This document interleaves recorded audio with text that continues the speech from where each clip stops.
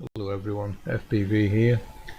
I was asked to look at this flight from Bali to Los Angeles, which due to an emergency of a lady giving birth to a child on the aircraft, it had to do an emergency landing in Alaska. Now this is off its route, should we say. So yeah, I was asked to look at this and to explain how it works with the map that we're using. So here's basically what happened here. I borrowed this video from Celebrate Truth channel, and this was the emergency landing on this projection of a map, that is. See, on this projection you've got Alaska and northeast Russia being very close to each other, but in reality on the real flat map that we use, they're on opposite sides of the world, so they would have to fiddle the flight data basically. But on our map this is what's really happening. You can see here with the aircraft on the right, it's coming up from Bali, and these are the hidden flight routes in the north that we've been noticing. Flies both ways, anything from the west coast of the USA going over to the far east, it would have to do a similar trip. This is to fake the globe. We're hiding the flight data in the north. Perfect reason there why it would land at Alaska before it got to Los Angeles. And concerned by people in Canada, volumes of traffic coming in the northwest vicinity. Now if you look at this clip here, this is some information I captured on their on-flight radar 24.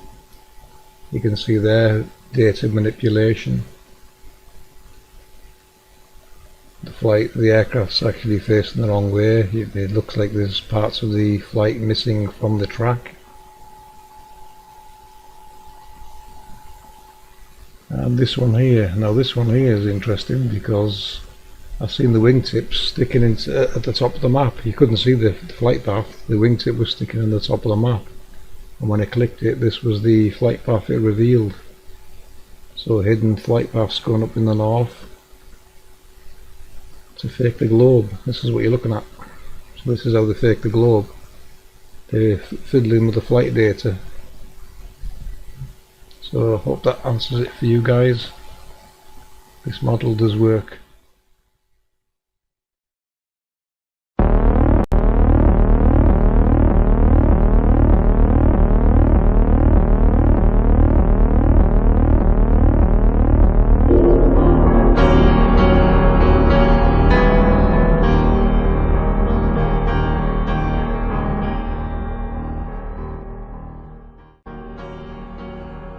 Hi everyone, welcome to my channel, and I hope you all enjoyed my first video. That one was a very powerful decoding of the flat earth card from the infamous Illuminati card game, who all you truthers and researchers out there, you all know about that. All you conspiracy truthers, you all know.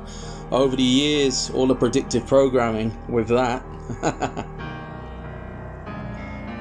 So that was more of a straight to the point video showing the true flat earth map of our realm, and also showing true flat earth cosmology that all of us flat earthers know, because unfortunately, those of you who don't know, the government has a flat earth society, and we are not the flat earth society, we are the flat earth community.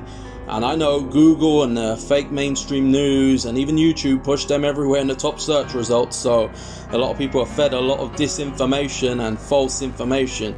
Yeah, and that's unfortunate, and I'll get into that more in this video. But this video here is about the real flight path routes in our flat earth realm and where they are really going, and you'll be very shocked at what is revealed in this video. And first of all, I want to say thank you to APM Research and their incredible team, and that's at FPV Angels channel, and I hope you all subscribe to them. There'll be a lot of links in the video here, underneath this video and in the comments, leading to all of their great, incredible, mind-blowing, just outstanding research. Really top of the flat earth spear, you know. Really they are. It's just mind-blowing what they are doing, the work on their channel. And also I want to point out that most of the work in this area here that I'm covering here is by a great member on their team, One Conscience, who's done a lot of great research in this area here of the Bering Straits and the Diomede Islands deception. So everything you see in this video is my further research done by myself, adding on to their incredible research, and you will be really mind blown on what is revealed in this video. So stay tuned and stick around to the end. So once again, make sure you check out One Conscience's work on this area with the Diomede Islands and Bering Strait deception. So let's get straight to the point here. Want to get straight through this video. So first things first, Alaska, America, Canada are on the west side of the world, as we all know, and Russia is on the east side of the world, as we all know. What most people don't know is that they are nowhere near each other. They are thousands of miles apart.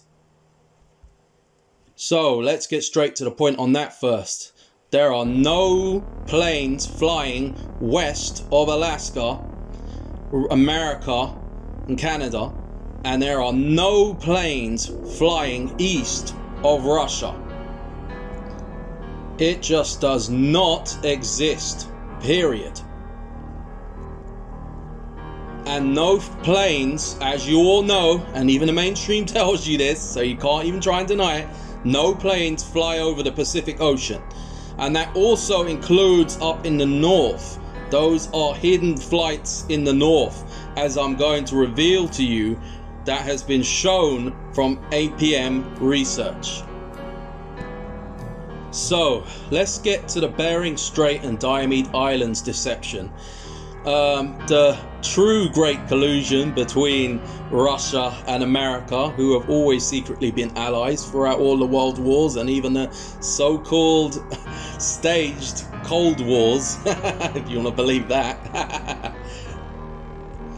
So we have at the Bering Straits, we have the Big Diomede Island and Small Diomede Island. Now both islands are 2.4 miles apart. Yeah, that's under 3 miles. Yet, depending on the month in the year, they can have anywhere between 4 to 5 hours difference in daylight. You heard right, 4 to 5 hours difference in daylight. Now that's like saying at your house to your local train station, say it was 3 miles away or less in this case, like here, that it could be daylight at your house and nighttime at the train station, or vice versa. Now you know this isn't possible, people. You know the difference between nighttime and daylight is hundreds to thousands of miles. It's just impossible. And as you can see, it's a massive problem for the globalist cabal that's just exposing this Bering Straits, Diomede Islands deception. And the other thing again exposing this lie is, if you look at the time zones in the area, there's a 20 hours difference between the two islands. Yeah. So research and look into all of this for yourself and you'll see it's nothing but a big lie, people. That's all it is. And you'll see further again in the links under this video, so have a look there, please. And also here's another great video, and it's showing at some period in the day. This video here shows the UK and Australia sun time zones versus the globe model, which is the fake reality. So United Kingdom and Australia share the same daylight but a lesser degree during the winter months, and this is at a period in the day, and that's every day of every month of every year, and this is backed up by time and date, so you can go check and see it for yourselves. Once again, this is an observable reality, people, so just keeps on building here. Just another impossibility on the globe. And here's a great discovery by FBV Angel of APM research, showing the hidden flights in the north. So please have a look. So have a listen from him for yourselves.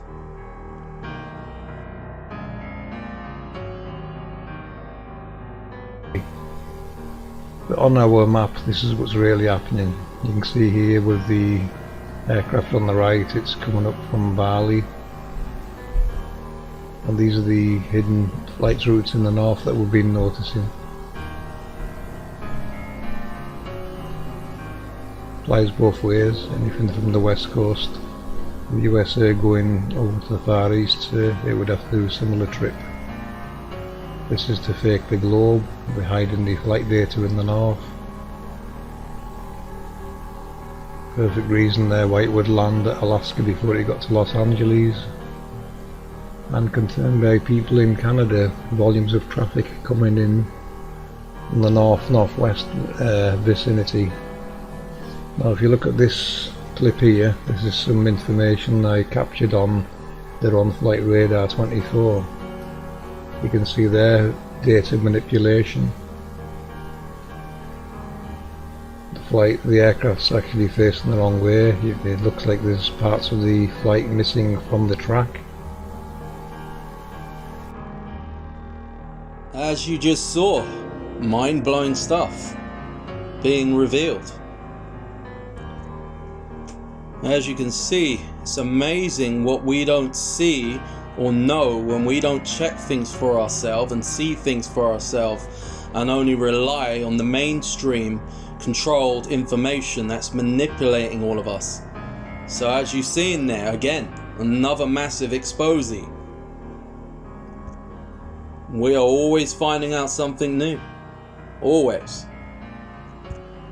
New information and knowledge. This is the age of disclosure we're in. This is the truth information age. This is why the censorship is so bad everywhere, on Google, in the mainstream news, you name it, everywhere. This is why there's so much misinformation they're spreading in, and you have to filter through all of it to get the truth. Yeah, it never used to be this bad. You notice that now. Well, it's getting really bad. It's hard nowadays. It's really hard. The lies and misinformation are the easiest things to find in one quick search on Google, which is one of the worst engines in their algorithm. You know, there's other alternative engines you can use, search engines.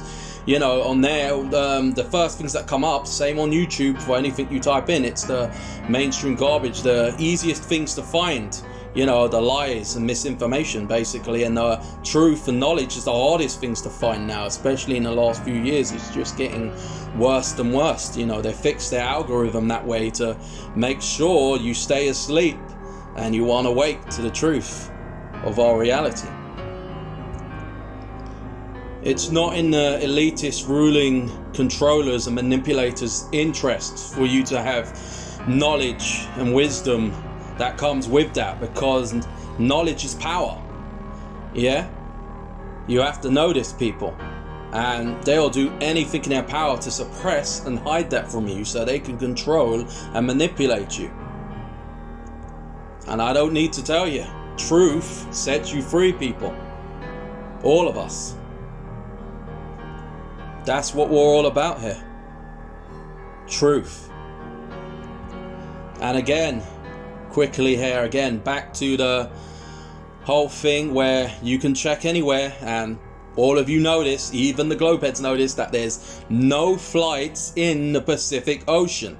And as we've revealed and just shown you here from APM research, yeah, there's no flights in the North either when it comes to Pacific at the top there. There's none in the north. So those are hidden flight routes. They're all going the other way. They're redirected flights, as you can see, as you've just seen.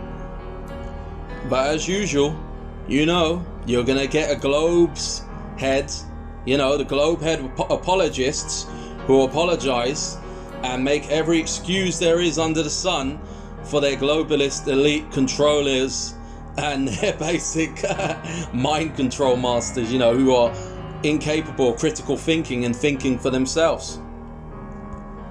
Yeah, all I got to say to them is stop being such zealots and realize reality and search for yourselves, research all this information and have a look and open your eyes. Yeah, because once you stop seeing for yourself, you let someone else see for you. Once you stop thinking for yourself, you let other people think for you. So, you know, that's how it goes, you know, and, you know, time to start using it now, people, or lose it all. Because that's what they're bringing in with their dystopian, communist dystopia that they hope to bring forward on all of us, you know, that's what's coming.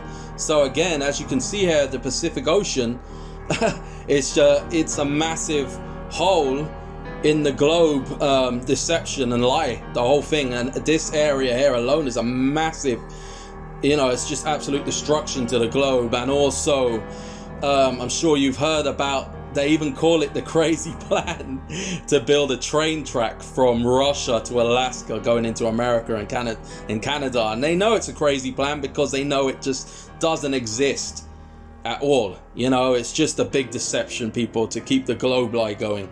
So let's carry on here. Let's continue. Have a good look at this picture here. As you can see, these are all pilots that are flat earthers, and there are loads of them, more than we know.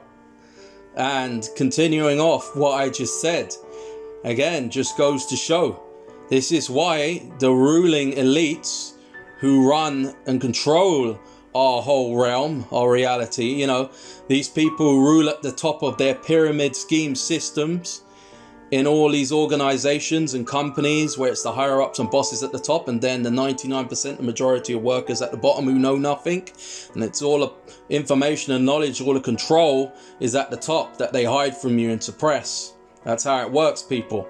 You know, countries are corporations. Your birth certificate is a contract. All of you in the know, you know that. I don't need to tell you that, you all know that. So here, this is just continuing on more from that. Here's great testimony from a pilot here who absolutely destroys the globe, and you've got 6 airline pilots who are all flat earthers in this video. You've even got a Dutch airline pilot here who made incredible points from her own research and discoveries, and they even grounded her from flying after this, the globe heads. I mean, it's just absolutely mental, you know. And, you know, angelic particle research there, as you can see, and a retired F-16 pilot, and hear what he has to say again. Absolutely incredible. So please look into this for yourselves, people. Yeah, you'll find that in that playlist. And continuing on to the main objective here, which is the flight path routes, the real flight path routes in our realm. So I'd like to thank APM Research for all the incredible research they've done and all their findings and information. And I hope you all appreciate that from them too. We are the road, people, and the path is ours to find. And thanks to them, I'm going down the best path right now and the most progress flat earth has made in a very long time. So let's get to these flight times in our flat earth realm. So as you can see on the APM Research flat earth map, which is the Mercator projection, let's start here, and I'll get more into this. Tahiti, which is a place in the west, and Bora Bora, which is where the Polynesia Islands, the French Polynesia is, which is actually next to Australia and New Zealand, which is way in the east over there. So anyway, continuing on. flights, if you read here, from United States to Bora Bora, which is in the east. From Los Angeles, 16 hours and over. From New York, over a day. From San Francisco, 19 hours. From Chicago, 23 hours. You might as well call that one a day. And if you look from the same side, from flights from Australia to Bora Bora, which is where Polynesia is, the French Polynesia, from Sydney, 3 hours. From Melbourne, 3 hours again. From Brisbane, 3 hours again. And from Perth, over 6 hours. Now, going on to the west side of things, Tahiti. So, this is flights from Tahiti to United States. Yeah? So, from Los Angeles, over 8 hours. From San Francisco, over 8 hours. From New York, well, it's on the east side, over 16 hours. From Honolulu, in Hawaii, 5+ hours. So it's clearly next to it, again, showing where this place is. And then again, if you look from the east side of things, in Australia, and to Tahiti, which is in the west. From Sydney, over 21 hours. From Melbourne, over 22 hours. From Brisbane, over a day. From Perth, 16+ hours. And that's probably a hidden flight in the north on that one, but still, very long flight. So, here we go. And a quick reminder here, just want to make sure you understand the difference between flight data, real flight data, real world data, yeah, of the flight times, and travel math. Do not get fooled by travel math. Travel math is basically where you could have any map, yeah, and your maps might vary in distances between continents on whatever model or whatever it is you have on your map. And then you would add that to the time, or as in the miles per hour the plane flies, and you'd add that together. That's travel math. That is not real world data. So do not confuse the two. Yeah. So, you know, some people are going to straight away try and run onto Google, the ministers of truth, sarcasm there. And basically they'll get travel map and you'll see it's not real world flight data. So don't get fooled by that. Please, people. Do not get confused between the two. Yeah, so look for real world flight data. So anyway, here again, as you can see, this is on the false globe deception. You can see they have Tahiti and Bora Bora in around the same place, and even on some of these they have them in the exact same place, as though they are airport on an island and the airport and the island both have the exact same name. When, you know, you look here, they're being separated by the international data lines there. It's another deception. And again, if you've seen already from all of the different flight times, you're seeing that, you'll see the distances between these. They're completely on other sides of the world. Tahiti in the west and Bora Bora being in the east. So just going over that one for you there. So have a good look at that. And like I said, at any time, pause the screen throughout this video, take a screenshot or take some notes down. Anyway, continuing on here. As you've seen throughout this video, I've made a few improvements, and that's why this is the remastered version of video 2, the real flight paths in our flat earth realm. And as you can see here, this is, I won't drag this one out too long. You can pause the screen on this one and read it for yourselves. Any issues, I'll basically post it in the comments section if there's anything that's too small for you to read, because I've improved on that in this video. And this is Russia to Anadaya, which is also in Russia, and the next 3 pictures will be focusing on these areas here. And the bottom picture is from Alaska to this same places here that are in Russia, and the bottom pictures are all hidden flights in the north, as you'll see. So on this one you've got Russia to Anadaya, and you can pause the screen and read for yourself.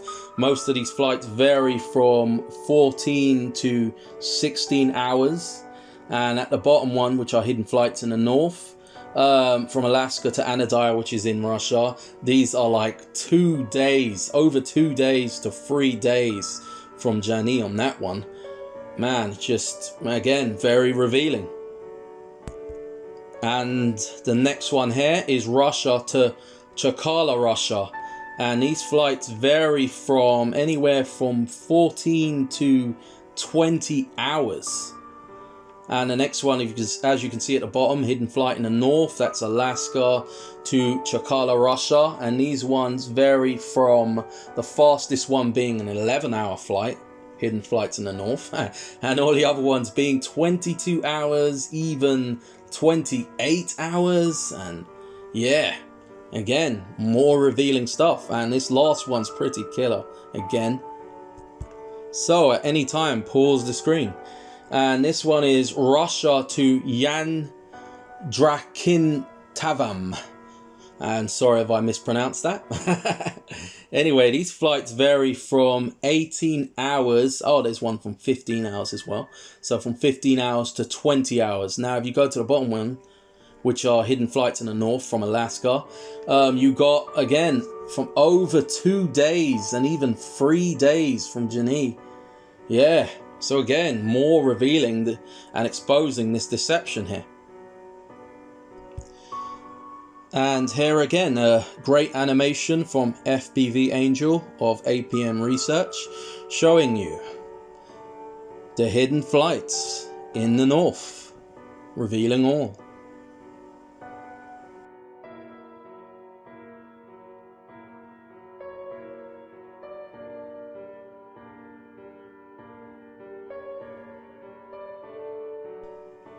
And this one here is just absolute destruction for the globe, basically. It's just over for the globe.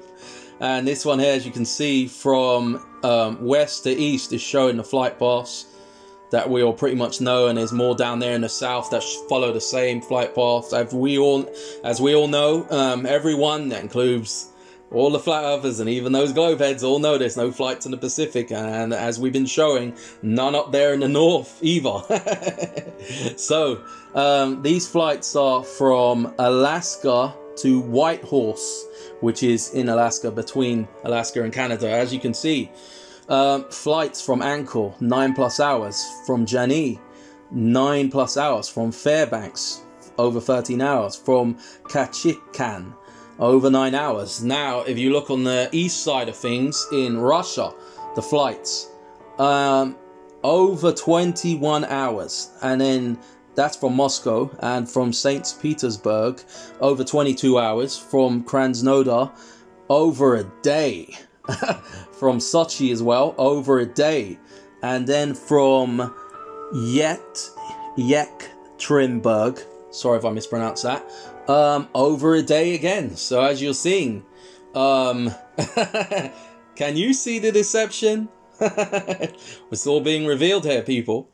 And this one is really another destructive killer for the fake fantasy globe, and that's Alaska flights to Jani, which is in Alaska. And as you can see, these flights vary from 1 hour and 30 minutes to just 10 minutes longer, 1 hour and 40 minutes. Now look at the same flights from Jani to Russia, or vice versa. And remember, in the false globe model, Russia is supposed to be next to Alaska, America and Canada by the false Bering Strait, Stymied Islands deception. Yeah, and have a look. 1 hour and 40 minutes from Alaska to a place in Alaska. Now look from the Russian side and the east of things, which are supposed to be next to each other. From Moscow, over 19 hours. From Krasnodar, over 23 hours. From Yekaterinburg, over a day. From St. Petersburg, over 19 hours. From Rostov-on-Don, over a day. Yeah, so Are you seeing it yet?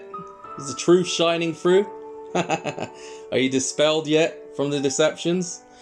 Don't worry, we're going further. And here's a very interesting and touchy subject here. This is showing the so-called flight, or, flight Japan took from, well, Japan to Pearl Harbor, which again is another issue. When you look on the maps and you look at actual distances of where that really is, and that's another one that's very strange. And, I'll go further on that in my third video, okay, on this whole thing. And that's my third video, which will be the cruise ship routes on our flat earth realm on this map, the Mercator map, which is the most accurate map. Yeah, and that will be in the next video. And that video is proving to be very challenging and long, and I've got all my stuff together on it. It was just, I kept finding so much new mind-blowing information. It's absolutely incredible. So hold on just a bit longer and be patient. That is coming. Yeah, that one's coming along, and in that it's going to show the route the USS Indianapolis took also in delivering the Hiroshima bomb, or the parts for it, in retaliation for this event. And whatever really happened here, I didn't make that picture there on the right, I found this very interesting, but the person's basically saying, how could Japan have flown this distance? Pearl Harbor was an inside job, and who knows? But again, look on the left, hidden flights on the north, or maybe they did. And again, back to this picture here quickly. These are all the pilots who are flat earthers. Listen to their testimonies and all the amazing truths and information and knowledge they give. Please, that's in my Best of Flat Earth playlist. And I have many other playlists going over stuff, including indoctrination in the government indoctrination camps that they call school, the so-called education system, the social indoctrination system of scientism, religion that does not use any scientific methods of observable, measurable, testable, repeatable experiments, or empirical, practical, demonstratable experiments, with cause and effect, just social science, pseudoscience is all they know. It's just been turned into a religion now. Many of the mainstream big scientists even admit that they don't use the scientific method anymore, and they have not used it for, well, decades and decades, going way back, probably going hundreds of years, to be honest, when you research and look into all of this. So please. And this one here, as you can see in this powerful picture also, is from my Outer Space is Fake playlist. It's not what we've been told, and it's only above our flat earth realm, by the way, not underneath, or not something floating in fantasy outer space, as I'll get into. And it says, this is the first astronaut, as you can see in that one, to admit the earth is flat. Incredible, mind-blowing video there. It's like, whoa. And then again, you got a Russian cosmonaut who says no one's ever been to space, and he talks about the code of arms and that they're all sworn to secrecy. And I already know NASA and all these space agencies like SpaceX and all the other ones, RASA, you know them, all across our realm, all across this world, they're all controlled at the top. It's, like I said, this whole reality we're in, all the corporations, all the organizations, it's a pyramid scheme system. You have the higher ups and the bosses at the top, and you have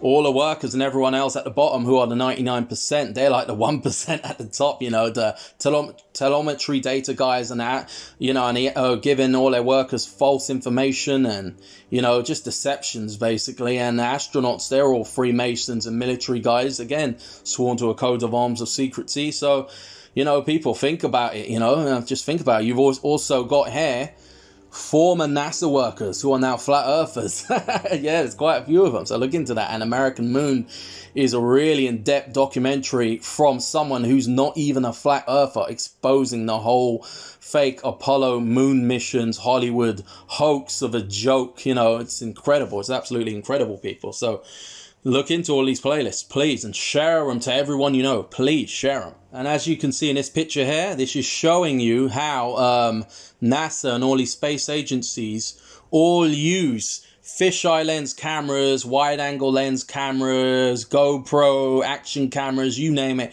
all to fake the curvature. With these, you can bend an entire flat horizon into this fake curvature. And even if the earth, or the very plane of existence we are on, and everything, if we could, you know, see as far as it could go, which you can't, you know, imagine that goes for hundreds of thousands to even millions of miles. It wouldn't matter with one of these, because as far as your eyes can see, with your angular resolution and your height and the limit of your vision and perspective and all of these things, you would only see so far. And they could just curve that horizon you're seeing with one of these cameras. I've seen people turn it into a complete ball, doing this on a beach or even standing on top of a building, like bending everything into a ball with these cameras. It's just absolute deception, causing grand delusion and illusions in people's minds, unfortunately.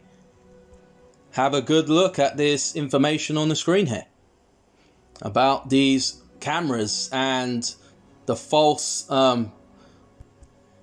reality you can make with these. NASA and fisheye lens cameras, best friends since 1969. Look at the Felix Baumgartner picture there on the left. You can even see the capsule lines bending. He's using a fisheye lens camera, and that's Mexico underneath him. If that's all Mexico, then Mexico takes up half of the earth.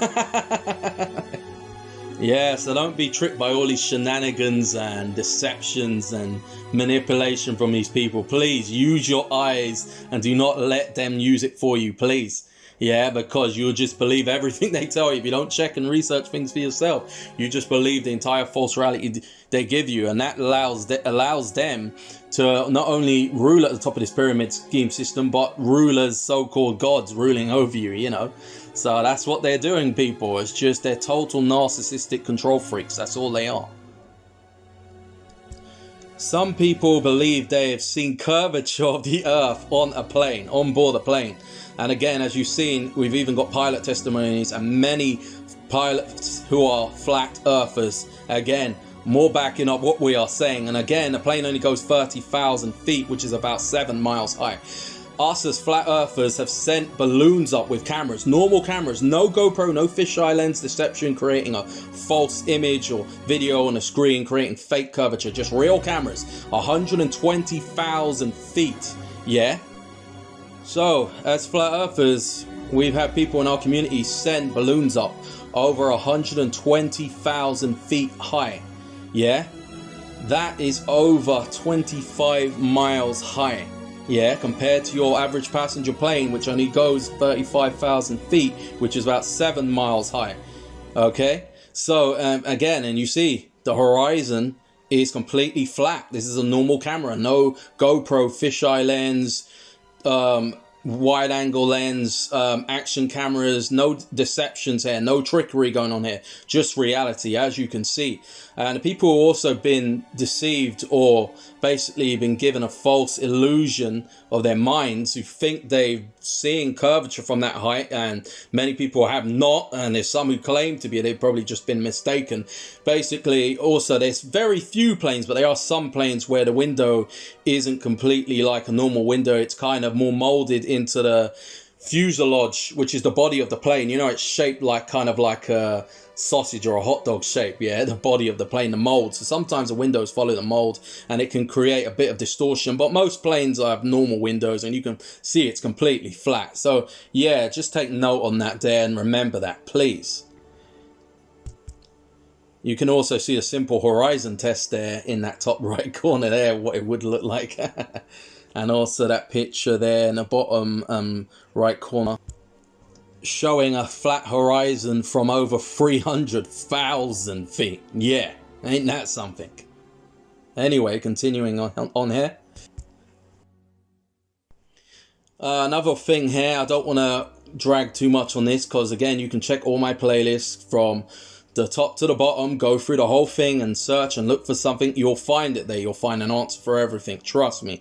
Go and look for yourselves in all my playlists. And there's other ones that I've added that are from other people's channels. There's other playlists there with further information on many other great subjects and topics that are very important. So here again, just showing again, these are satelloons and not satellites. And I'm not going to go into the whole long thing on that, but again, you might want to look into how the melting point of a lot of metals and the temperatures they melt in the in the thermosphere, which gets up to 2,000 degrees, and during the sun's crazy solar cycles can go up to even over 4,000 degrees, and these satellites just wouldn't survive there. They would melt. It's like any kind of metal or technological device you can imagine putting in something in those kind of heats, in those temperatures, it just wouldn't work. And also the fact is, these are satelloons. These are helium balloons. NASA and also Google are the biggest consumers of helium. Go look into this. Yeah, these things are crashing a lot of the time. Sometimes they come down and they always got a balloon attached to them, like a parachute kind of a thing. And basically, basically we have fiber optic cables, and we have many other land lines and wires going back under the oceans and the seas for centuries now. Obviously fiber optics in more modern times with the internet and that. And the fiber optic cables cover 99% of our communications. We've also got phone towers, radar, sonar, cable TV, you remember that? And Sky TV, not space TV, not fantasy space TV. Yeah, so again, think about it, people. These things, they got in there, even up there in the thermosphere, there's a melting point for metals, that these things would not possibly survive. It goes up to 2,000 degrees in the thermosphere up there, and during this crazy sun, solar cycles can get up to over 4,000 degrees. They'd be just absolutely destroyed. Think about debris from all kinds of things up there. Just loads of things. Anyway, I don't want to drag too much on that. You'll find out much more on that in the playlists. So have a look there, please. So the globe is in its dying days, and people are waking up to our true reality of our realm. And pretty much most flat Earth projections, they all vary. Different maps and models, I've already said, and pretty much all of them, they destroy the globe. And there's even projections that are a flat projection of a globe. That is just, they can't even, they can't just, even on the globe head side of things, they struggle with it. They're like, oh man, they've made a perfect flat projection of the globe and that in those models. So, but the APM research model, it's the real deal. It's the Mercator map. And there's different projections of the Mercator maps. I get that too, and the whole thing with what the accurate sizes and that, they're still even perfecting that themselves. And yeah, but the APM research flat Earth map and model, it absolutely kills the globe. It just buries it once and for all. And again, just look on that screen. Just look at the ridiculousness going on there. Yeah, these are all cartoon images, just CGI, it's like NASA using green screen, blue screen, augmented virtual reality, all the Hollywood trickery, and even it's like a Hollywood military studio, just kind of propaganda kind of thing. They're just very bad magicians with wires that you can see. But the average Joe casual trendy will say, I saw it on TV. It's so real. Yeah, you also saw King Kong and Godzilla on TV too.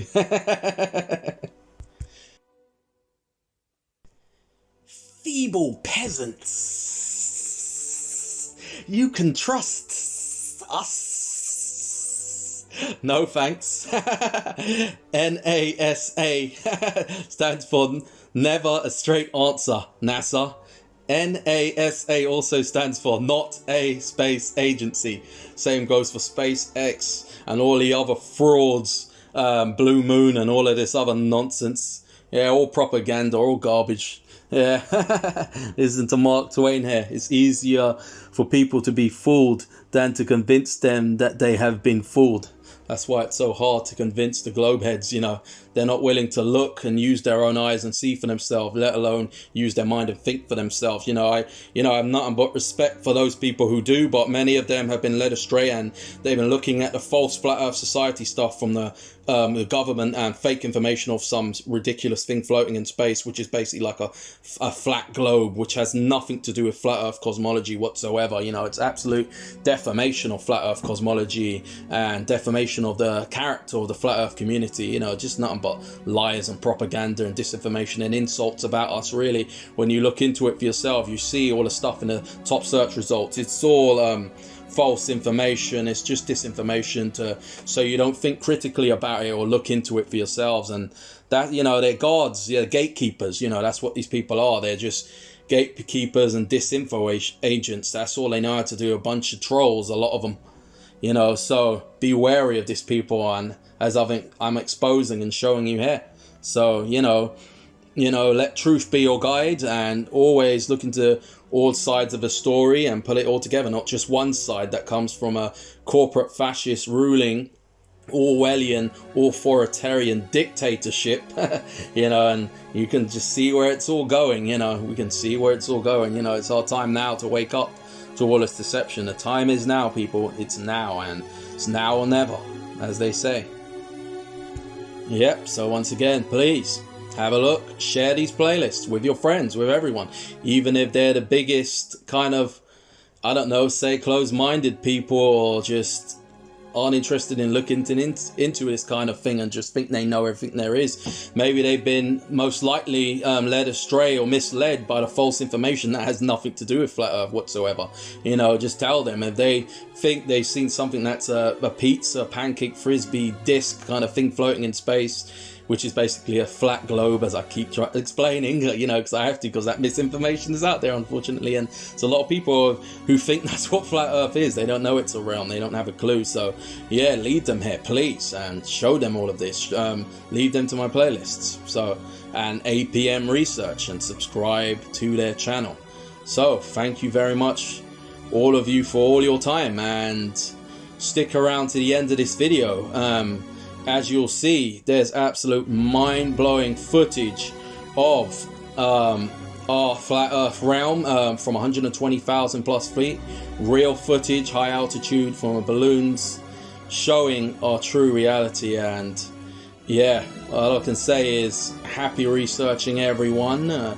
Wish you all the best, and always seek truth and knowledge, and you'll find wisdom that way. Yeah, and you'll be a reasonable person. You don't just dismiss things, yeah? That's called cognitive dissonance, when new information is brought forward. Yeah, that's why science has always been challenged and has always progressed and advanced, yeah? But now we're in the time and the days and ages where they're trying to suppress and basically hide all of this information. They're hiding you. They're hiding yourself, your true power, your true potential, and who you really are and where you really are. So on that note, I'll leave you with that. Thank you all so much for your time. And part 3, it's coming along. It's gonna be it's turning into a massive project, so it might be yeah, it's coming. It's coming. That's all I can say. So thank you again. Take care, everyone, and good morning or good night wherever you are.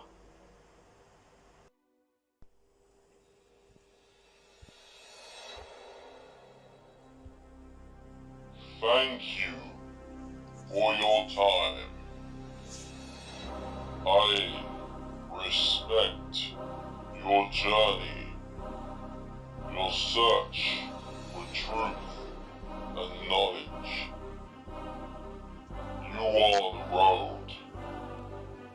The path is yours to find. To finally seeing the rabbit down the rabbit hole.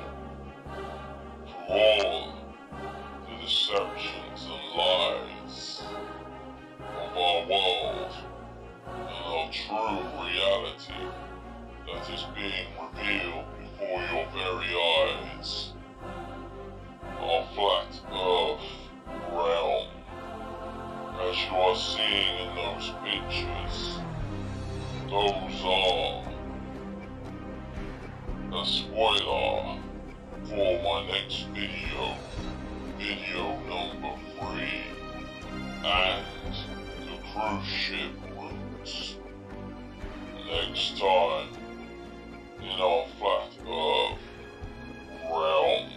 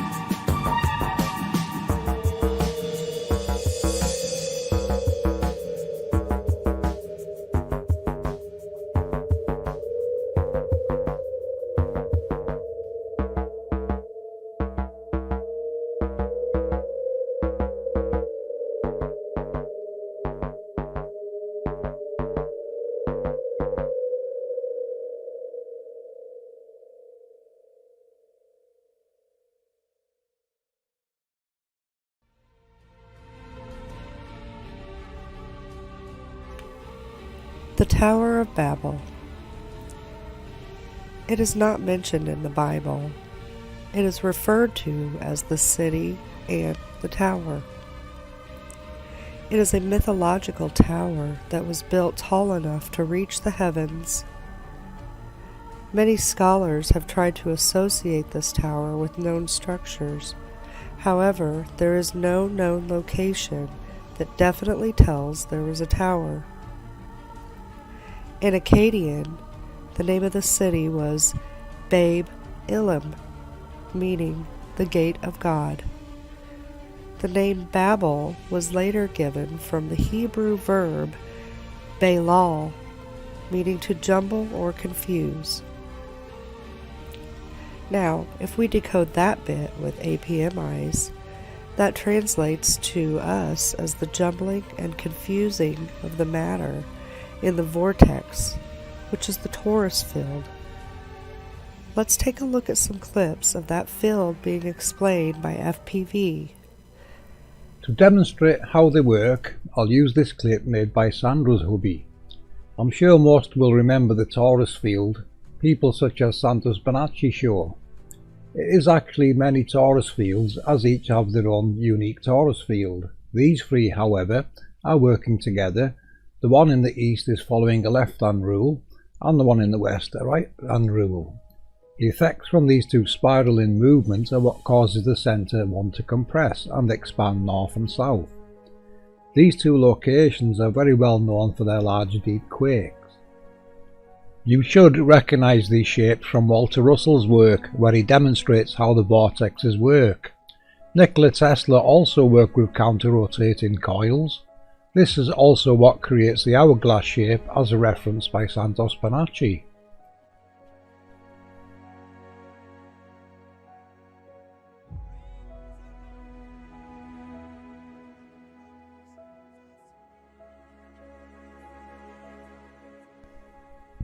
This technology emits a spiraling pressure wave as the flow around the halo causes the reaction needed to generate harnessable electricity, as seen in Walter Russell's work.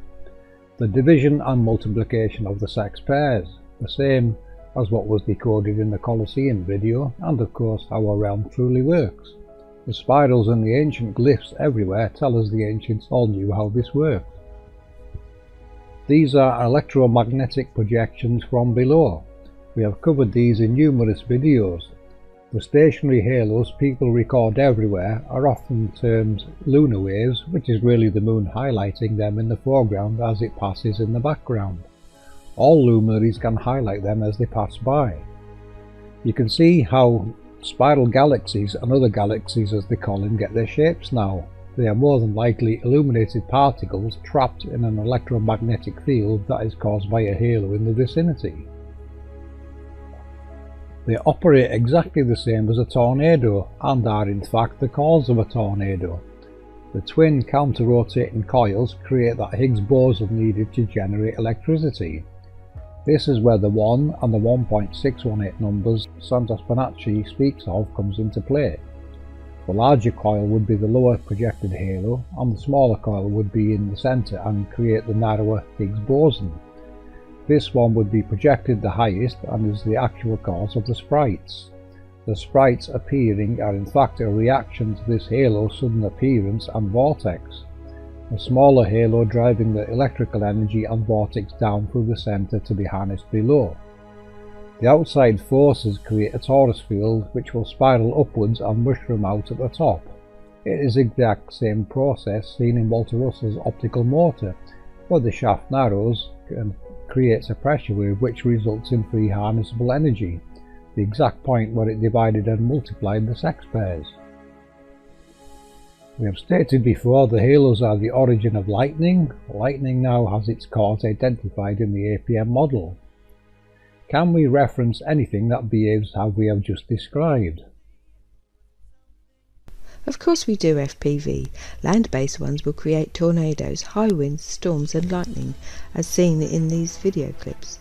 So big thanks to Chris Hughes for the tornado footage, and Underwater Huntress and Kevin Johnson for sharing their amazing waterspout captures of these events, of which you can see are an effect from the Angel technologies. Ones below the oceans are what create whirlpools and waterspouts, storms and lightning. It is the same spiralling forces. It is the earth, air, fire and water events, referenced everywhere. This is what it truly relates to, part of the processes of the angel technologies. The APM model addresses and references the causes and effects quite easily, as you can see.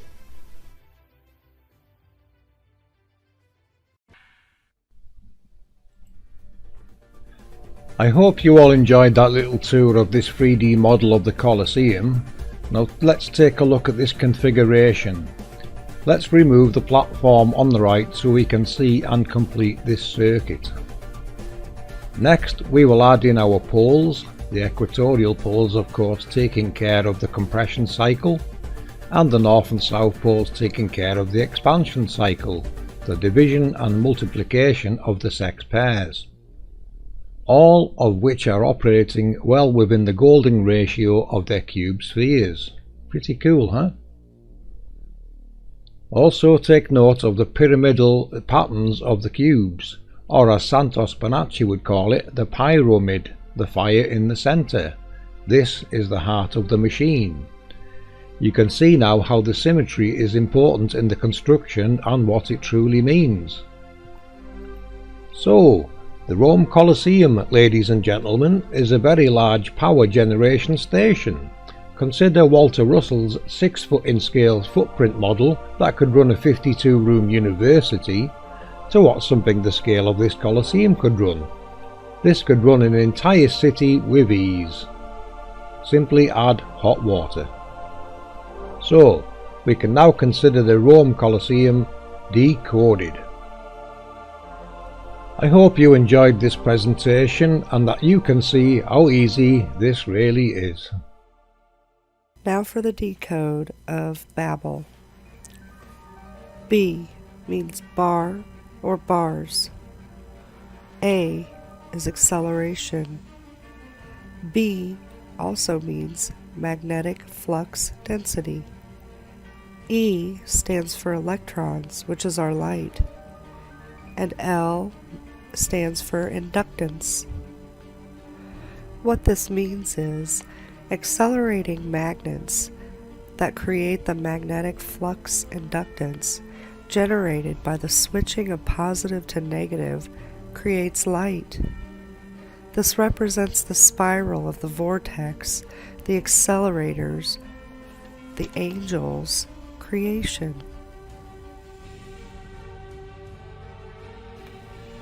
As you can see, the people that lead us know these meanings and deny us any knowledge, and even display it in the geometry of their gardens.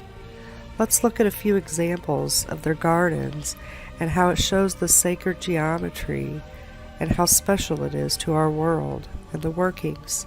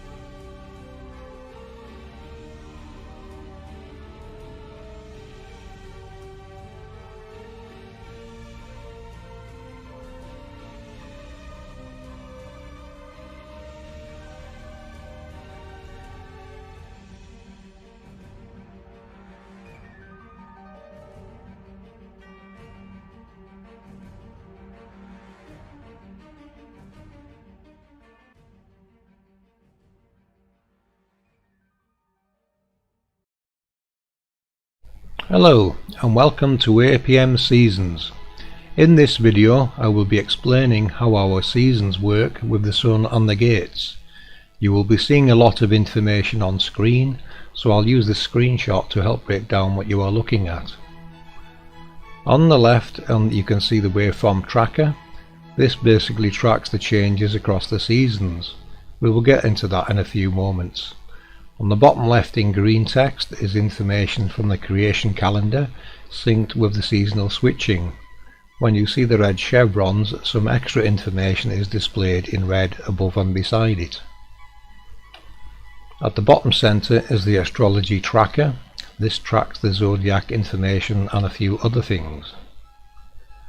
On the bottom right is the sun gate tracker, which I made to help me decode the gate's correct sequences and track the sun by degrees to help identify the gate switching from Auckland, New Zealand and their perspective bubble. So without further ado, we will continue. We are starting from the March equinox, gate 4R on the map. Each crossing and return of the sun represents 30 days or 1 month, 360 days total over the course of a year. We did add a 24-hour sun. For now I placed it in the path coming up from gate 6F. Boots on the ground needed from the northeastern latitudes to determine where it comes from and heads back towards the east gates. You will be seeing information relating to the sun's return path above the waveform tracker and the object crossing the map from west to east after sunset. We believe these are our luminaries returning back to the east, as we have decoded previously. I do think the sun uses a sinusoidal orbit, but we added them all near orbit also, as there is more than just the sun returning east, and we will be trying to identify them by their set times. You may think those waveforms just depict day and night, but you would be wrong. They physically exist, and we have recorded them on the mimic maps. You can see them if you look carefully in the overlays on the top left. You will also see them change with the seasons in the waveform tracker.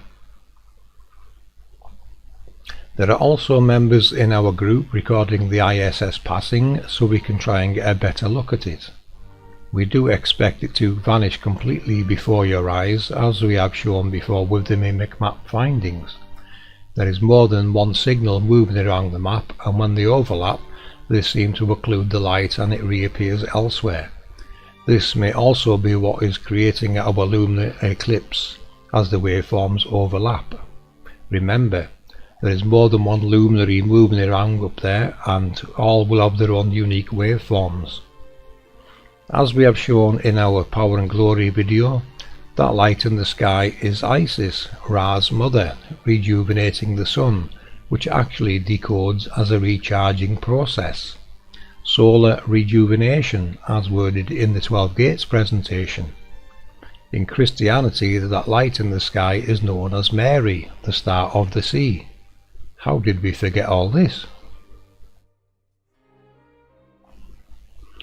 The information in the Sungate tracker was obtained from time and date by P900 Coolpick Sandra.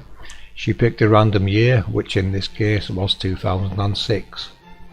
We recorded the information for sunrise, sunset, total sun hours and the compass degrees to the sunrise as viewed from Auckland, New Zealand.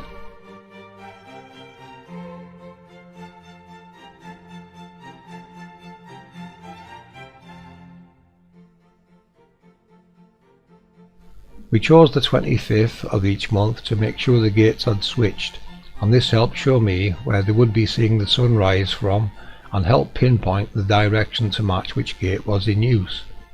I called the rear gates long days and the forward gates short days, as in their groups of 4. This is how it works, lengthening and shortening the days as the sun cycles around the 12 gates.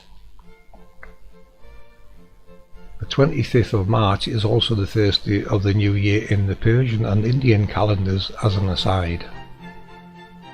Do notice also how accurate the compass is in catching the gate switches with the sun gate tracker. We do think the sun travels above and below the tropics of Cancer and Capricorn, and this is going to require boots on the ground if anyone at those latitudes can help identify if the sun is travelling north or south of those tropics. For full exploration, obviously we would recommend going east, as the eastern gates are closer, it is much warmer, and you should be thinking of where our luminaries are actually coming from, as this cannot be hidden.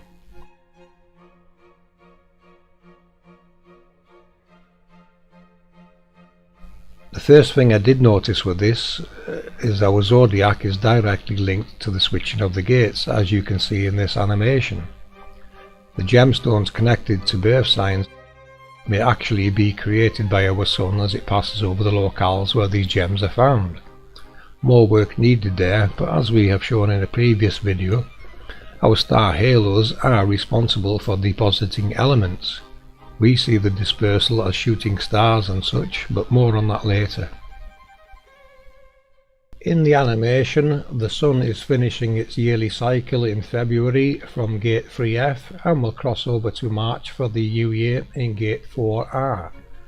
The creation calendar works perfectly and now has the gates in the correct sequence, which is 4R, 5R, 6R, 6F, 5F, 4F, 3R, 2R, 1R, 1F, 2F, 3F and back to gate 4R. A little bit more information on the long and short days. Due to the difference in distance between the gates at their front and rear in their groups of 4, these are what are responsible for people assuming the luminaries are travelling faster at certain times of the year. In reality, the Sun has just shorter or longer distances to travel west, depending if it is coming from a front gate or a rear gate. Obviously it will have a few thousand miles less to travel if coming from a front gate, and longer to travel from the rear gates in their 4 group sets. There is something else I have to show you. More surprises, isn't there always with this research? Gates 4R, 5R, 6R, 6F, 5F, 4F, 3R, 2R, 1R, 1F, 2F, 3F and 4R. If I were to stand at the equator facing east and take a photo on the 25th of each month, I would capture this image. This, ladies and gentlemen, is our Sun's true analemma orbit as dictated by our zodiac and the 12 gates. We are instantly reminded from various cultures, such as the Egyptians, that our luminaries are birthed from between the thighs of the goddess Nut. Do you see this, people?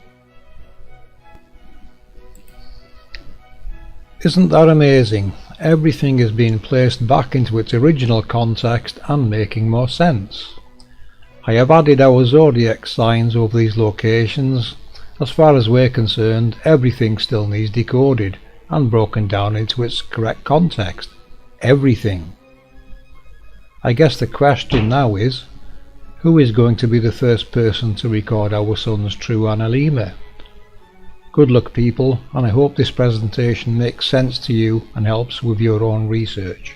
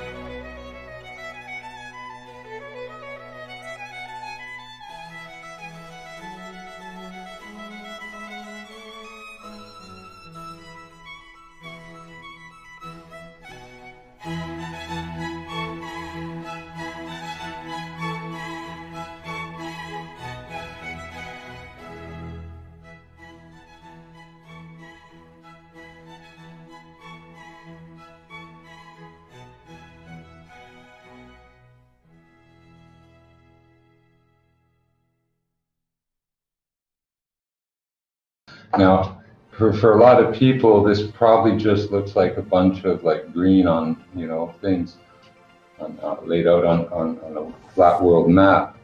But what this layout represents is actually these metal plates that are placed all over this plane, and they are placed there, these ones in this blueprint, the Nazca lines that have been decoded. Those bars represent these locations on Earth.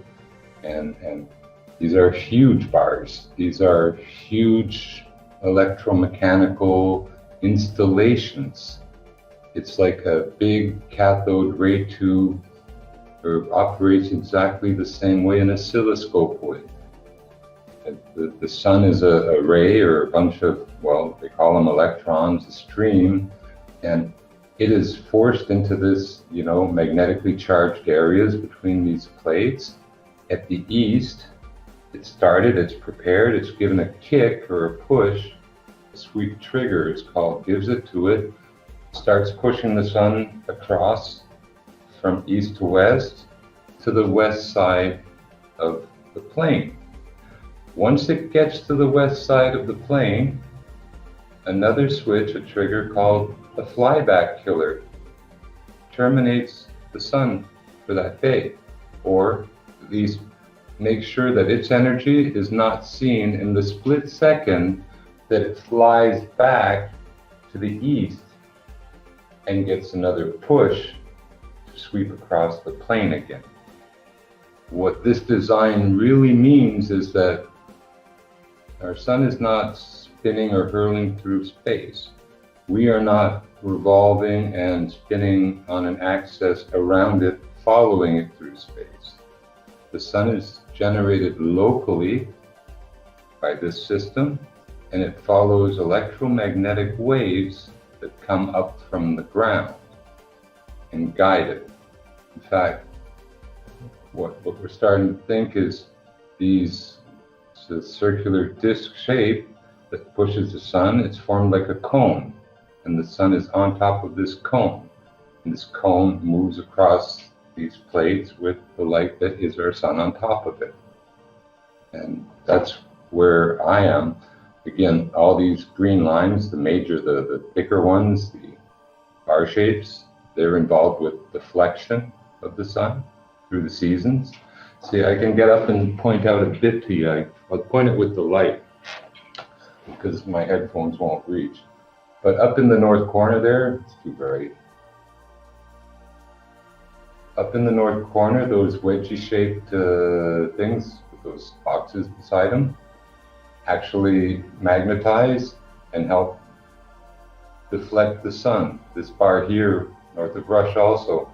See, this bar is one of the winter season sun guides.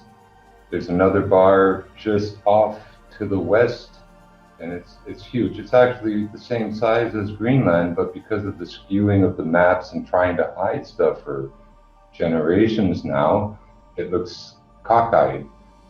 This bar here over Alaska is the same size as the bar over Greenland. But on the world map, the globe, these two bars, the two tips of these bars are pulled towards each other, like it's showing you that it's like 8:30 or 7:30 in the evening, where they actually run parallel to each other. You pan your camera, and you pan your camera left a little, Jim. We're missing the left part of the map. Okay, left. That way left, that way left. That way, that's it, yeah. A bit more. Yeah, that's it. Perfect. Okay. Right there. So we have phenomena we see. Again, if you notice, there's a bar that comes off, this long bar that's off the east coast of the Atlantic. Now notice it comes from basically the northern Quebec border straight down and it crosses Florida.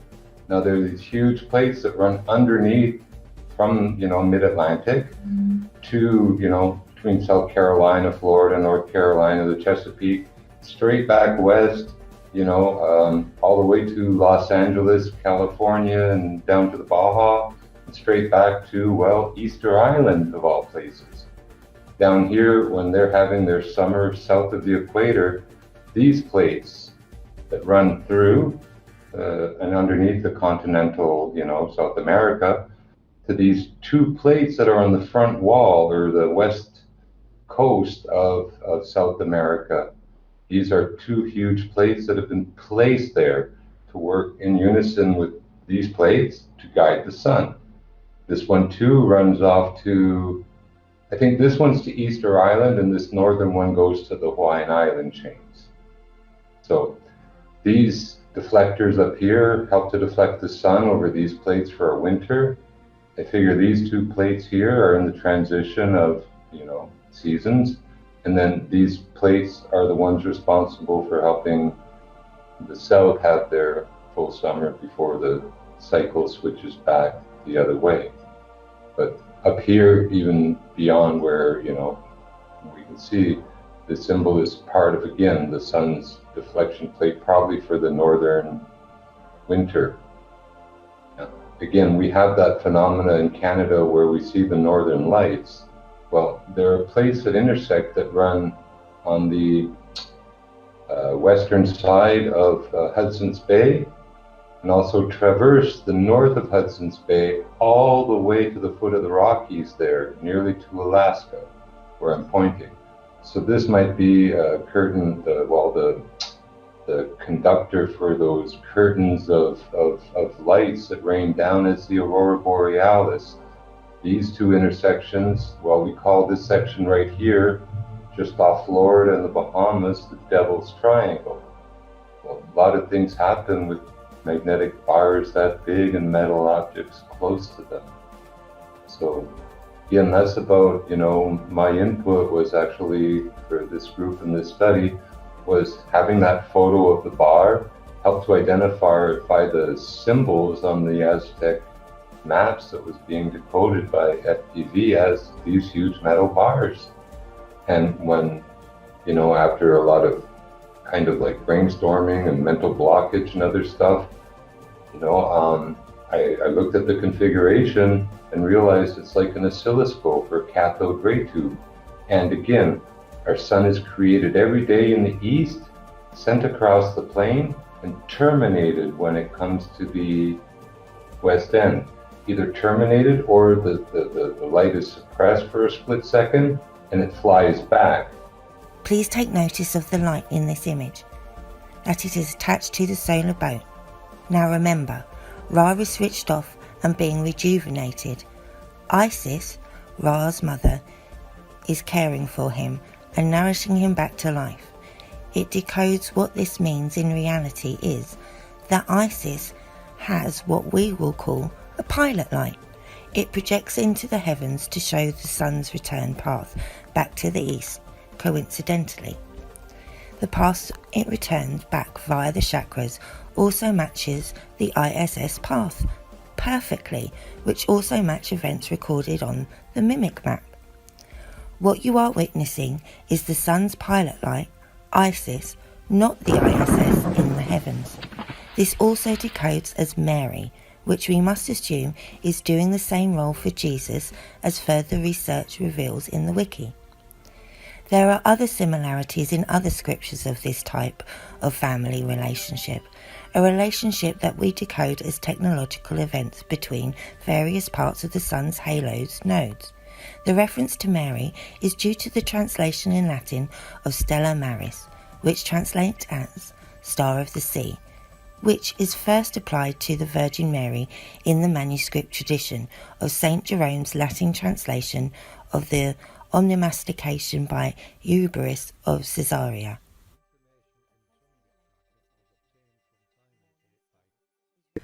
Hello, and welcome to APM Research, Heaven and Hell.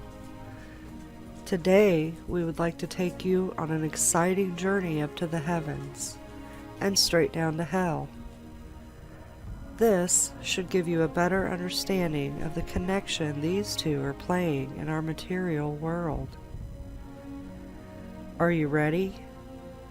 Good. Fasten your seatbelts and let's go.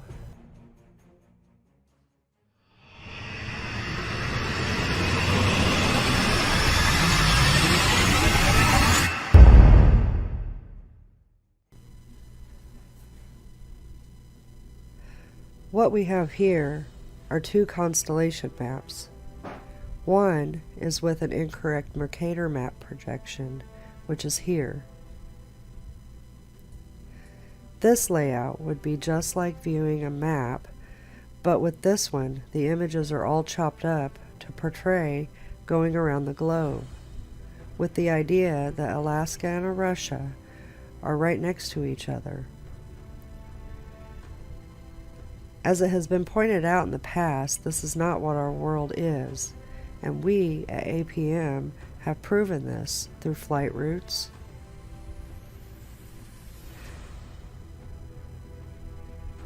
as well as ship cruises.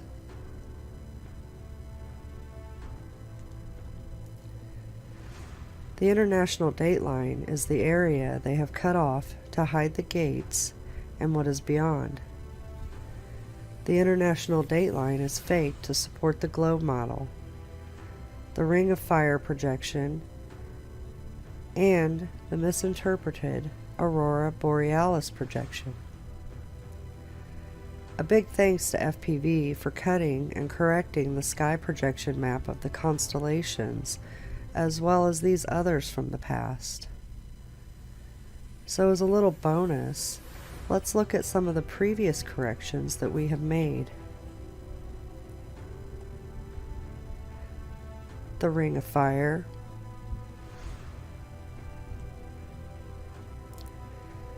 the aurora borealis, and the CIA map of safe zones.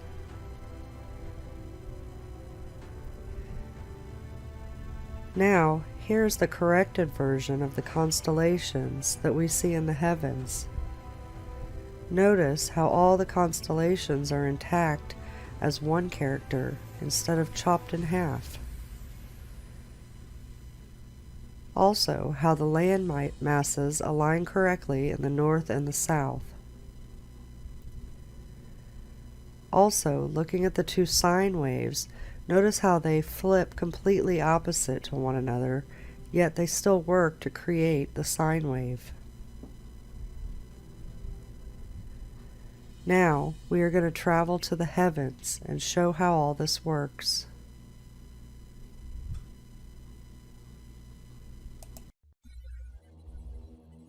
Aquarius is a constellation of the zodiac. Its name is Latin for water carrier or cup carrier. Aquarius is one of the oldest of the recognized constellations along the zodiac, which is the sun's path. It is found in a region often called the sea due to its profusion of constellations with watery associations. There you will find Cetus the well, Eridanus the river.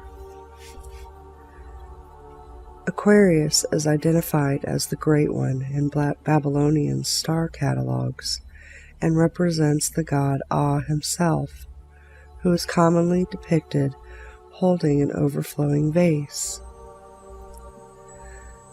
The Babylonian star figure appears with entitlement stones and cylinder seals from the second millennium. It contained the winter solstice in the early Bronze Age.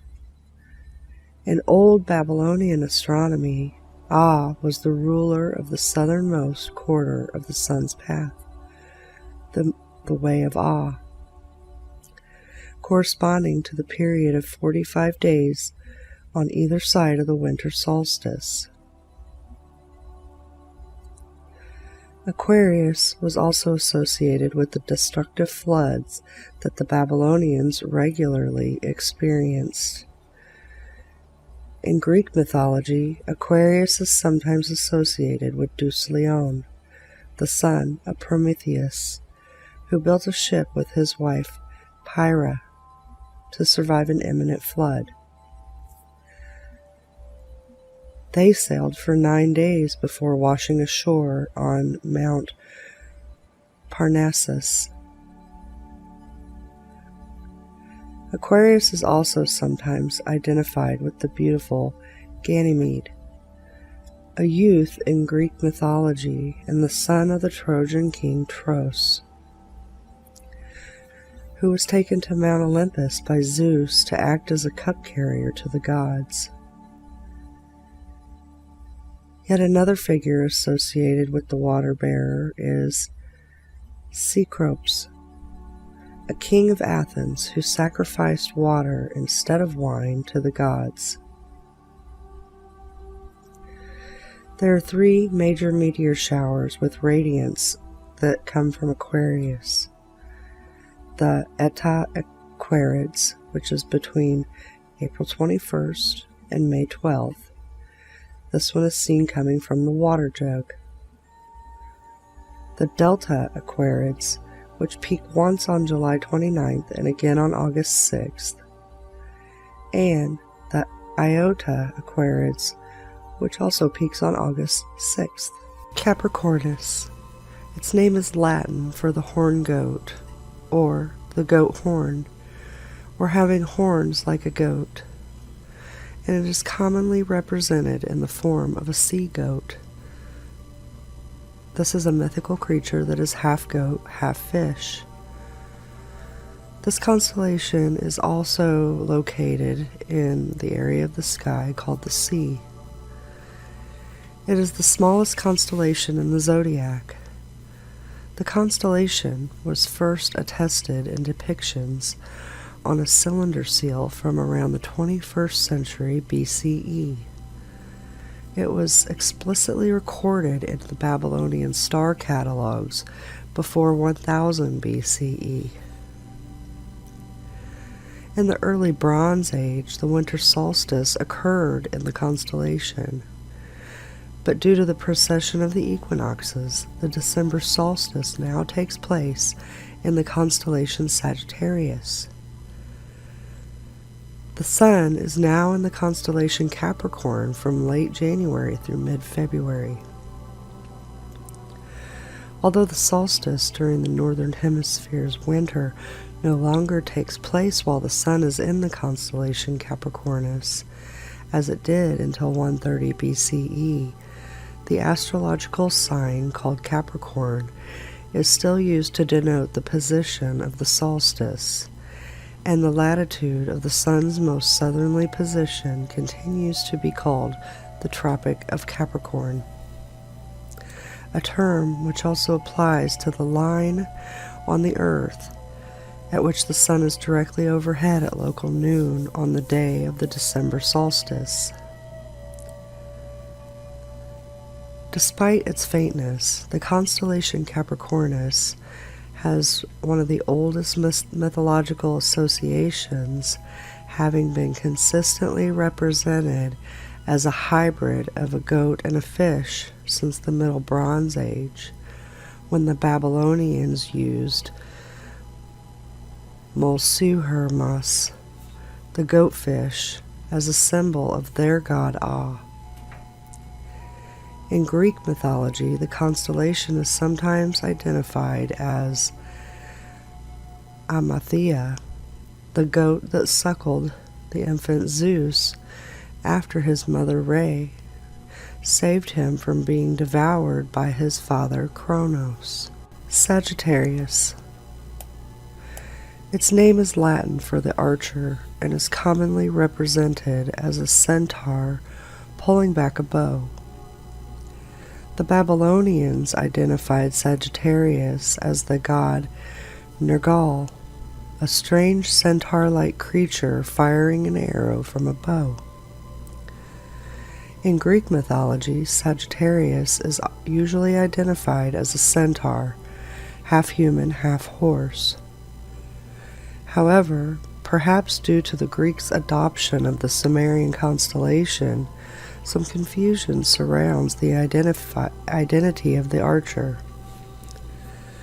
Some identify Sagittarius as the centaur Chiron, the son of Philyra and Kronos, who is said to have changed himself into a horse to escape his jealous wife Rhea, and tutor to Jason. As there are 2 centaurs in the sky, some identify Chiron with the other constellation known as Centaurus.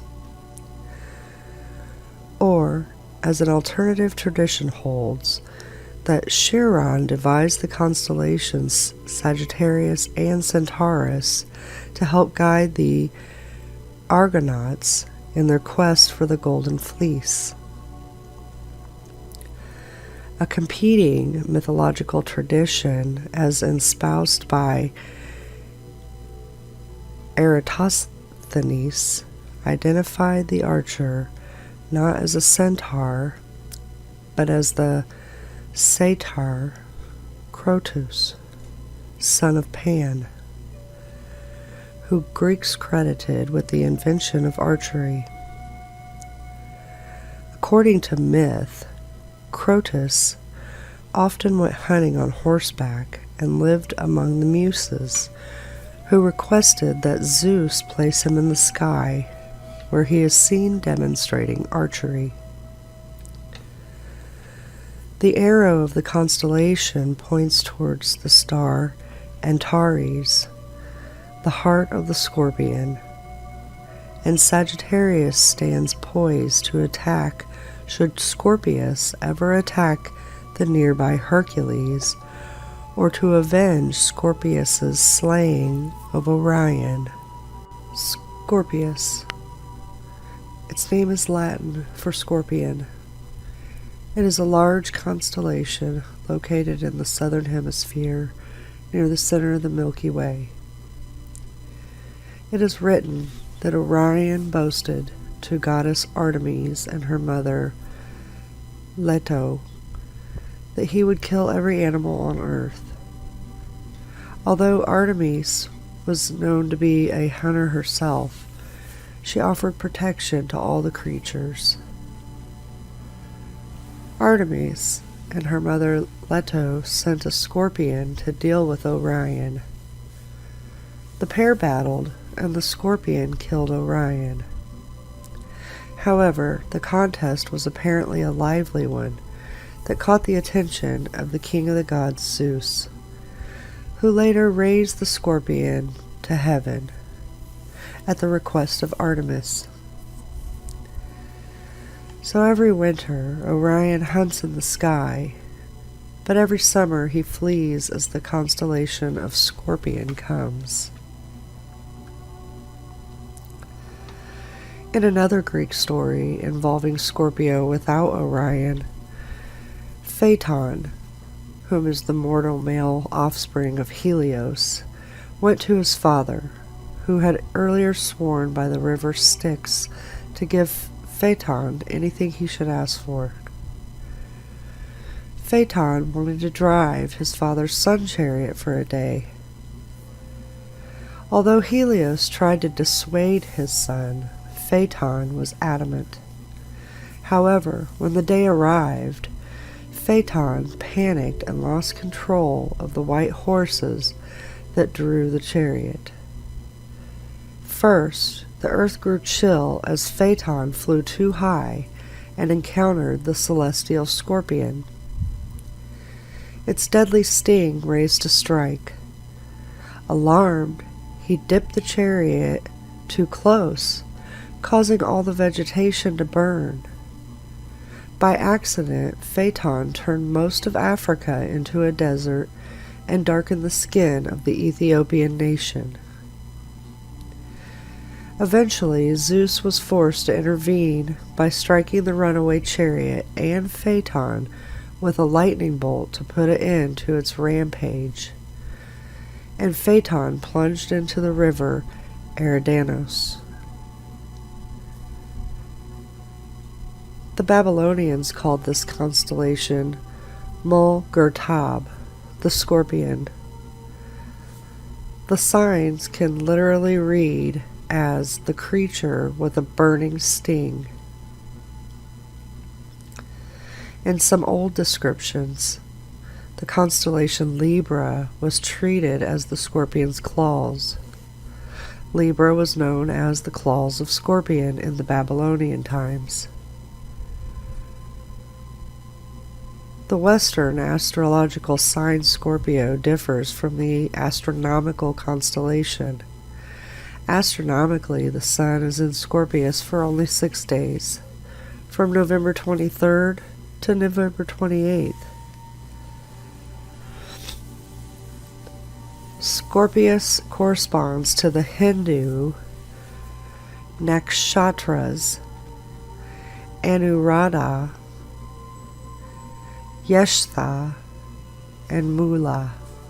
Libra Its name is Latin for weighing scales. Libra was known in Babylonian astronomy as Mul Zibanu, the scales or balance, as alternatively as the claws of Scorpion. The scales were held sacred to the sun god Shamash, who was also the patron of truth and justice. It was also seen as the scorpion's claws in ancient Greece.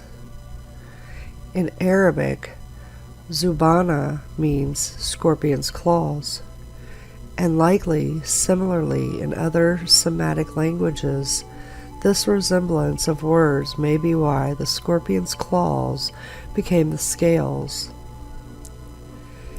It has also been suggested that the scales are an allusion to the fact that when the sun entered this part of the ecliptic at the autumnal equinox, the days and nights are equal. Libra's status as the location of the equinox earned the equinox the name first point of Libra, though this location ceased to coincide with the constellation in 730 AD because of the precession of the equinoxes. In ancient Egypt, the three brightest stars of Libra formed a constellation that they viewed as a boat. Virgo. Its name is Latin for virgin. Virgo is prominent in the spring sky in the northern hemisphere, visible all night in March and April. As the largest zodiac constellation, the sun takes 44 days to pass through it, longer than any other. During the Middle Ages, Virgo sometimes was associated with the Blessed Virgin Mary. Early Greek astronomy associated the Babylonian constellation with their goddess Demeter. The Romans associated it with their goddess Ceres. Alternatively, the constellation was sometimes identified as the virgin goddess Iastita or Astrea, holding the scales of justice in her hand. That has now been separated as the constellation Libra. Classical Times identifies Virgo as Arigon, the daughter of Icarius of Athens. Icarius, who had been favored by Dionysus, was killed by his shepherds while they were intoxicated, after which Arigon hanged herself in grief.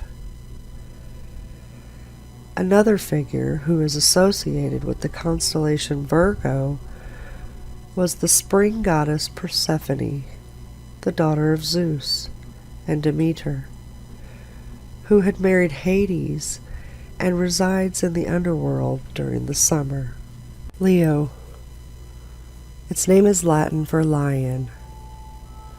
Leo was one of the earliest recognized constellations, with archaeological evidence that the Mesopotamians had a similar constellation as early as 4000 BCE. The Persians called Leo Sur or Shur. The Turks referred to it as Artan. For the Syrians, it was Aryo. For the Jews, it was Eri. The Indians called him Simha. All of these mean lion. Some mythologists believe that in Samaria, Leo represented the monster Humbaba, who was killed by Gilgamesh. In Babylonian astronomy, the constellation was called Argula, the Great Lion. The bright star Regulus was known as the star that stands at the lion's breast. Regulus also had distinctly regal associations, as it was known as the King Star, In Greek mythology, Leo was identified as the Nemean lion, which was killed by Hercules during the first of his 12 labors. The Nemean lion would take women as hostages to its lair in the cave, luring warriors from nearby towns to save the damsel in distress. To their misfortune, the lion was impervious to any weaponry. Thus, the warriors' clubs, swords, and spears were rendered useless against it. Realizing that he must defeat the lion with his bare hands, Hercules slipped into the lion's cave and engaged it at close quarters. When the lion pounced, Hercules caught it in mid-air, one hand grasping the lion's forelegs and the other his hind legs, and bent it backwards, breaking its back and freeing the trapped maidens. Zeus commemorated this labor by placing the lion in the sky. As of 2002, the sun appears in the constellation Leo from August 10th to September 10th, and the meteor shower, the Leonids, occur in November, peaking on November 14th and 15th. It causes a significant outburst every 35 years. Cancer. Its name is Latin for crab. It is best visible at 9 p.m. during the month of March. Under city skies, Cancer is invisible to the naked eye.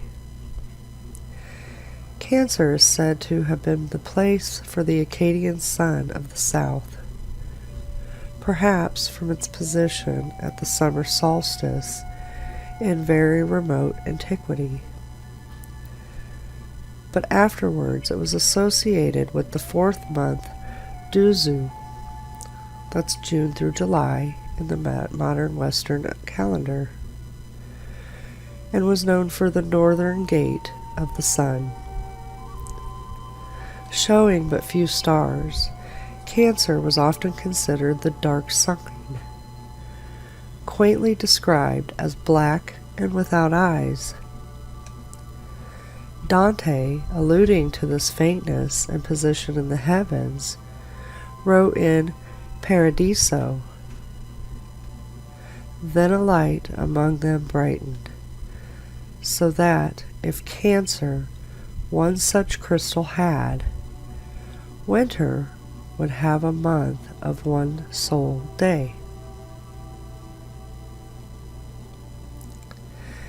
Cancer was the location of the sun's most northerly position in the sky, the summer solstice, in ancient times, though this position now occurs in Taurus due to the precession of the equinoxes around June 21st.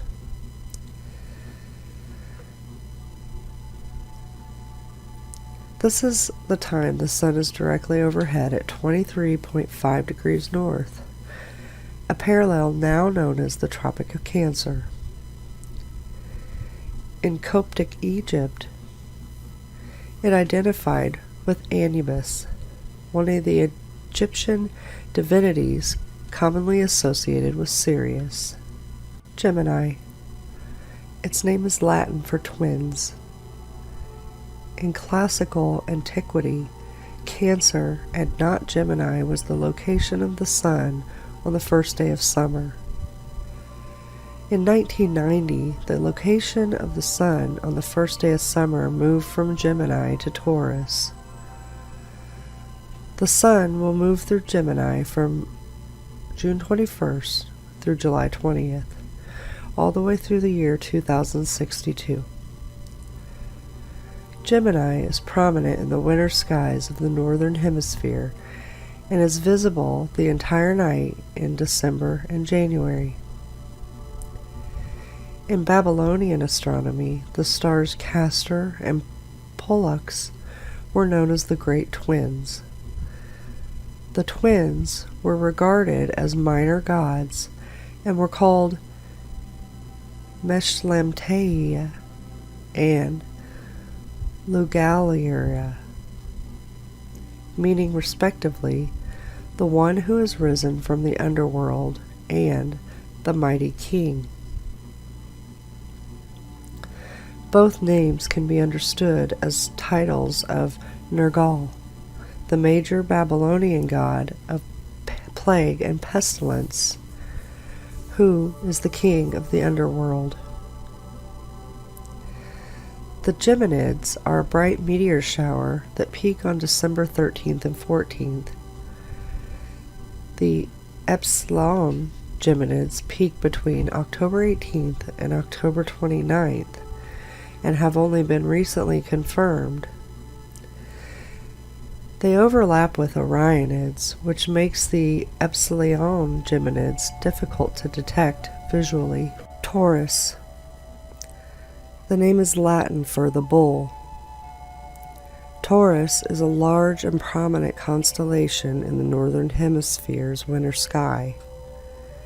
It is one of the oldest constellations, dating back to at least the early Bronze Age, when it marked the location of the sun during the spring equinox. Its importance to the agricultural calendar influenced various bull figures in mythology of ancient Sumer. Also Akkad, Assyria, Babylon, Egypt, Greece, and Rome. The identification of the constellation of Taurus with a bull is very old, certainly dating back to the Chalcolithic and perhaps even the Upper Paleolithic. Taurus is represented in a cave painting at the Hall of Bulls in the caves at Lascaux. It is accompanied by a depiction of the Pleiades. Taurus marked the point of the vernal spring equinox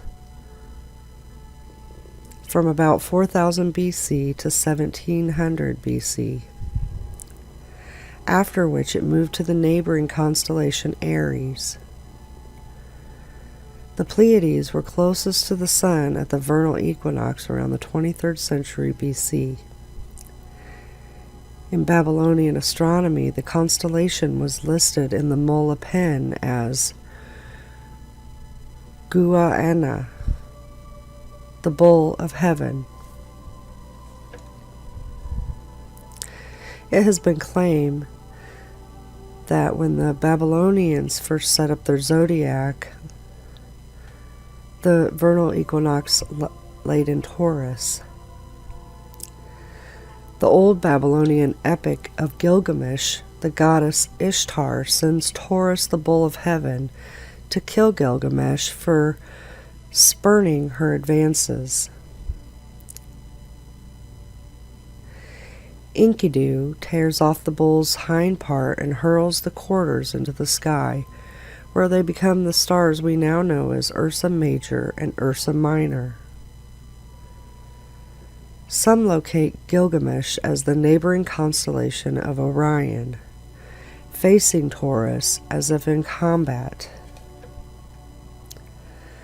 while others identify him with the sun, whose rising on the equinox vanquishes the constellation. In early Mesopotamian art, the bull of heaven was closely associated with Inanna. In Greek mythology, Taurus was identified with Zeus, who assumed the form of a magnificent white bull to abduct Europa, a legendary Phoenician princess.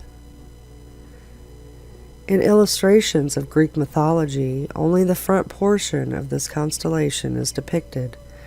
This was sometimes explained as Taurus being partially submerged as he carried Europa out of the sea. A second Greek myth portrays Taurus as Io, a mistress of Zeus. To hide his lover from his wife, Hera, Zeus changed Io into the form of a heifer. Greek mythographer Acusilas marks the bull Taurus as the same that formed the myth of the Cretan bull, which was one of the 12 labors of Hercules. As of 2008, the Sun appears in the constellation Taurus from May 13th to June 21st. Aries.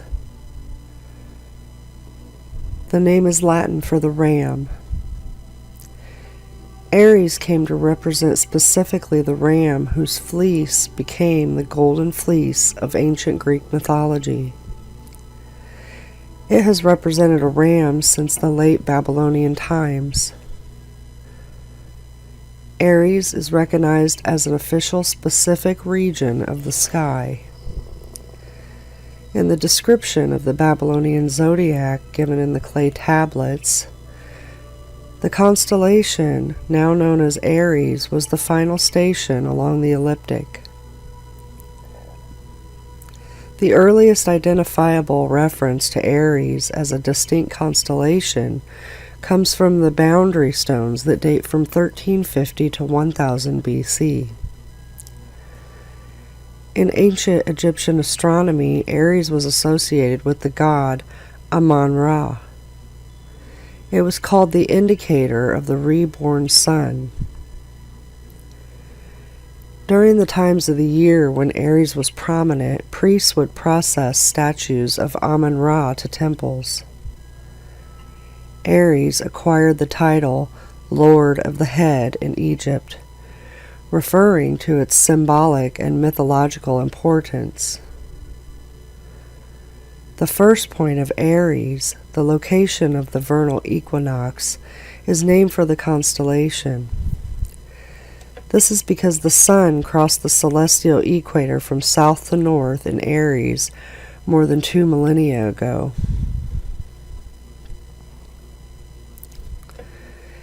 Hipparchus identified it in 130 BC as the point south of Gamma Aratus. Because of the process of the equinoxes, the first point of Aries has since moved into Pisces and will move into Aquarius around 2600 AD.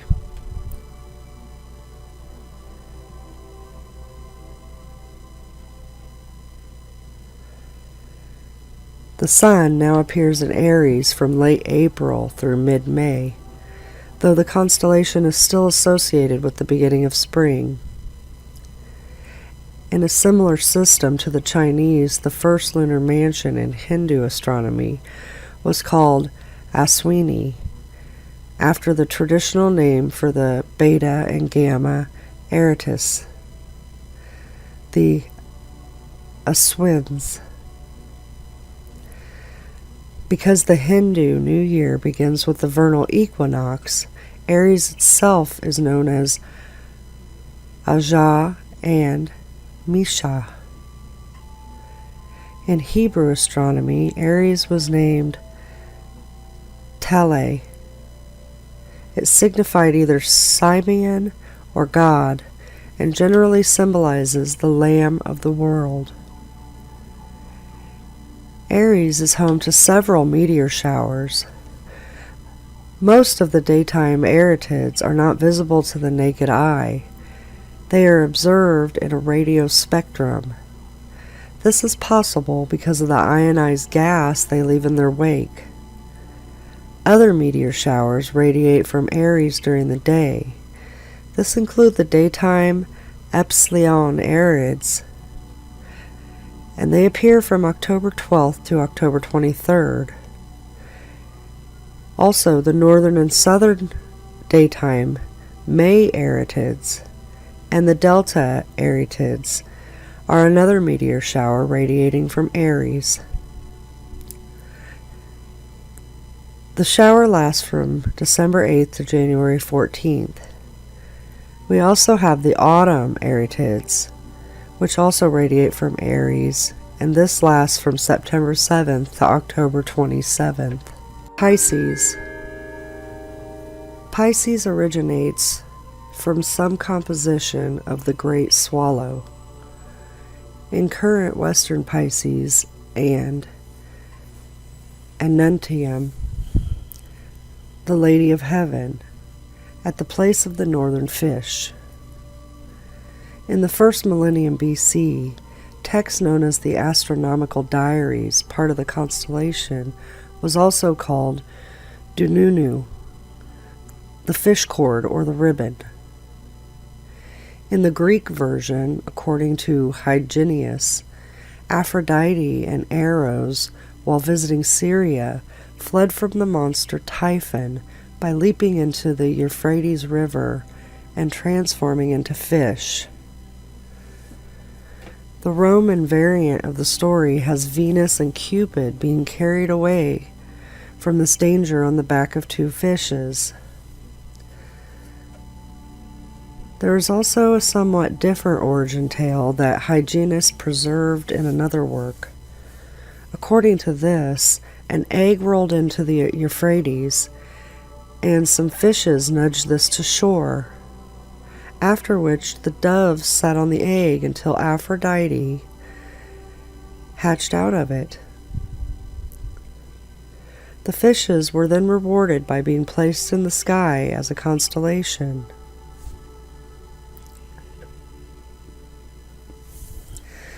This story is also recorded by the Third Vatican mythographer, Pegasus, a constellation in the northern sky, named after the winged horse Pegasus in Greek mythology. Pegasus in Greek mythology was a winged horse with magical powers. One myth regarding his powers says that his hooves dug out a spring. Pegasus was the one who delivered Medusa's head, after which he traveled to Mount Olympus in order to be the bearer of thunder and lightning for Zeus. Eventually, he became the horse to Bellerophon, who was asked to kill the Chimera, and succeeded with the help of Athena and Pegasus. Despite his success, after the death of his children, Bellerophon asked Pegasus to take him to Mount Olympus. Though Pegasus agreed, he plummeted back to earth after Zeus either threw him a thunderbolt at him or made Pegasus buck him off.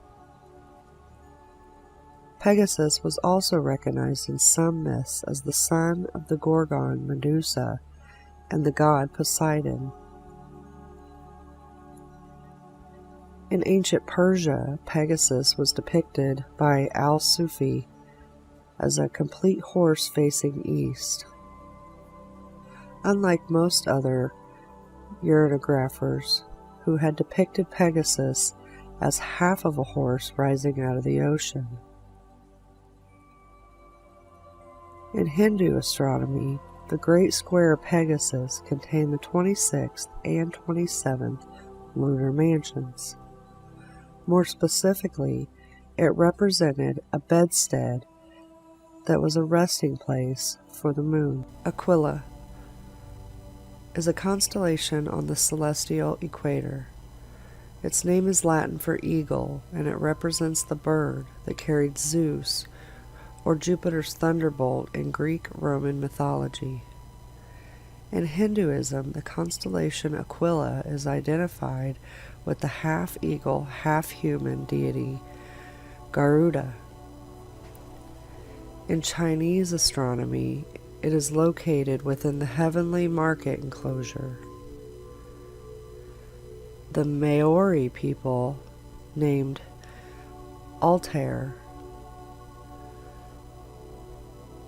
Potu Te Rangi, which means pillar of the sky, because of its very important position in their cosmology. Scutum. This constellation lies in the southern sky. Its name means the shield in Latin. It is the fifth smallest constellation in the sky. The constellation was originally introduced by the Polish astronomer Johannes Hevelius in the 17th century. Hevelius named it Scutum Sobesianum, the shield of Sobieski, in honor of the Polish king Jan III Sobieski, who had been victorious in the Battle of Vienna in 1683. Scutum constellation is not associated with any myths. This is also not one of Ptolemy's original 48 constellations. Lyra is a small constellation. Lyra was often represented on star maps as a vulture or an eagle carrying a lyre,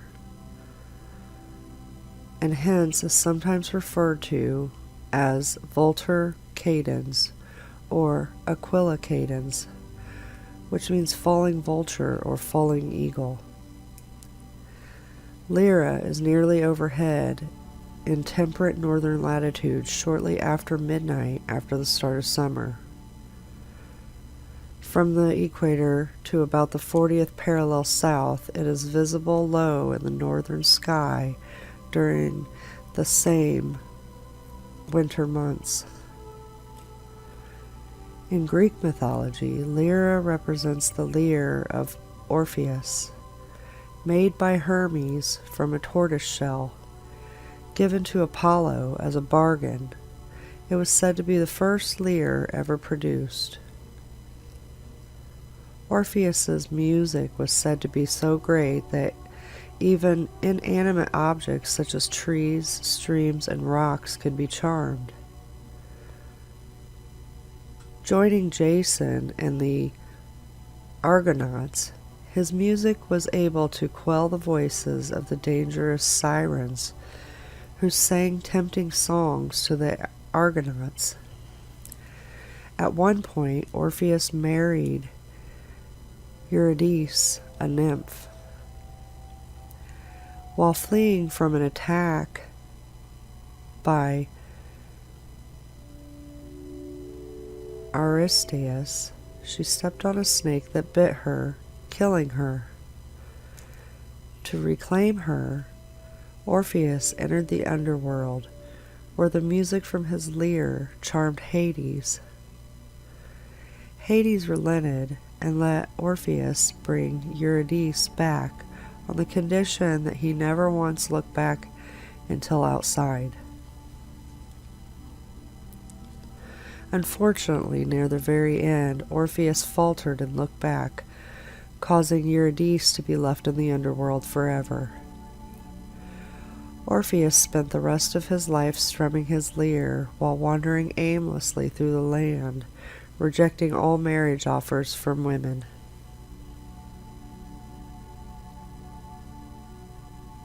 Hercules is a constellation named after Hercules, the Roman hero, adapted from the Greek hero Hercules. The earliest Greek reference to the constellation do not refer to it as Hercules. Aratus describes it as follows: right there, in Draco's orbit wheel, a phantom form, like to a man that strives at a task. That sign no man knows how to read clearly, nor what the task he has bent, but men simply call him on his knees. Now that phantom that toils on his knees seems to sit on a bended knee, and from both his shoulders his hands are upraised and stretched, one this way and one that, a fathom's length. Over the middle of the head of the crooked dragon, he has the tip of his right foot. Here, too, that crown, which glorious Dionysus set to be a memorial of the dead Ariadne, wheels beneath the back of the toil-spent phantom. To the phantom's back the crown is near, but by his head mark near at hand the head of Ophiuchus. Hermes pierced for strings and bade it be called the lyra, and he bought it into the heaven and set it in front of the unknown phantom. That croucher on his knees comes near the lyre with his left knee, but the top of the bird's head wheels on the other side, and between the bird's head and the phantom's knee is installed the lyre. The story connecting Hercules with the constellation is recounted by Dionysus on his way back to Mycenae from Iberia, having obtained the castle of Geryon as his 10th labor. Hercules came to Liguria in northwestern Italy, where he engaged in battle with 2 giants, Albion and Bergion. The opponents were strong. Hercules was in a difficult position, so he prayed to his father Zeus for help. With the aegis of Zeus, Hercules won the battle. It was this kneeling position of Hercules, when prayed to his father Zeus, that gave him the name the Kneeler. Corona Borealis is a small constellation in the northern celestial hemisphere. Its brightest stars form a semicircle arc. Its Latin name, inspired by its shape, means northern crown. In classical mythology, Corona Borealis generally represents the crown given by the god Dionysus to the Cretan princess Erdine, and set by him in the heavens. Other cultures linked the pattern to a circle of elders, an eagle's nest, a bear's den, or even a smoke hole. Ptolemy also listed a southern counterpart, the Corona Australis, with a similar pattern. In Greek mythology, Corona Borealis was linked to the legend of Theseus and the Minotaur. It was generally considered to represent a crown given by Dionysus to Erdine, after she had been abandoned by the Athenian princess Theseus. When she wore the crown at her marriage to Dionysus, he placed it in the heavens to commemorate their wedding. In Welsh mythology, it was called Caer Arianrhod, the castle of the silver circle, and was the heavenly abode of the lady Arianrhod. To ancient Balts, Corona Borealis was known as Darzelis, the flower garden. The Skitty people of Native America saw the stars of Corona Borealis representing a council of stars whose chief was Polaris. The Shawnee people saw the stars as the heavenly sisters who descended from the sky every night to dance on earth. Bootes is a constellation in the northern sky. The name comes from the Greek meaning herdsman or plowman. In ancient Babylon, the stars of Bootes were known as Shupa. They were apparently depicted as the god Enlil. The name Bootes was first used by Homer in his Odyssey as a celestial reference point for navigation, described as late setting or slow to set. Exactly whom Bootes is supposed to represent in Greek mythology is not clear. According to one version, he was a son of Demeter, twin brother of Plutus, a plowman who drove the oxen in the constellation Ursa Major. The Greek name for Bootes means bear watcher. The stars of Bouteilles were incorporated into many different Chinese constellations. Arcturus was part of the most prominent of these, variously designated as the Celestial King's Throne, or the Blue Dragon's Horn.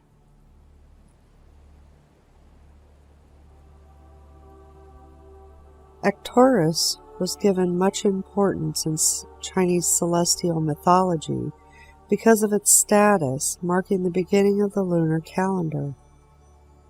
Depictions of Bouteilles have varied historically.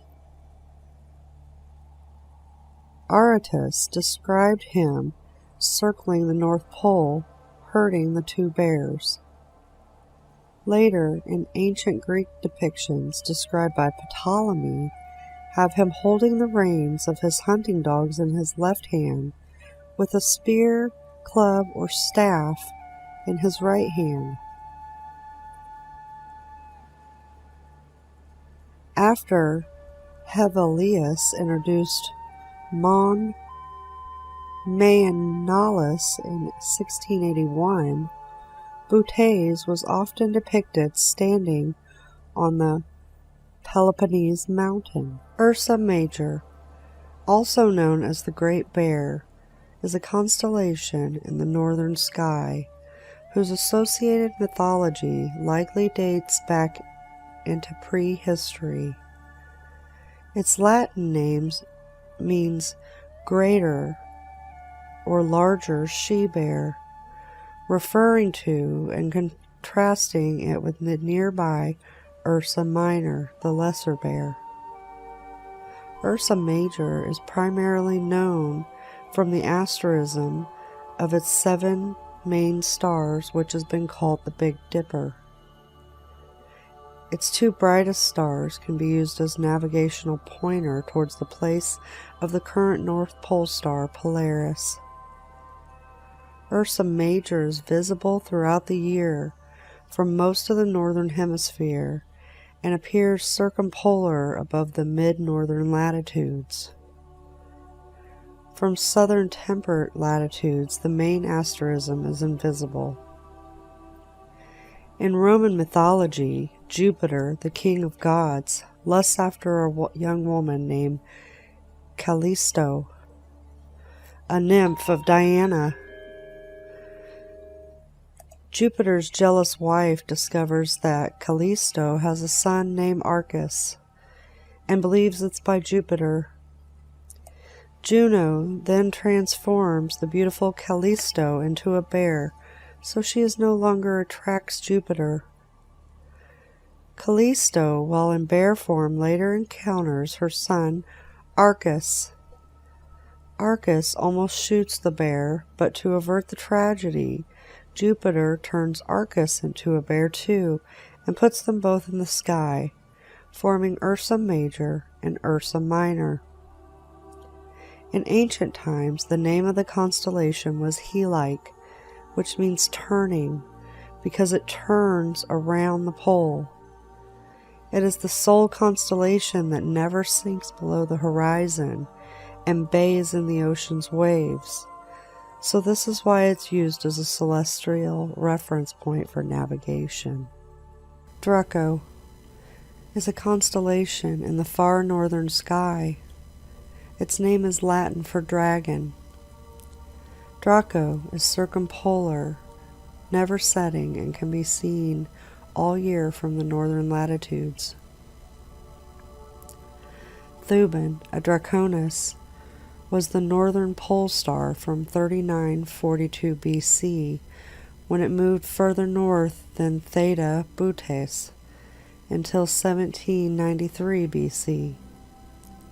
The Egyptian pyramids were designed to have one side facing north, with an entrance passage geometrically aligned so that Thuban would be visible at night.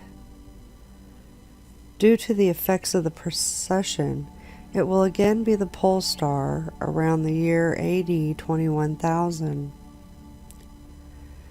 The traditional name of the Alpha Draconis, Thuban, means head of the serpent.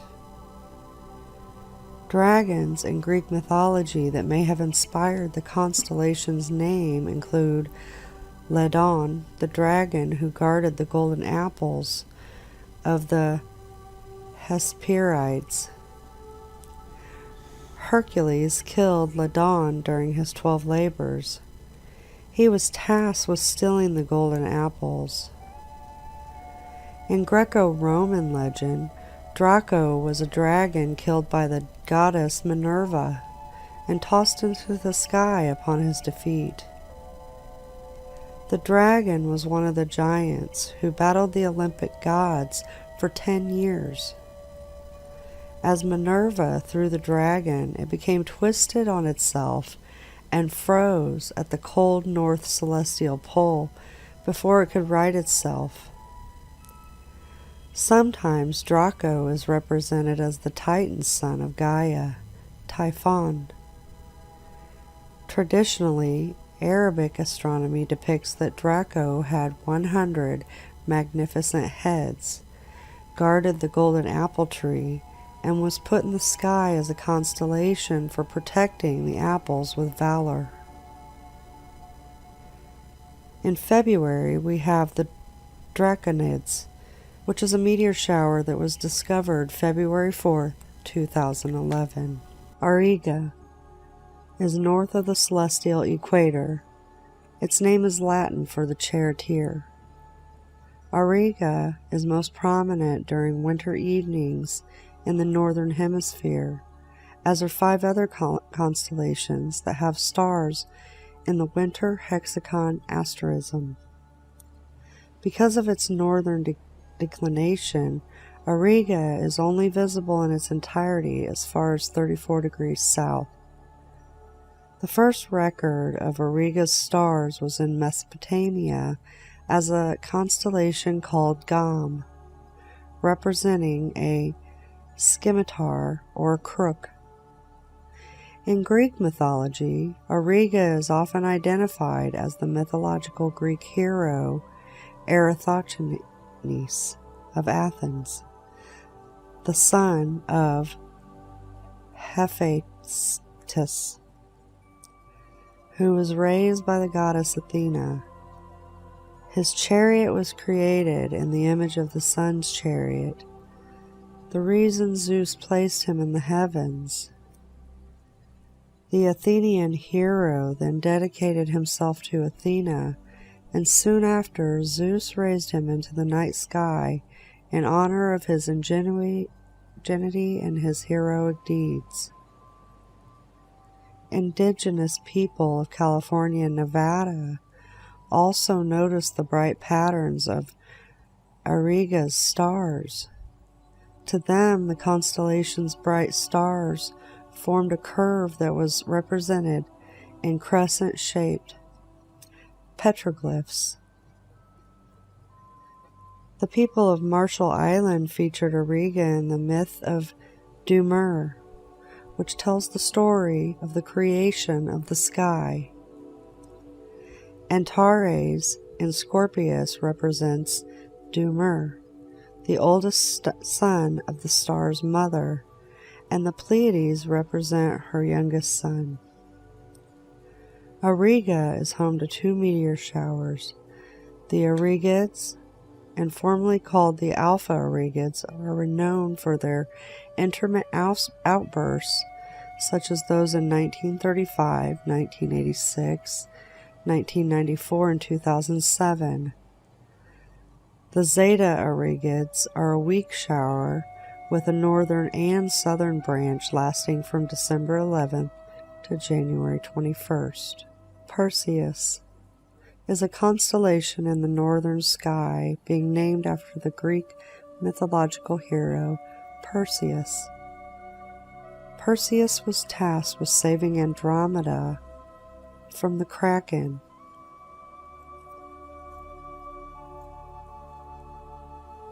Perseus hosts the radiant of the annual Perseids meteor shower, one of the most prominent meteor showers in the sky. They radiate from mid-July, peaking in activity between the 9th and 10th of August each year. They have been observed for about 2,000 years. Horologium. This constellation lies in the southern sky. Its name means the clock in Latin. It is a small, faint constellation that was created in the 18th century by the French astronomer Nicolas Louis de Lacaille. Lacaille originally named the constellation Horologium Oscillatorium, or the pendulum clock, but the name was later shortened simply to Horologium, the clock. The constellation is not associated with any myths and does not have any bright stars. This is not one of Ptolemy's original 48 constellations. Crater is a small constellation in the southern celestial hemisphere. It depicts a cup that has been associated with the god Apollo and is perched on the back of Hydra, the water snake. Crater is identified with a story from Greek mythology in which a crow or raven serves Apollo and is sent to fetch water. But it delays its journey as it finds some figs and waits for them to ripen before eating them. Finally, it retrieves the water in a cup and takes back a water snake, blaming it for drinking the water. According to the myth, Apollo saw through the fraud and angrily cast the crow, cup, and snake into the sky. The 3 constellations were arranged in such a way that the crow was prevented from drinking from the cup. Phylarchus wrote of a different origin for Crater. He told how the city of Eleusa near Troy was beset by plague. Its ruler, Demiphon, consulted an oracle who decreed that a maiden would be sacrificed each year.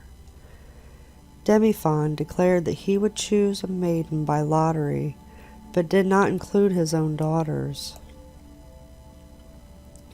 One noble objected, so Demiphon sacrificed his daughter. Later, Mastusius killed Demiphon's daughters and fed the ruler a mixture of their blood and wine from a cup. Upon finding out the deed, the king ordered Mastusius and the cup to be thrown into the sea. Crater signifies the cup. The craterids are a faint meteor shower that takes place between January 11th and January 22nd. Argo, a very large constellation in the southern sky that has been divided into 3 constellations of Carina, Puppis, and Vela. The genitive was Argus Navis. Flamsteed and other early modern astronomers called the constellation Navis, the ship. It was identified in Greek mythology with Argo, the ship used by Jason and the Argonauts that sailed to Colossus in search of the Golden Fleece. The original constellation is presently found near the southern horizon of the Mediterranean sky, becoming visible in springtime and sailed westward, skimming along the river of the Milky Way. Argo Navis was long known to Greek observers who were believed to have derived it from Egypt around 1000 BCE. For example, Plutarch identified Argo with the Egyptian constellation called the Boat of Osiris. Ptolemy described Argo as occupying the portion of the Milky Way between Canis Major and Centaurus, and identified stars comprising such detail as the little shield, the steering oar, the mast holder, the stern ornament, which continued to be reflected in cartographic representations in celestial atlases into the 19th century. Another interesting feature of the constellation is that it appeared to be moving backwards against the backdrop of the night sky. The final breakup and abolishment of Argo was proposed by Sir John Herschel in 1841 and again in 1844. As a result of this breakup, Argo is the only one of the 48 original constellations listed by Ptolemy in his Almagest that is no longer officially recognized as a single constellation. The tools. These are 3 interesting looking constellations that are shaped like a ruler, a square set, a compass, and a triangle. These are not Ptolemy's original 48 constellations. The first is Norma. It means normal in Latin, referring to a right angle, and it represents a level, a set square, a ruler, and a carpenter square. The constellation was introduced in the mid-18th century. Norma constellation is not associated with any myths. Sarcinus is a constellation located in the southern sky. Its name means the compass in Latin, referring to the tool used for drawing circles. Sarcinus was created and first catalogued by the French astronomer Nicolas Louis de Lacaille in the 18th century. Lacaille created the constellation to bridge the void between Triangulum Australe and the stars marking Centaurus's forefeet. Triangulum Australe is a constellation that lies in the southern sky. Its name means the southern triangle in Latin. The 3 brightest stars in the constellation form an equilateral triangle. Triangulum Australe was created by the Dutch astronomer Petrus Plancius in the late 16th century. The constellation is located too far south to be visible from Europe and most of the northern hemisphere, but it never sets below the horizon south of the equator.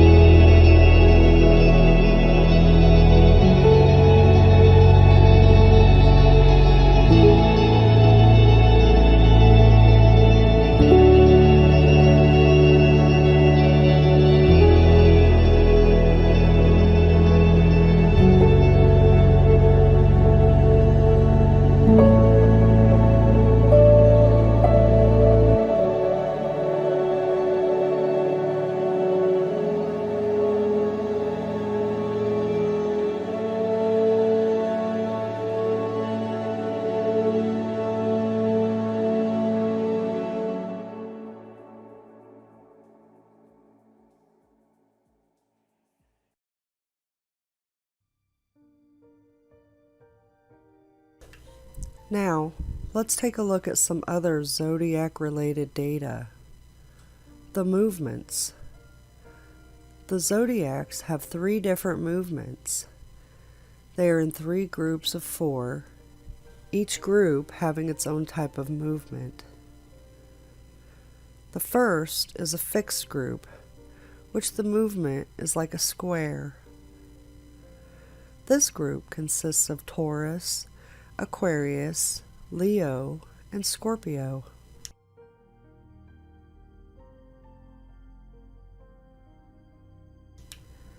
The second is the mutable group, which the movement is that of an infinity sign. This group consists of Virgo, Gemini, Pisces, and Sagittarius.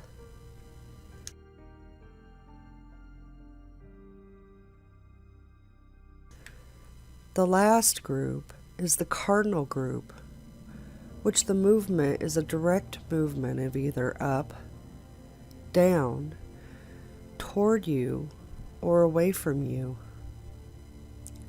This group consists of Capricorn, Libra, Cancer, and Aries.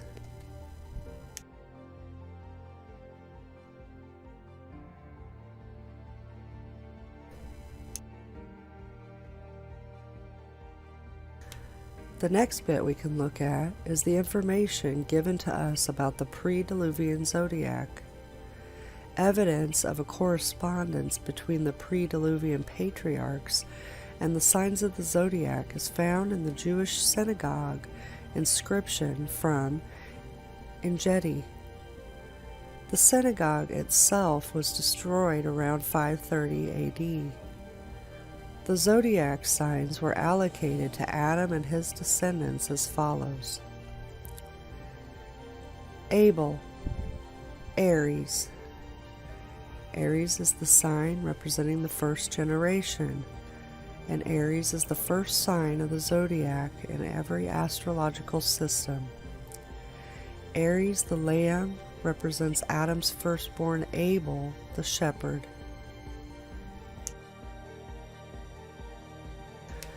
Seth, Taurus.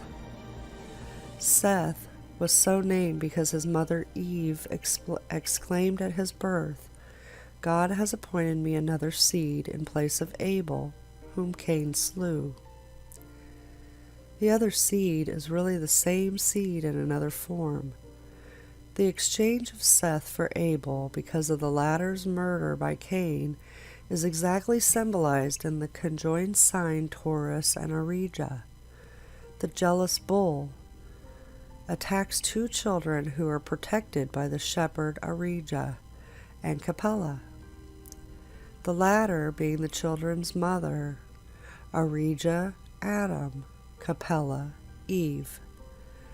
And the 2 children of Eve are Seth and Abel. The Hermetic literature states that Agathodaimon is the biblical patriarch Seth.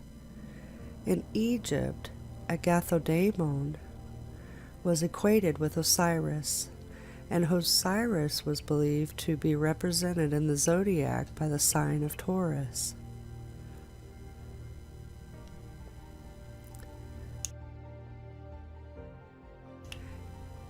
Enoch, Gemini. The name Enoch means human companionship. It is represented in the zodiac by 2 equivalent males, 2 men embracing in fellowship, or a male and a female pair, the Gemini.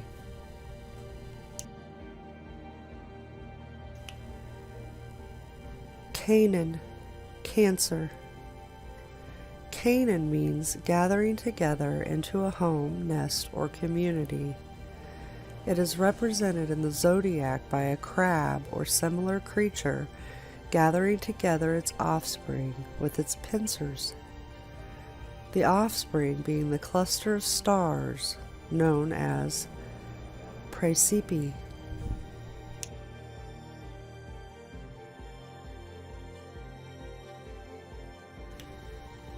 Mahalalel, Leo.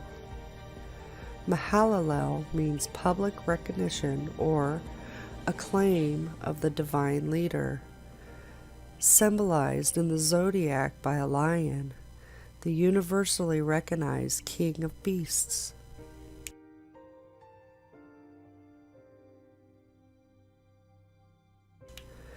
Jared, Virgo. Jared means descent or fall anciently. Jared's name was taken to signify prophetically the pre-Diluvian descent of the sons of God and their indiscriminate comings with the daughters of men. This in turn was a historical development and reduplication of the fall of Eve.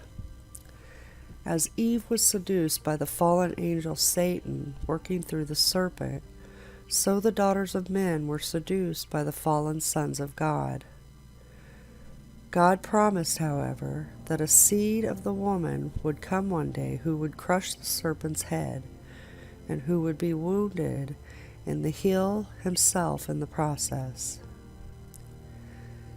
This great Bible theme is symbolized by the sign of Virgo, which represents a sexually mature virgin holding a vine plant who is the mother of a seed, spica. The botanical imagery is clear throughout. The virgin lying on her side is actually identified with the fallen tree or felled branch, which is to bring forth the promised seed. Sometimes the branch is a palm branch, the palm being a tree which reproduces by fertilizing itself, the virgin birth.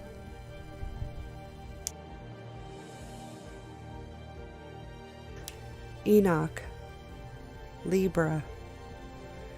Enoch means to begin to teach, instruct, train, tame, break in, or to initiate an animal or human, originally by control of the jaws or rubbing the palate. It is symbolized by the sign of Libra, meaning the beginning of the acquisition of judgment or discernment. And originally this sign forms the jaws of the claws of the scorpion, representing divine judgment by the word. The sign depicts the commencement of the weighing, one scale being lower than the other, specifically the beginning of judgment or discernment.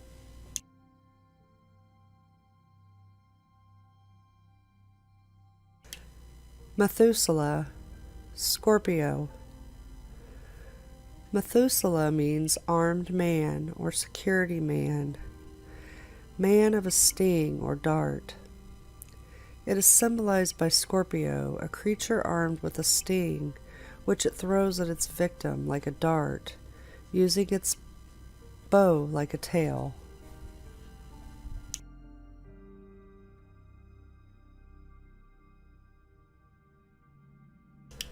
Lamech, Sagittarius. Comes from the root LMK. The meaning is to melt, sink down, cringe, bow, be bent, vanish away, fade or dissolve, so that the LMK is a variant of NMK, to dissolve. As elsewhere in Hebrew, L and M are interchangeable. The root NMK is cognate to the word makak, which are used to describe the melting, bending, or bowing effect. The name Lamech is a noun formed from this root and therefore means bowing or bending, being aptly symbolized by the bent bow of Sagittarius. And in some zodiacs, the asterism is represented accordingly simply by a bent bow. The loaded bow is also a symbol of male fertility, hence the equine body of Sagittarius and other zodiacs. other connotation is fading out, so that Sagittarius is specifically the shooter of meteoric arrows, which burn out in the atmosphere. From the root meaning arises the further signification, subdue level, cause the bow down, overthrow. And hence the name Lamech is interpreted to mean the strong, the mighty, the wild and invincible overthrower. This meaning too is aptly portrayed by the figure of a wild centaur stepping forward in combat in the act of firing a bow, leveling his enemies with a shower of meteoric arrows.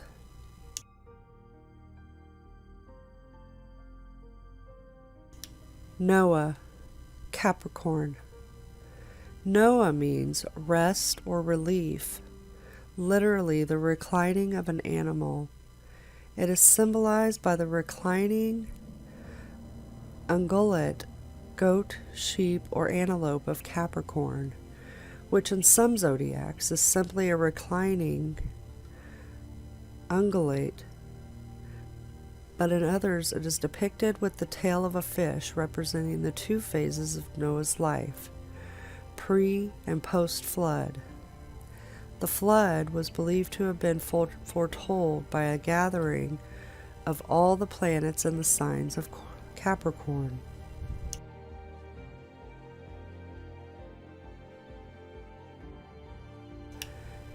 Japheth and Ham. Pisces.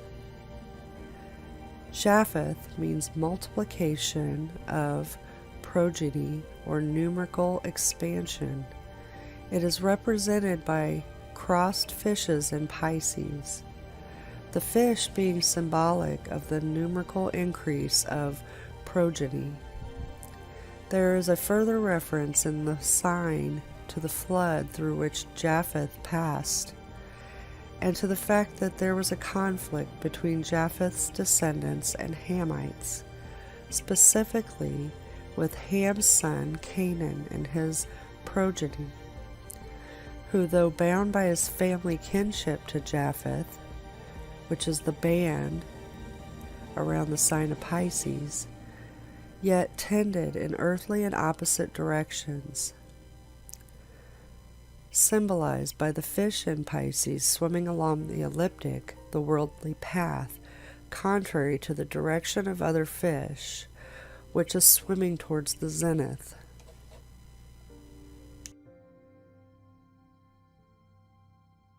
And the last bit I'd like to finish with is the fact that the zodiac relates to the gates. This was presented originally with the seasons video, so let's focus on this information. Each of the 12 gates is associated directly with a particular zodiac in relation to which gate the sun is launching from during the year. They are as follows. Gate 4R is Aries. Gate 5R is Taurus. Gate 6R is Gemini. Gate 6F is Cancer. Gate 5F is Leo. Gate 4F is Virgo. Gate 3R is Libra. Gate 2R is Scorpio. Gate 1R is Sagittarius. Gate 1F is Capricorn. Gate 2F is Aquarius. And Gate 3F is Pisces.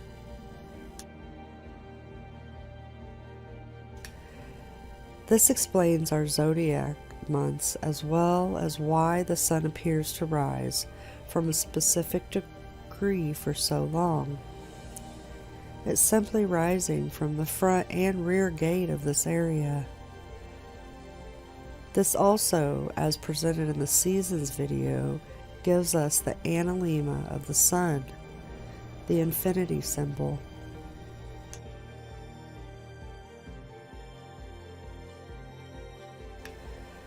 So, I hope you enjoyed learning about the heavens as much as I did. Now, I'm going to hand it over so we can head down to hell.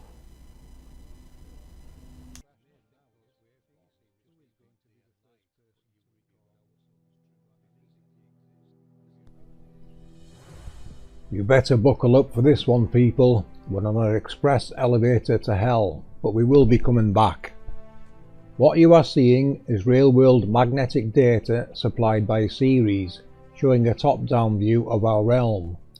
This is a clip he made to show how he can move around the magnetic data. This particular clip is descending from an altitude of 130,000 kilometers, that's 80,778 miles, down to the center of our map. X marks the spot. Notice the coiled areas rising to amazing heights.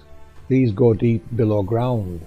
The thin white lines you can see crossing them are this magnetic data we see here, the same data we have seen clouds taking the shape of.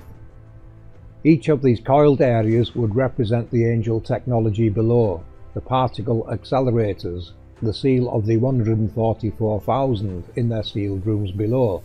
Remember, Scriptures tells you the underworld is their prison. This is just some of the many that will be down there. The spiraling effect from them is their signature.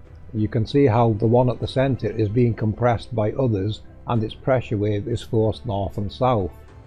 This is the compression and expansion that we covered in our Let There Be Light video, and it is amazing to see it show on this magnetic data, thus confirming the APM model more. North is the top right and south the bottom left. The equator is going bottom right to top left of your screen. And now a sneak preview of what is below. This is looking directly over the equator and reveals some very interesting formations below. We will be looking forward to more of this data from Ceres, and we can present and explain them in future videos. This is amazing work by Ceres, and I'll leave a link to his channel below. Here are a few more images from Ceres.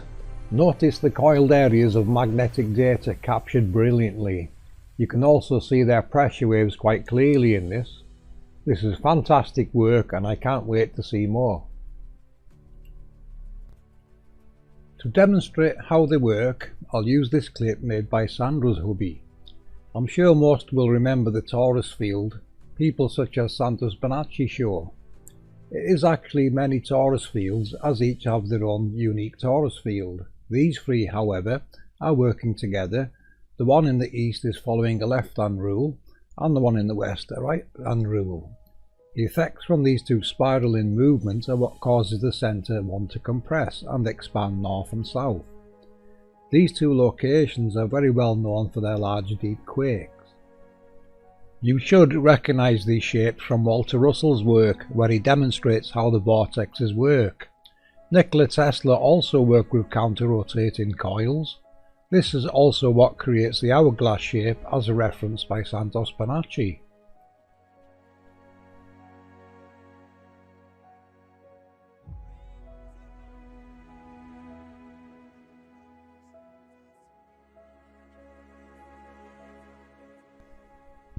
This technology emits a spiraling pressure wave as the flow around the halo causes the reaction needed to generate harnessable electricity, as seen in Walter Russell's work.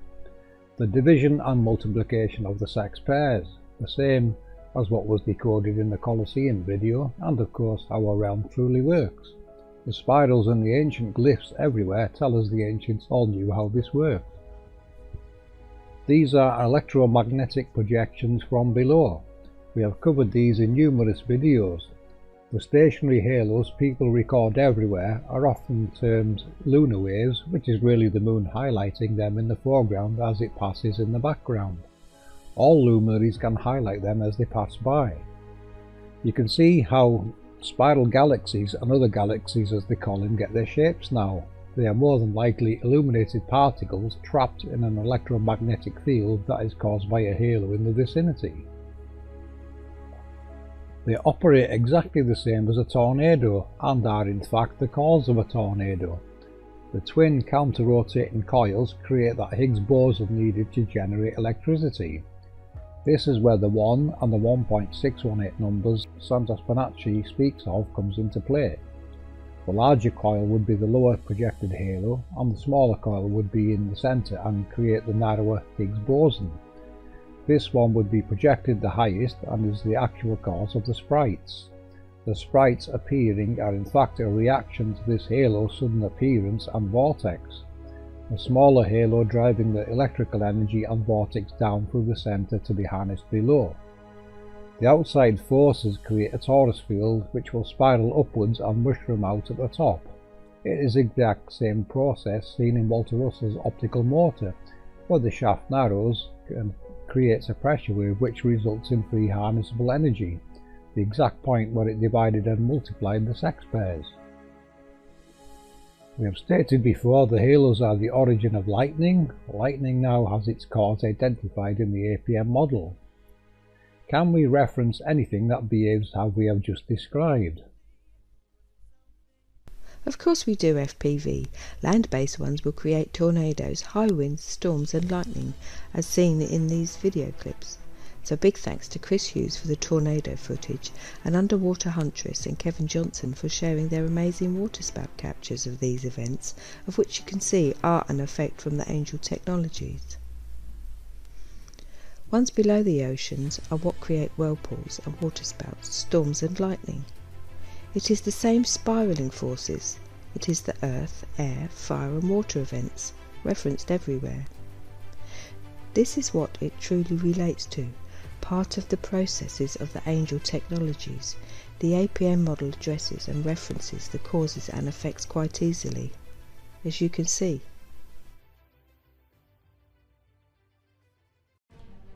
I made this clip to show you what the constellations look like as they cross our map and grid.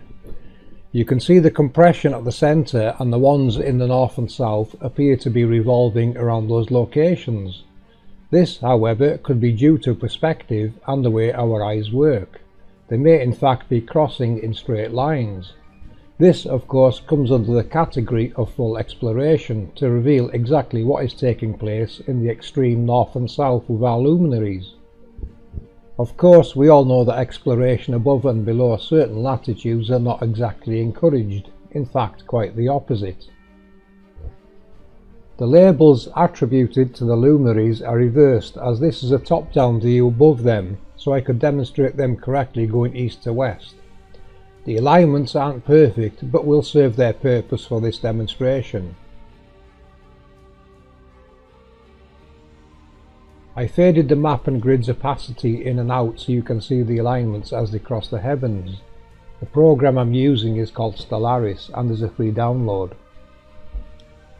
The expansion and compression we demonstrated in our Let There Be Light video may also be playing a part in this, as they send a shockwave north and south. This is very evident in the magnetic data and may play a part in illuminating stars. Remember, Walter Russell states there is only light. At rest it is darkness, and when moved it becomes illuminated. It simply requires the correct circumstances to move, which you will get to see in a few moments. The fantastic constellation presentation One Conscience just presented will be continued into another video sometime. A big shout out go out here to Sandra's hubby, who has been doing some fantastic work in the graphics department and helping APM to bring this story to light. Well done that man, you know who you are.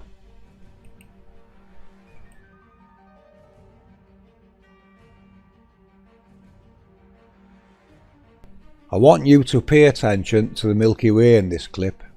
Do you see what I see? Yes, it is the sine wave. If you watch, you will see the sun always rises at the same location of the sine wave and moves with it. The sine wave is our luminary's prime driver. For example, it would push the sun, or rather in the underworld, it would push our solar boat, the scarab beetle, east to west. It would then return east following the movement of the sine wave, as we have shown to be the light they call the ISS. Do we not wonder why that light in the sky follows a sine wave path? I added the tropics of Cancer and Capricorn so you can see it is actually contained between these two locations and very much involved in driving luminaries east to west. This is where our earth chakras come into play. If you remember my first video on this research, I added a waveform across the map as I could see back then that it was related to the chakras and a waveform. That waveform is now decoded as the Milky Way, or perhaps we should call it the Milky Wave. When I showed my Nazca line work, which decode to me as the technical blueprints to the realm, and the research and decodings one conscience and myself worked upon to Jimbo, who is a black box engineer, he instantly recognised it as a setup very similar to a sweepback transformer and flyback killer, a cathode ray tube and an oscilloscope. You can watch Jimbo's breakdown of it on my channel. He is indeed correct, as our research is proving. Jimbo joined us to help with explaining the technical side of this configuration and is always at hand in the background helping when he can. I do think there are more waveforms of various frequencies that drive various luminaries, which we will get to in a moment. You can see how the sun in this clip is being moved within that sine wave. It would arrive in the west, shut down or switch to standby mode and be pushed east again ready for the next sunrise. This would be the flyback killer, which by design moves it as quickly as possible east. The light in the sky we call the ISS, in our opinion, is this light. We decoded it as Isis, Ra's mother, or Mary, the star of the sea. Every culture has a name for this process. We just seem to have forgotten what it all is truly related to. To break down and decode this realm, we must look at it with a technological mindset, from the workings of it to the scriptures that describe it. Mount Sinai is a good example of one we can decode to show you how it's done easily. Mount Sinai is an unidentified mountain, except for some speculation in scriptures, where Moses receives the laws. So let's give it an APM decode. First, we'll have to put etymology to play here. I like to use a good dictionary to look up the words to find the meanings. You will find that words have other meanings when speaking in terms of electrical, physics, and mathematics. Mount means to climb or ascend, or to increase in amounts. Sin is the abbreviation of the sign in trigonometry. A stands for acceleration. I stands for inertia. Using these definitions, we can see what Mount Sinai really means. To reveal light, you accelerate it from inertia. You use the sine wave to increase the frequency to go from the dark to the light. The yin-yang comes into play here. Dark is the male resting, and white is the female moving light, as referenced by Santos Bonacci. These are the laws given to Moses. The laws were related to the luminaries, such as they will not transgress their bounds, nor stray from their course, which is referenced in the book of Enoch. Once you understand the workings of the realm, it is not hard to understand Enoch and other ancient texts. Okay, here I have taken some bits from Inanna going through the gates of the underworld. This story and all moon deities are relating to the moon and moon phases. This is the shutdown of the moon piece by piece, creating the phases that we see through the month leading up to the new moon, where it is shut down for 3 days.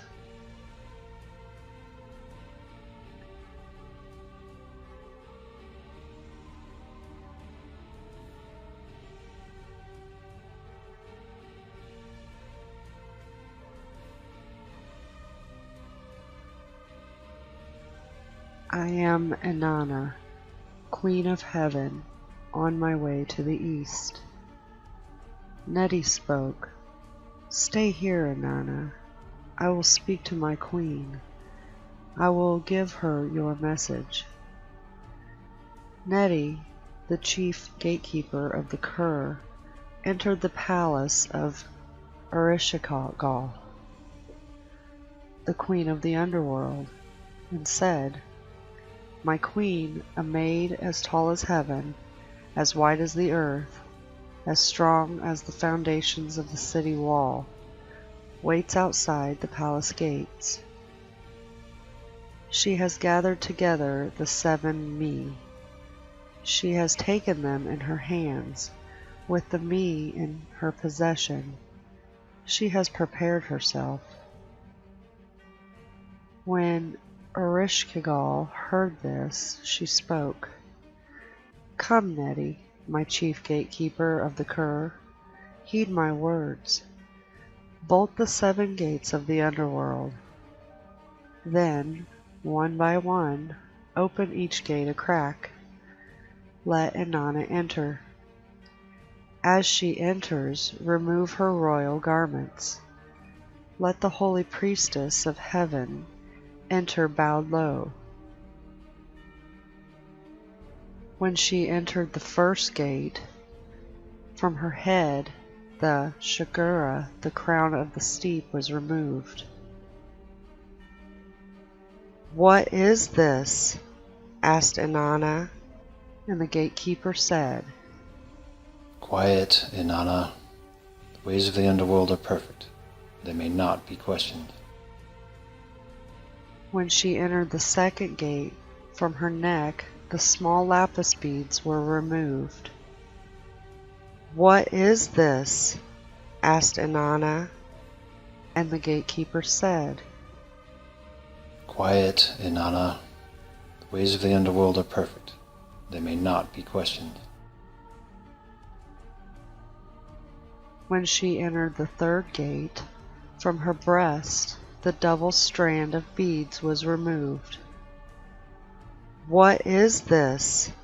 Asked Inanna, and the gatekeeper said, Quiet, Inanna. The ways of the underworld are perfect. They may not be questioned. When she entered the fourth gate, from her chest the breastplate called Let Him Come, was removed. What is this? Asked Inanna, and the gatekeeper said, Quiet, Inanna. The ways of the underworld are perfect. They may not be questioned. When she entered the fifth gate, from her wrist the gold ring was removed. What is this? Asked Inanna, and the gatekeeper said, Quiet, Inanna. The ways of the underworld are perfect. They may not be questioned. When she entered the sixth gate, from her hand the lapis measuring rod and line was removed. What is this? Asked Inanna, and the gatekeeper said, Quiet, Inanna. The ways of the underworld are perfect. They may not be questioned. When she entered the seventh gate, from her body the royal robe was removed. What is this? Asked Inanna, and the gatekeeper said, Quiet, Inanna. The ways of the underworld are perfect. They may not be questioned. Naked and bowed low, Inanna entered the throne room. Ereshkigal rose from her throne. Inanna started towards the throne, the Anuanna. The judges of the underworld surrounded her. They passed judgment against her. Then Ereshkigal fastened on Inanna the eye of death. She spoke against her the word of wrath. She uttered against her the cry of guilt. She struck her. Inanna was turned into a corpse, a piece of rotting meat, and was hung from a hook on the wall.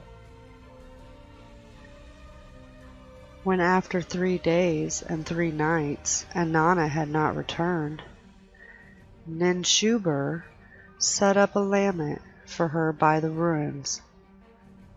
She beat the drum for her in the assembled places. She circled the houses of the gods. She tore at her eyes. She tore at her mouth. She tore at her thighs. She dressed herself in a single garment like a beggar. The corpse was given to them. The Kugara sprinkled the food of life on the corpse.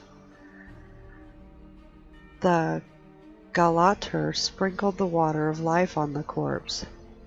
Inanna rose. And now I'll hand it over to a technical breakdown of this process from FPV. Thank you.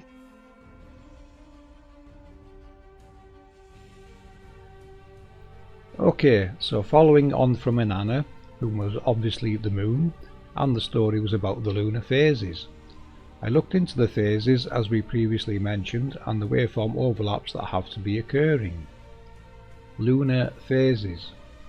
This is one occlusion of a waveform on our moon that creates what we call phases. Going back to Inanna, this is the moon being occluded by this waveform until it is in full totality and becomes a new moon. Inanna's me and my 7, total 8 nodes being occluded. The moon has to be a similar halo that has 8 nodes just like our sun. It then goes through its various phases again until its next occlusion. It is the same occlusion but a top-down perspective. This waveform decodes as Rahu. Rahu is a shadow entity if you look it up, one that causes eclipses and is the king of meteors. The moon being swallowed by Rahu is in fact this waveform shadow.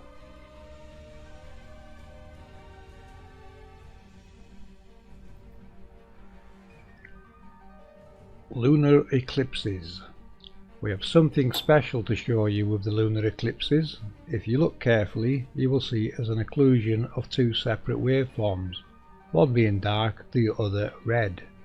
This is causing a polarization effect on our spherical ball of light we call the moon. You will notice on the time and date animation they also had to use 2 separate waveforms to achieve the same effect.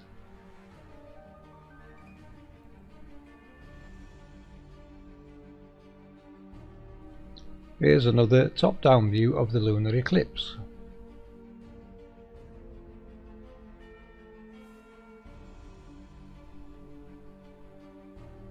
The red wave decodes as Ketu. This is the second waveform you see going across the moon, then exiting, and then the first larger waveform exits. Ketu is regarded as a shadow planet, but like Rahu, it casts its own shadow. The lunar eclipse is 2 eclipses in one. Be sure to keep recording after the red wave Ketu has left, or you will miss the first larger waveform exiting the scene. This one still needs identified but is clearly a larger waveform than Ketu. Today let's look into obelisks, temples and other structures around the world. The truth is in plain sight, and because of what we are taught we do not understand the significance of the structures around us, or the layouts of the very areas around these in the microform of the surrounding areas all the way through the macroforms of towns and cities. The obelisk name came from ancient Greece, obeliscus, diminutive of obelos. Originally they were called tekenu by the ancient Egyptians. Tekenu means to pierce, as in to pierce the sky. Another meaning of pierce, you may not be aware, is to transfix, which means to make motionless. This to me is interpreted as the fixed stars which do not move across the ecliptic, in the same way as planets. They appear to be motionless. These are our constellations. Ancient obelisks are monolithic. They consist of a single stone. Herodotus, a Greek traveller, was the first of recorded history that is told to us to describe the objects. The earliest temple obelisk is still in its original position in Heliopolis and stands 68 feet high and weighs 120 metric ton. It symbolised the sun god Ra. And during the religious reformation of Akhenaten, it was said to have been a petrified ray of the Aten, the sun disk. It was also thought that the god existed within the structure. Let's take a moment and look at some highlights of the Egyptian creation story, as this will relate to the obelisk and the obelisk site designs. In the beginning there was darkness, a watery abyss of chaos, the primordial ocean of Nun. Out of the Nun came the Benben, which is the pyramid whence the sun rose for the first time to light the world. This is also where the first god Atum stood. Atum is the source of everything in the world, thus the creator of all life. Before rising atop the Benben, Atum was floating within the Nun, holding both the male and female aspects within. Atum created life by using the female part in him to spawn the god of air and emptiness, Shu, and his sister Tefnut, the goddess of moisture and mist. Once his first two children were created, the one became three. Chaos left the world and light entered it. Shu and Tefnut mated and produced the earth god Geb and the sky goddess Nut. Geb and Nut were in such a tight embrace that they had to be separated by their father, so Geb lay down to form the earth and Nut extended over the earth and became the sky, the duality, as above so below.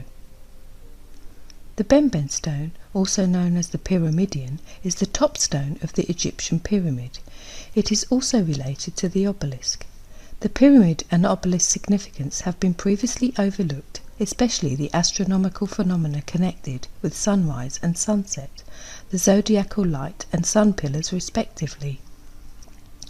The obelisks used to represent the living deity of the pharaoh. They were raised carefully and positioned so that the first and last light of the day would touch their peaks to honour the sun god. The sun god would then enter on the journey of navigating his barge through the underworld and avoid great destruction by the great serpent Apophis. The ancients used the obelisks to serve as sundials in the journey of Ra across the sky. Some temples were built close enough to the Nile so they became partially submerged during the river's annual flooding. These would then work as the colosseum, as was shown previously in the colosseum decode. Some temples were built with the obelisk on top of them and aligned with the sun's daily passage. The alignment was seen in the horizon following the east to west path, as well as the vertical to align as the sun took its journey up and down the gates. Since these times, many of Egypt's obelisks have been destroyed, dismantled for new religions to consume the land, stolen or given to other countries as gifts. Of the 29 original obelisks in Egypt, only 9 remain. Of the 3 obelisks that survived time from Assyria, none remain there. We can find them in the British Museum. From Ethiopia, only one remains standing and can be found at the Northern Stelae Park in Axum. When the Romans conquered Egypt, they began taking the obelisks as their own. On top of stealing, they erected 7 of their own from Egyptian style. These are found in Aries, France, Munich, Germany, and 5 in Rome.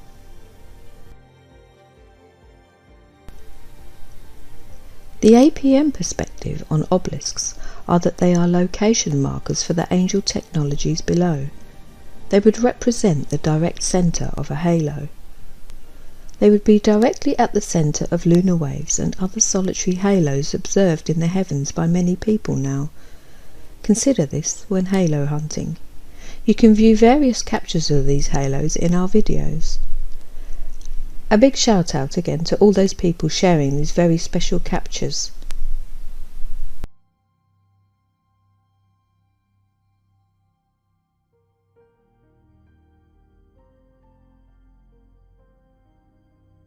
Here is a bonus decode clip. I looked at these images and noticed the technology hiding within. We will start with Sol, our son. I fade out the parts we don't need, and lo and behold, we reveal our sun halo. I do think the sun emblem also depicts the nodes we see around our sun halo. Although we see 8 on the large horizontal halo, there may be more on other parts we have not seen as yet. Also take notice of the external solid band.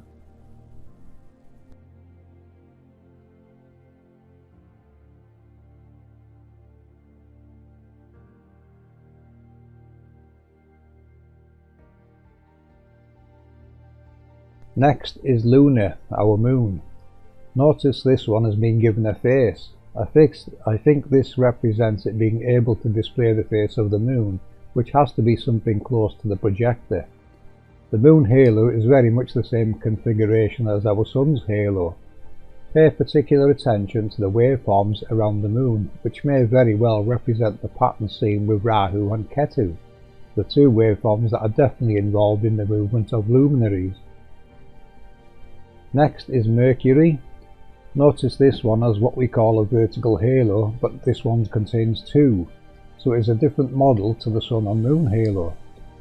The star contains 8 nodes, and the external waveform again is reminiscent of Rahu and Ketu, indicating they play a part in the motion or control over this projector.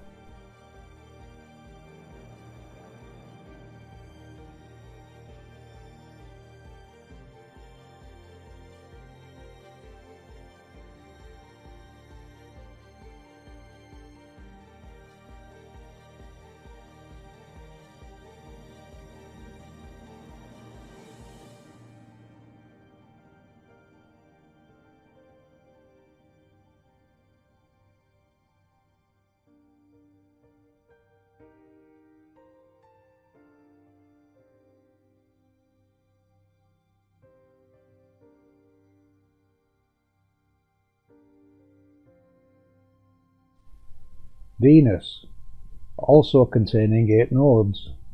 Notice how the gap between the two vertical halos is much wider than the previous model.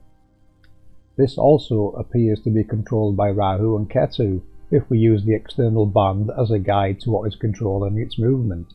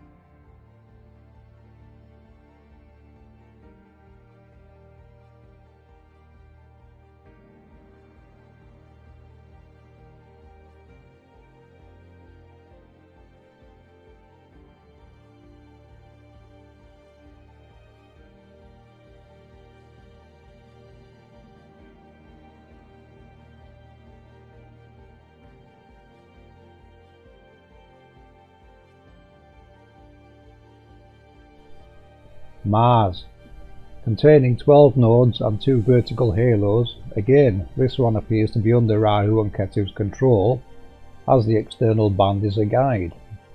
This one appears to contain a lot of bands which may decode as pressure waves, as they depict various colours of the spectrum.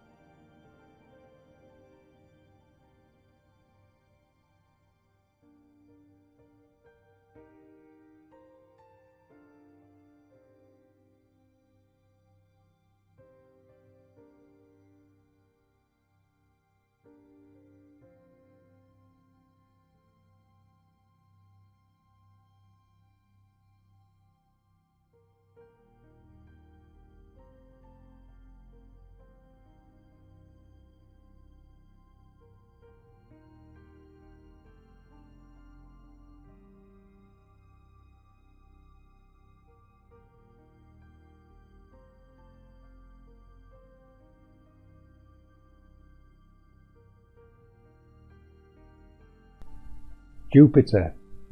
Notice Jupiter's two external bands, which may be counter-rotating accelerators. The stars may depict its high altitude, and the central band does contain more halos. The two vertical halos also appear to be larger.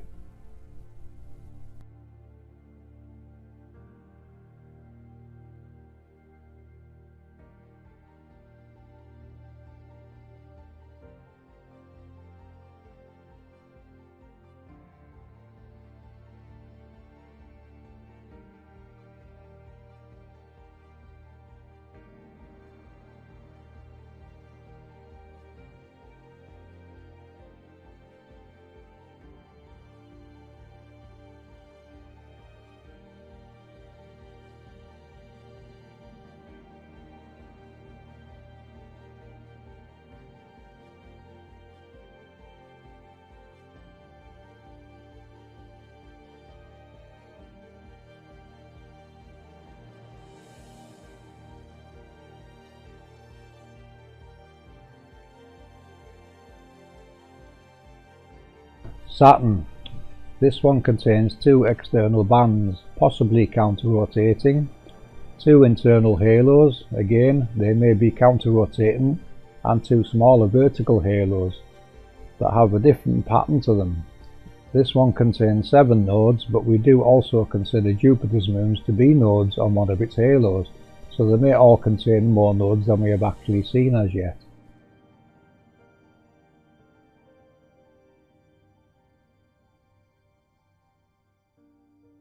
There is probably more information hiding within these images, but this clip was just to show you what I noticed within them.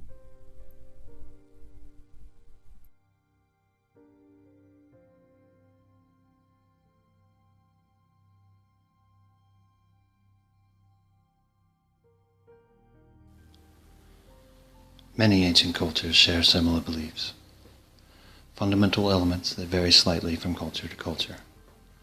While individual cultures have different stories attached to these elements, the elements themselves are present in cultures all over the world.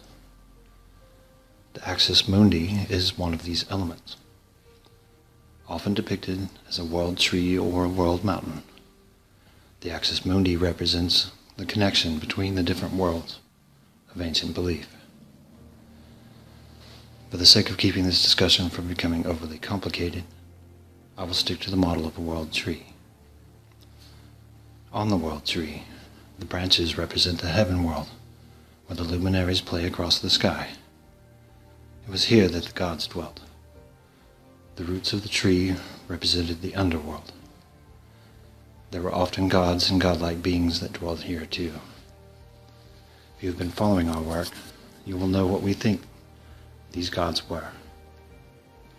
The angels, or accelerators, exist in the underworld, and it's the accelerators that project the luminaries in the heavens.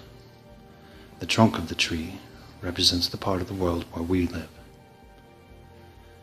The tree is said to represent the center of the world. This does not mean that there is a giant tree growing in the exact center of our realm. Shamans who remember, and are most familiar with, these old teachings will tell you quite frankly that the center, or axis mundi, is at the location you find yourself at any given moment. So once again we have a common element in ancient culture, passed down to us through allegorical stories. The common misconception about the world tree is that it represents a torus field. The fact that the center is everywhere you could possibly go negates that theory. Also, the symbol of a world mountain does not fit a torus field.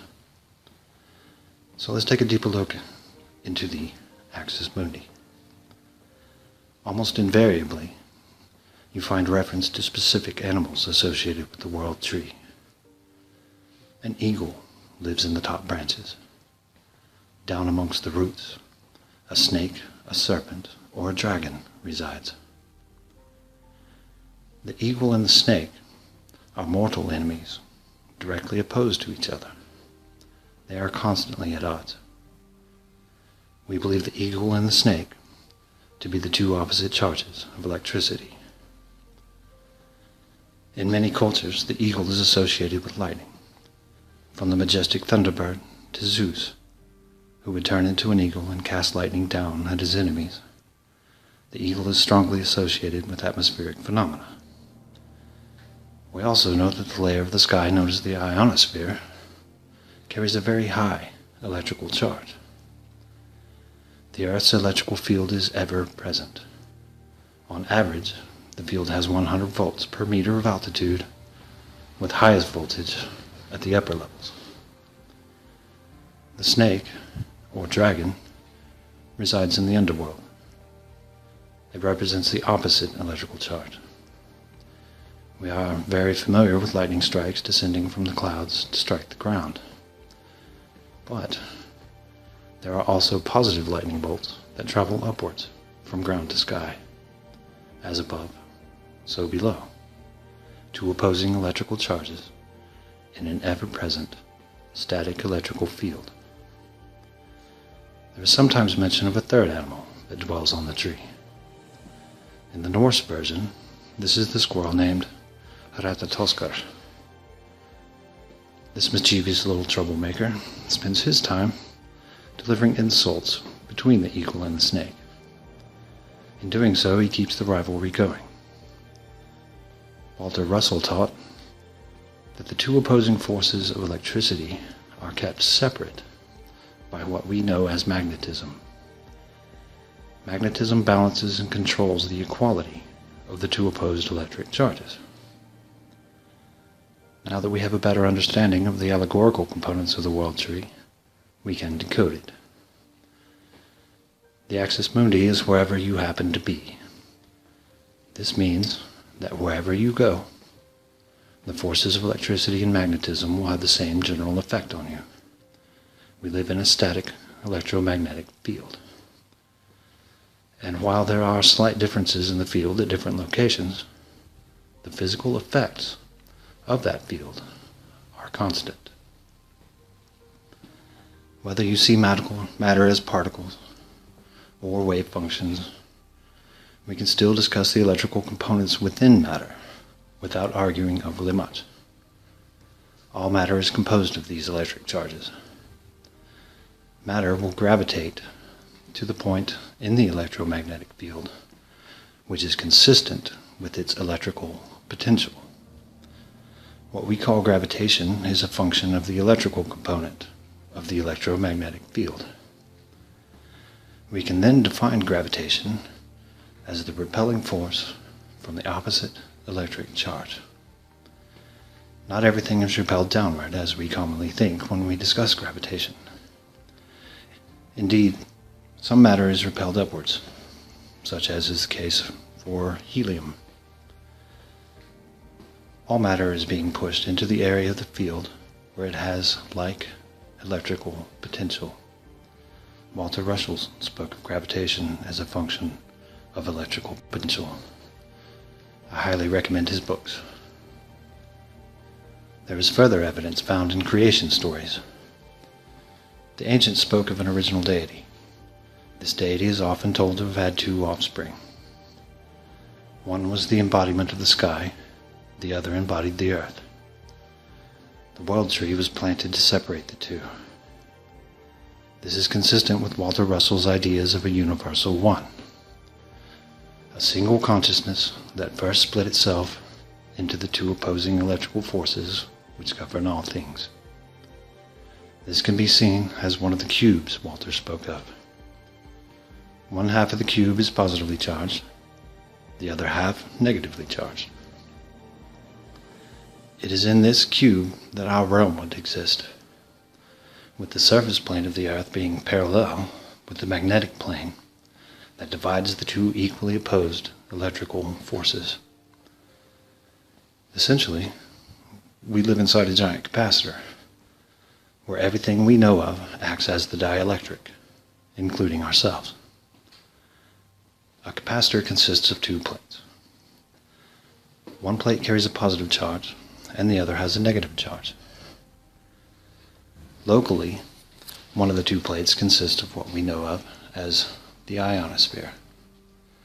It's possible the large star halos have a role to play in that in some fashion, but the star halos are inside the electrical field as well, so that can only be speculated for now. The bottom plate is below us somewhere. We don't know its exact location, but we know it must carry the opposite electric charge as the ionosphere.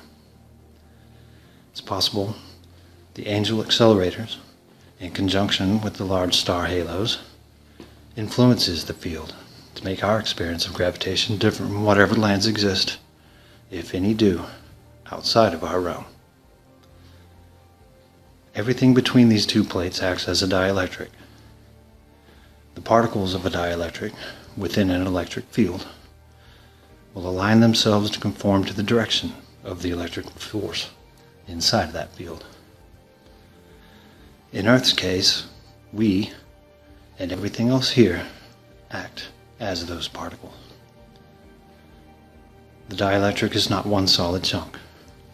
We are a dynamic system of varying density and physical state. This gives everything a certain room to move, and the various parts will be inclined to find the area of electrical potential that align with their inherent charge. The denser matter is forced down, while the lighter matter is forced upwards. Within the static electrical field, everything that we call matter creates a sort of whirlpool in the field. We call these whirlpools torus fields. They are the result of compression and expansion forces from the electrical field itself. The mythos of the world tree is a beautiful allegory and describes the fundamental forces that govern our realm. Whether our realm is the extent of existence or not is debatable. Only time and exploration will tell.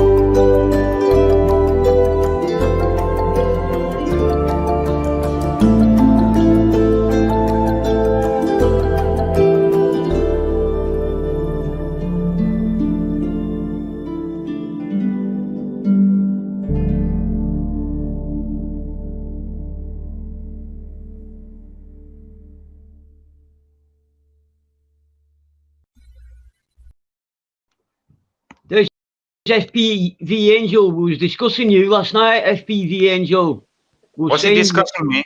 Yeah. No, we was discussing FPV Angel, me and Michael last night. I think you left, Vi. Yeah. Was you not still there, Vi, when we was talking about FPV?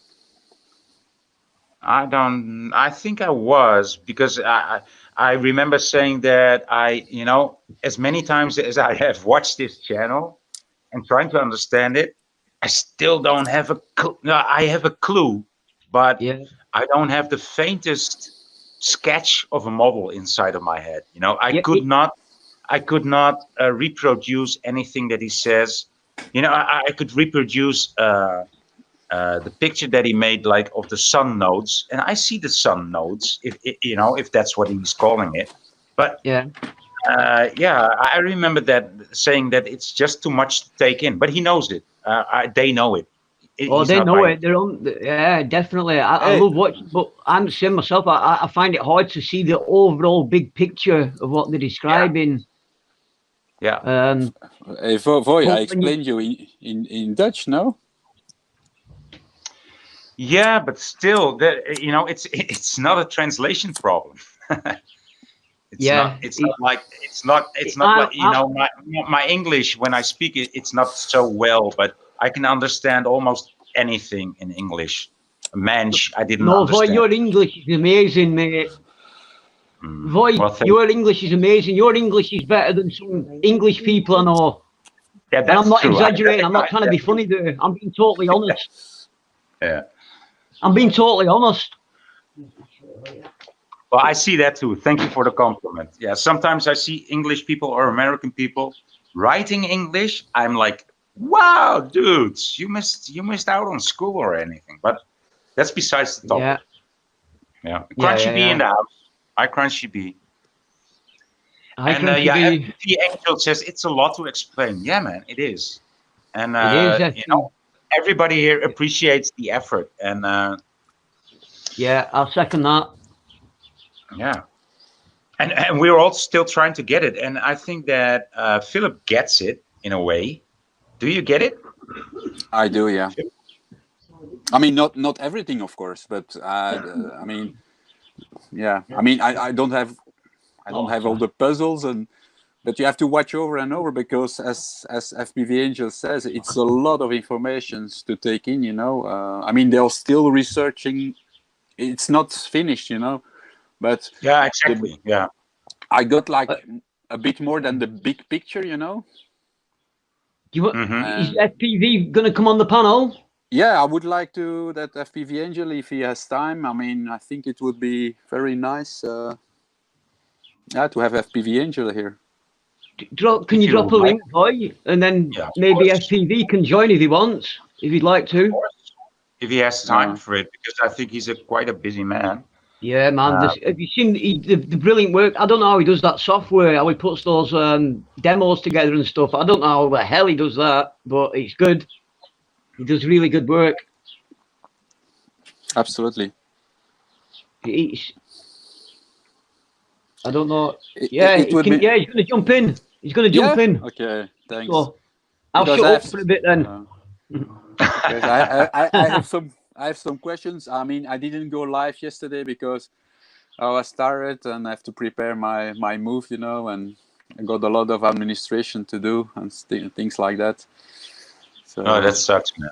Yeah. Yeah, but once I'm installed, I'll have more time, you know. I'll have more time. Yeah. No, I should rent FPV. Yeah, I should. Yeah, thanks for reminding me, Tom.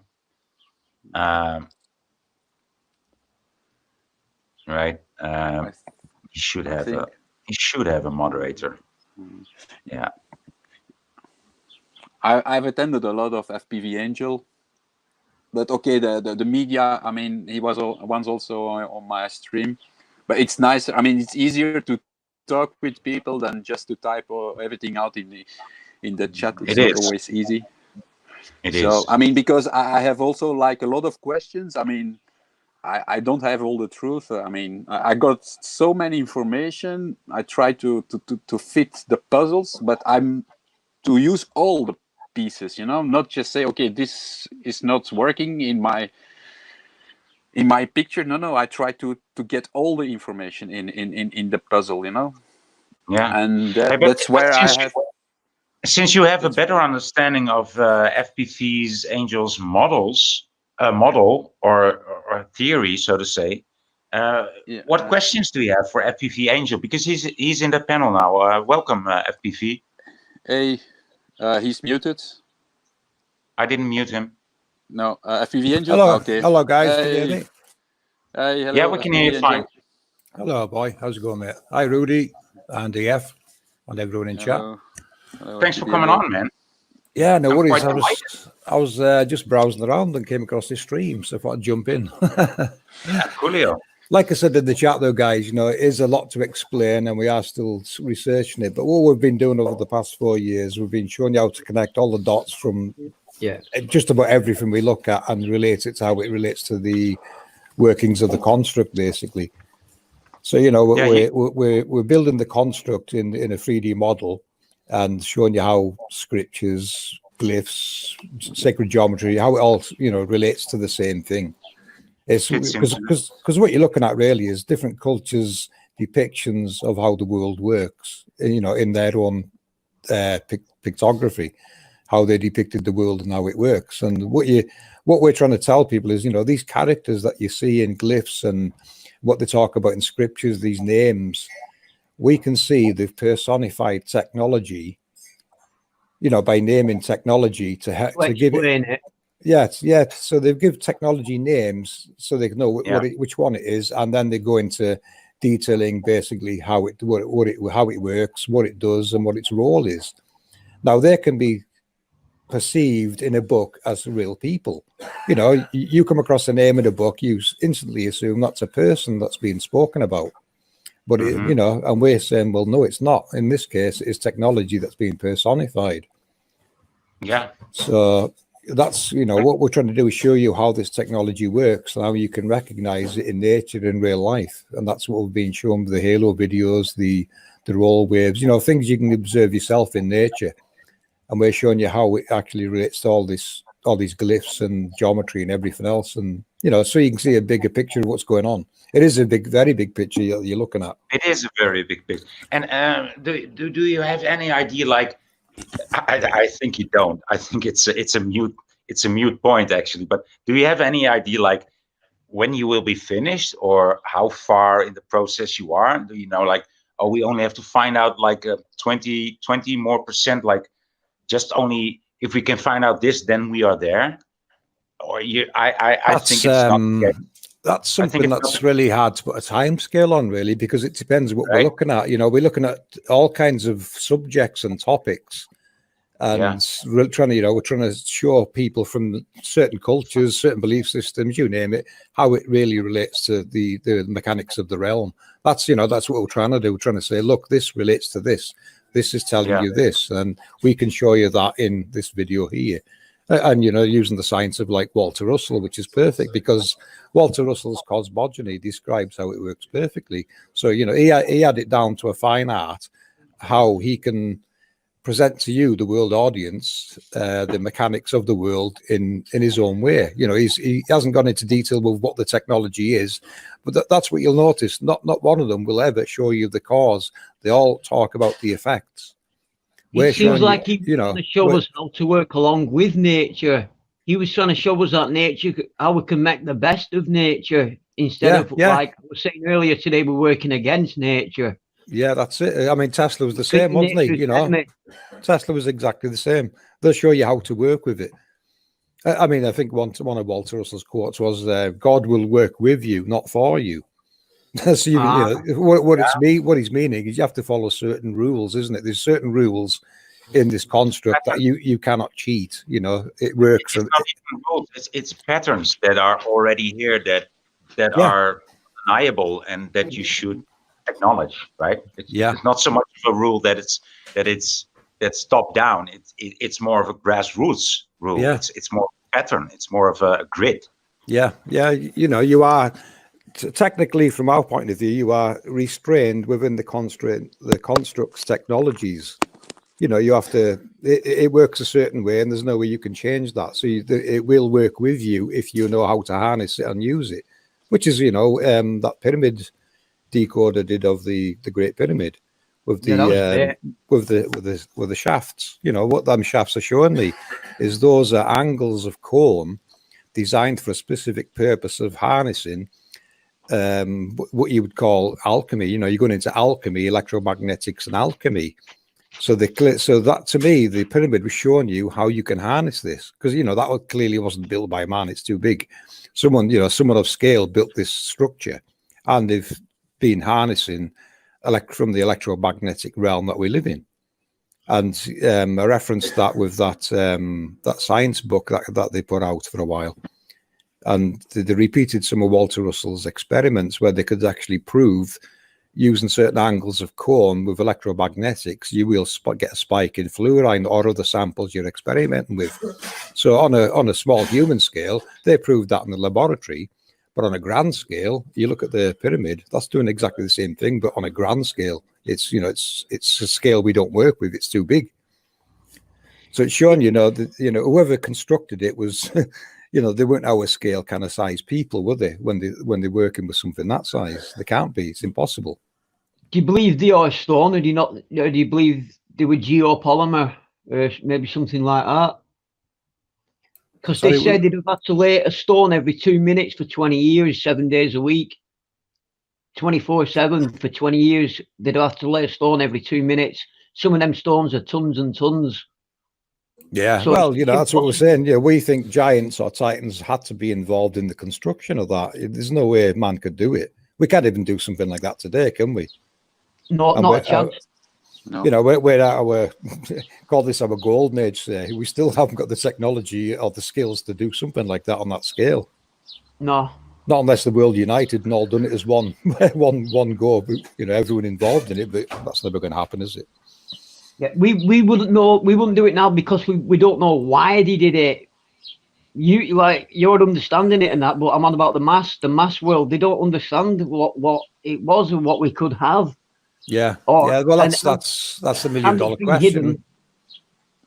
Yeah, that's the $1 million question, is it? What is its purpose? And that's what we're explaining. The purpose is to harvest from electrical processes and alchemy is what it's designed to do. And what Brian Foster shows you in his videos when he's down in the tomb of Osiris, was it, where they had that black oily substance that was dripping down rocks. To me, that is harvested material from those cones above in the pyramid. It's harvesting, and it has to deposit it all somewhere. Yeah, well, blood turns black, doesn't it, when it's oxidized? Yeah. I'm not saying it's blood. Whatever it is some chemical compound that comes from the Walter Russell chart of elements. All those elements on Walter Russell's chart can be produced by a man in a laboratory if you start following that science. You have to understand the science, and that's what we were trying to show with the pyramids.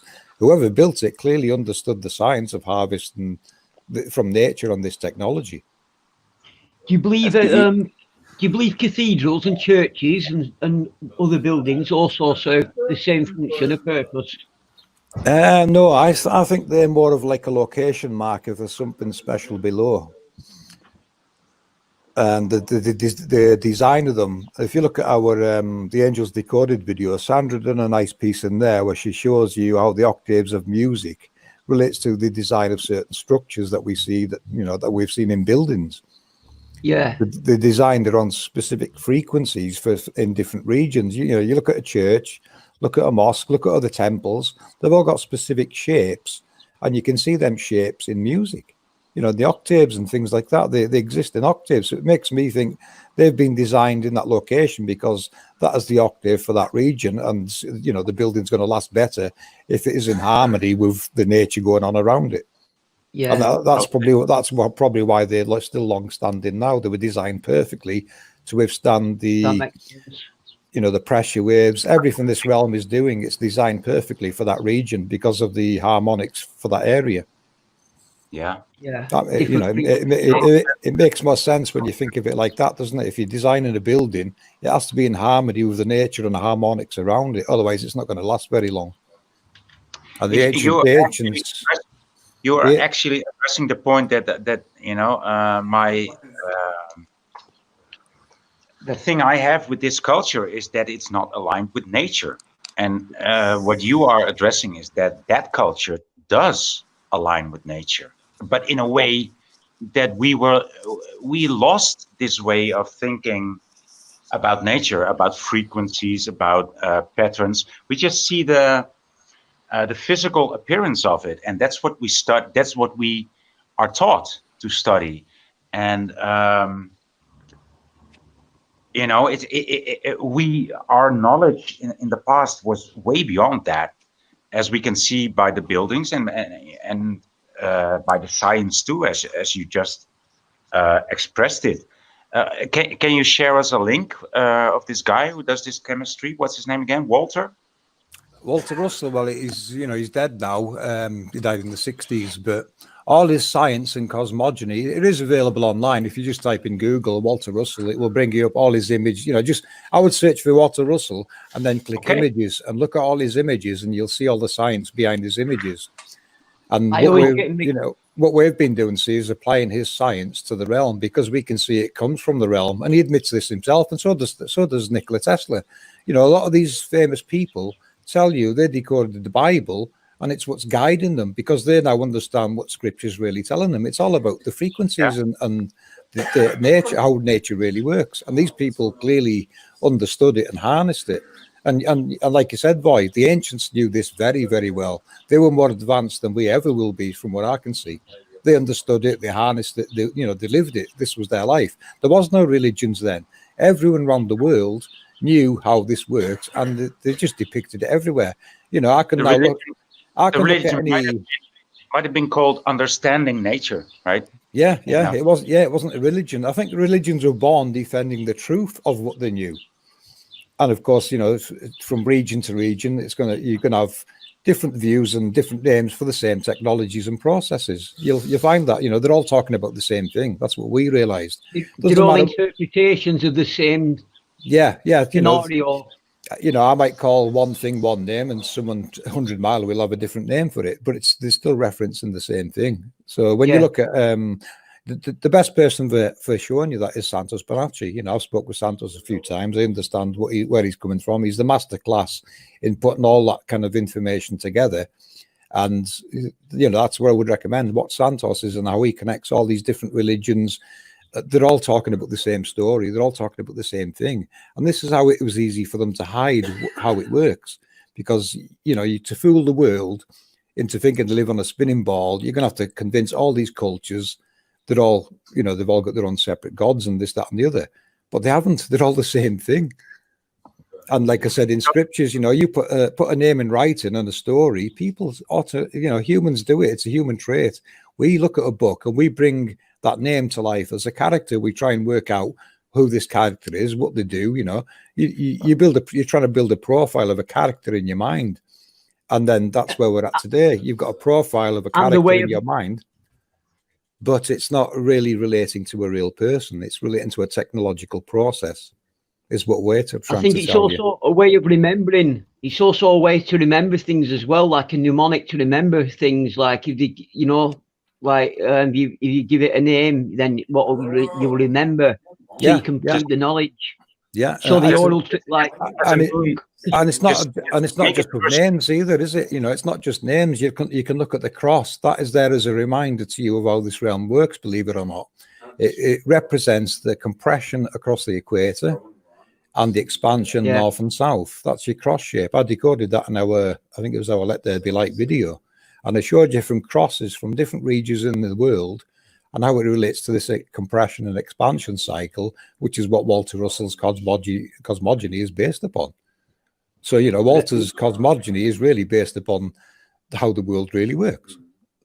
And even Nikola Tesla said to him, when he seen Walter Russell's work, Tesla said to him, you need to put that in a safe for 1,000 years until humanity's ready for it. And he's right. Even now, for us to explain, how we're having to explain it to people, it's not the easiest thing to explain and express to people and present. Never mind them understanding where we're even coming from and understanding Walter's work. But that's what I noticed, see. When you look at Walter's work, I've looked at it before and it made no sense whatsoever to me until I started decoding the realm and how it works. And then I looked at his work after, Santos said to me, check out Walter's work, you'll love it. So I looked at it and straight away I could see what it related to.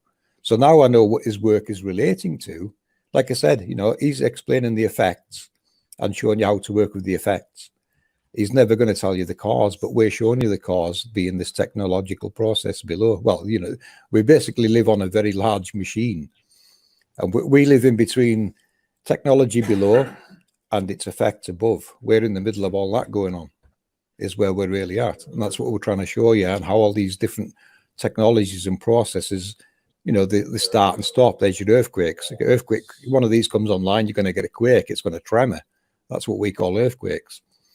So, you know, that's where we come in from the earthquake side. We can show you how earthquakes actually relate to these, and they are following luminaries across the sky. They activate and move with luminaries. One conscious has mapped it loads of times. So we can 100% say quakes are following luminaries across the sky. So, you know, that to us is technology switching on, doing a guiding process. It's guiding the sun across the sky. But don't forget, you know, you've got the sun above, but you've also got its projector. I mean, I call it a projector.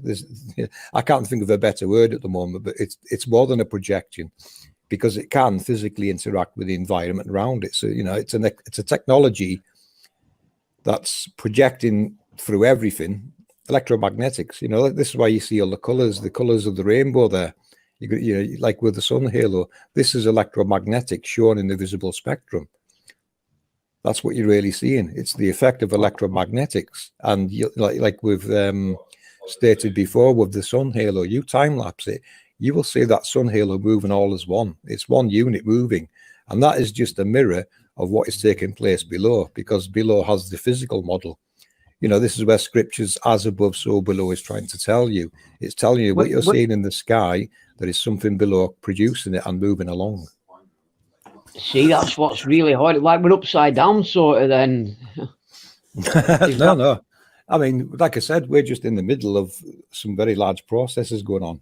The scale of it is huge. You know, it's a scale people can't. I can see it in scriptures when they're trying to describe it in scriptures. It's really hard for them to describe because of the scale of it. And I'm kind of having the same problem. You know, how do I explain the scale of this to people?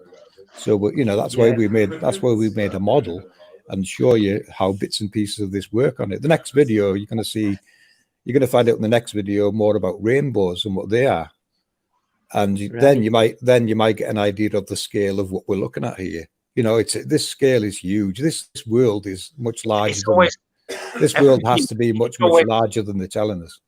Hard. It's always like hard or near impossible to explain something out of the box from inside of the box. I mean, right? Yeah.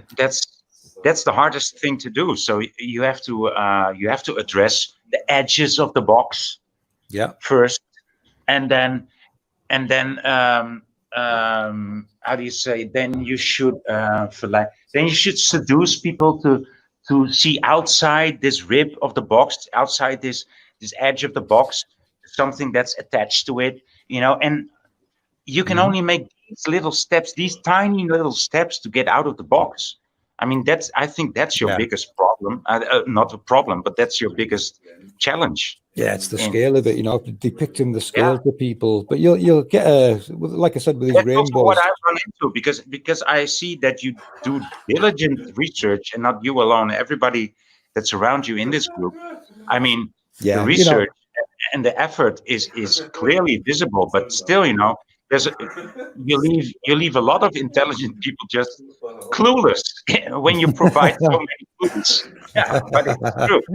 It's the problem. That's the problem, Sevoy. You know, people come to our research with preconceived ideas of how they think it works, or how other maps and models have told them it works, and you know that creates a problem for us, because we've now got to show them how it works on our map and then show them the model.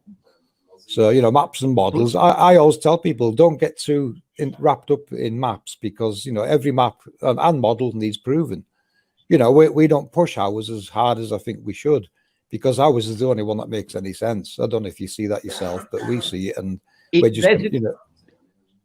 People might not understand it completely, I think, FPV Angel, but it seems to resonate with everybody who comes across it. It resonates inherently with them.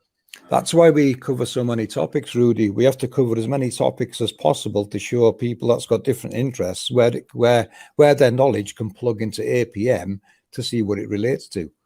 So that's what we try and do. We try and cover as many topics and subjects as possible that can really, you know, show people different interests, because that's the hard part. You know, you're finding people's interest and knowledge base, what they're interested in, and what their own knowledge is on what they've learned so far in the world.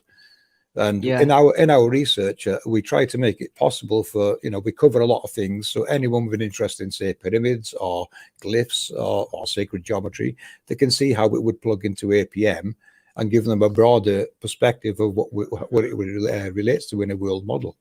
They can approach it from an angle that's familiar to them, and then see the rest of the work. That's what we're do you have any thoughts on? Have you seen Brian Austin Lambert 33, and have you seen his work?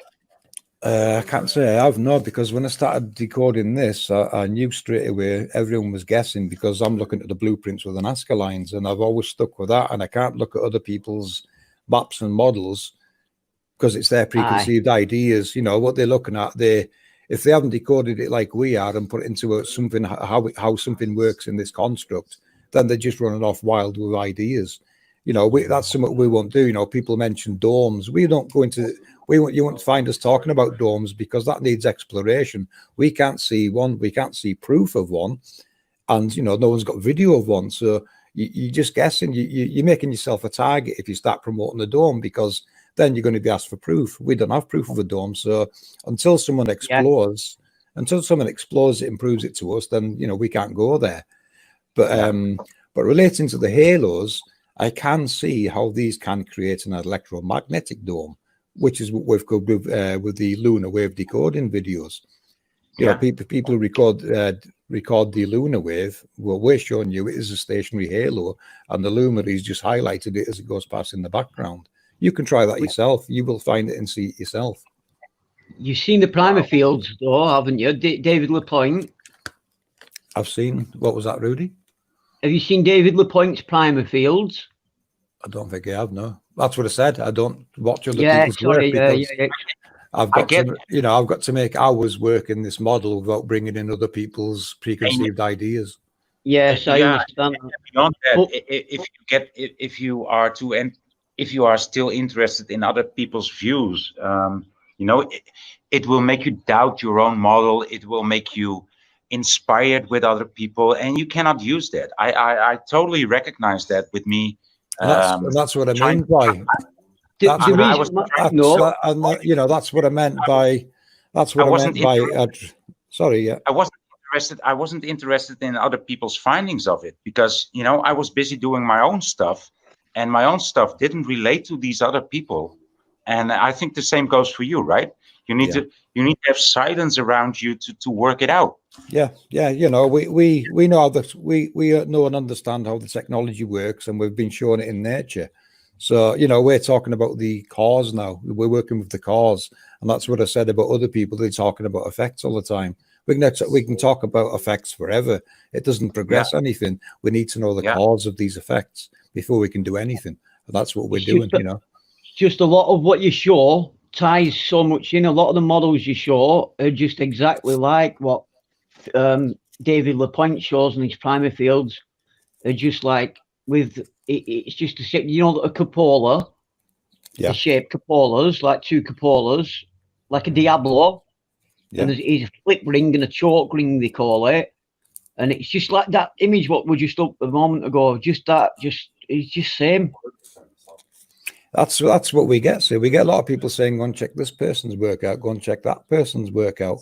But they're not working for world, you know, they're not working what we call a world model like we are. They're working with some effect that they're trying to guess at what, you know, I don't even see them actually discussing the cause.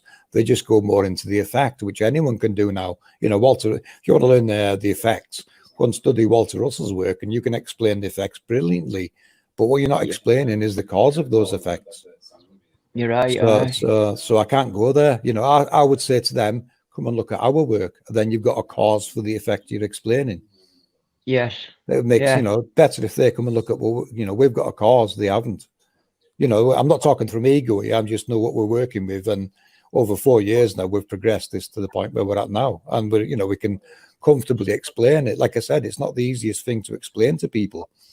Yeah, when I came to this, I never thought I would be presenting this kind of these kind of presentations to a world audience. But here I am, and I'll give it my best shot.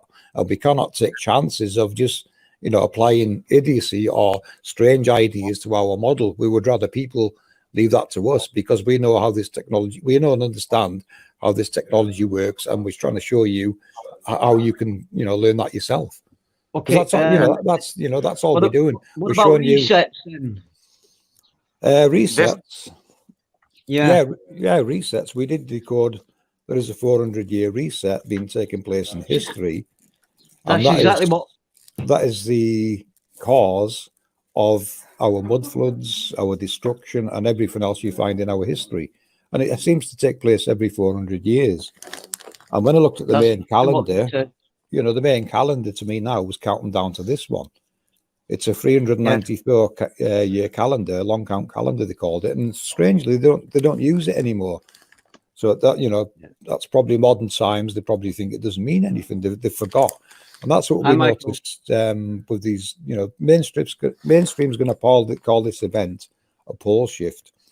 Now, call it what you like, but we can see it's been taking place in history, and to us, it is a cyclic event of the realm that scriptures is clearly, and not just scriptures, but prophecies. They're clearly warning you this event will take place again, and prepare for it. And that's where we're at now. It's counted down to this point now, where we can see it's already started. This pole shift event that they're going to call it, it's already started and taken place.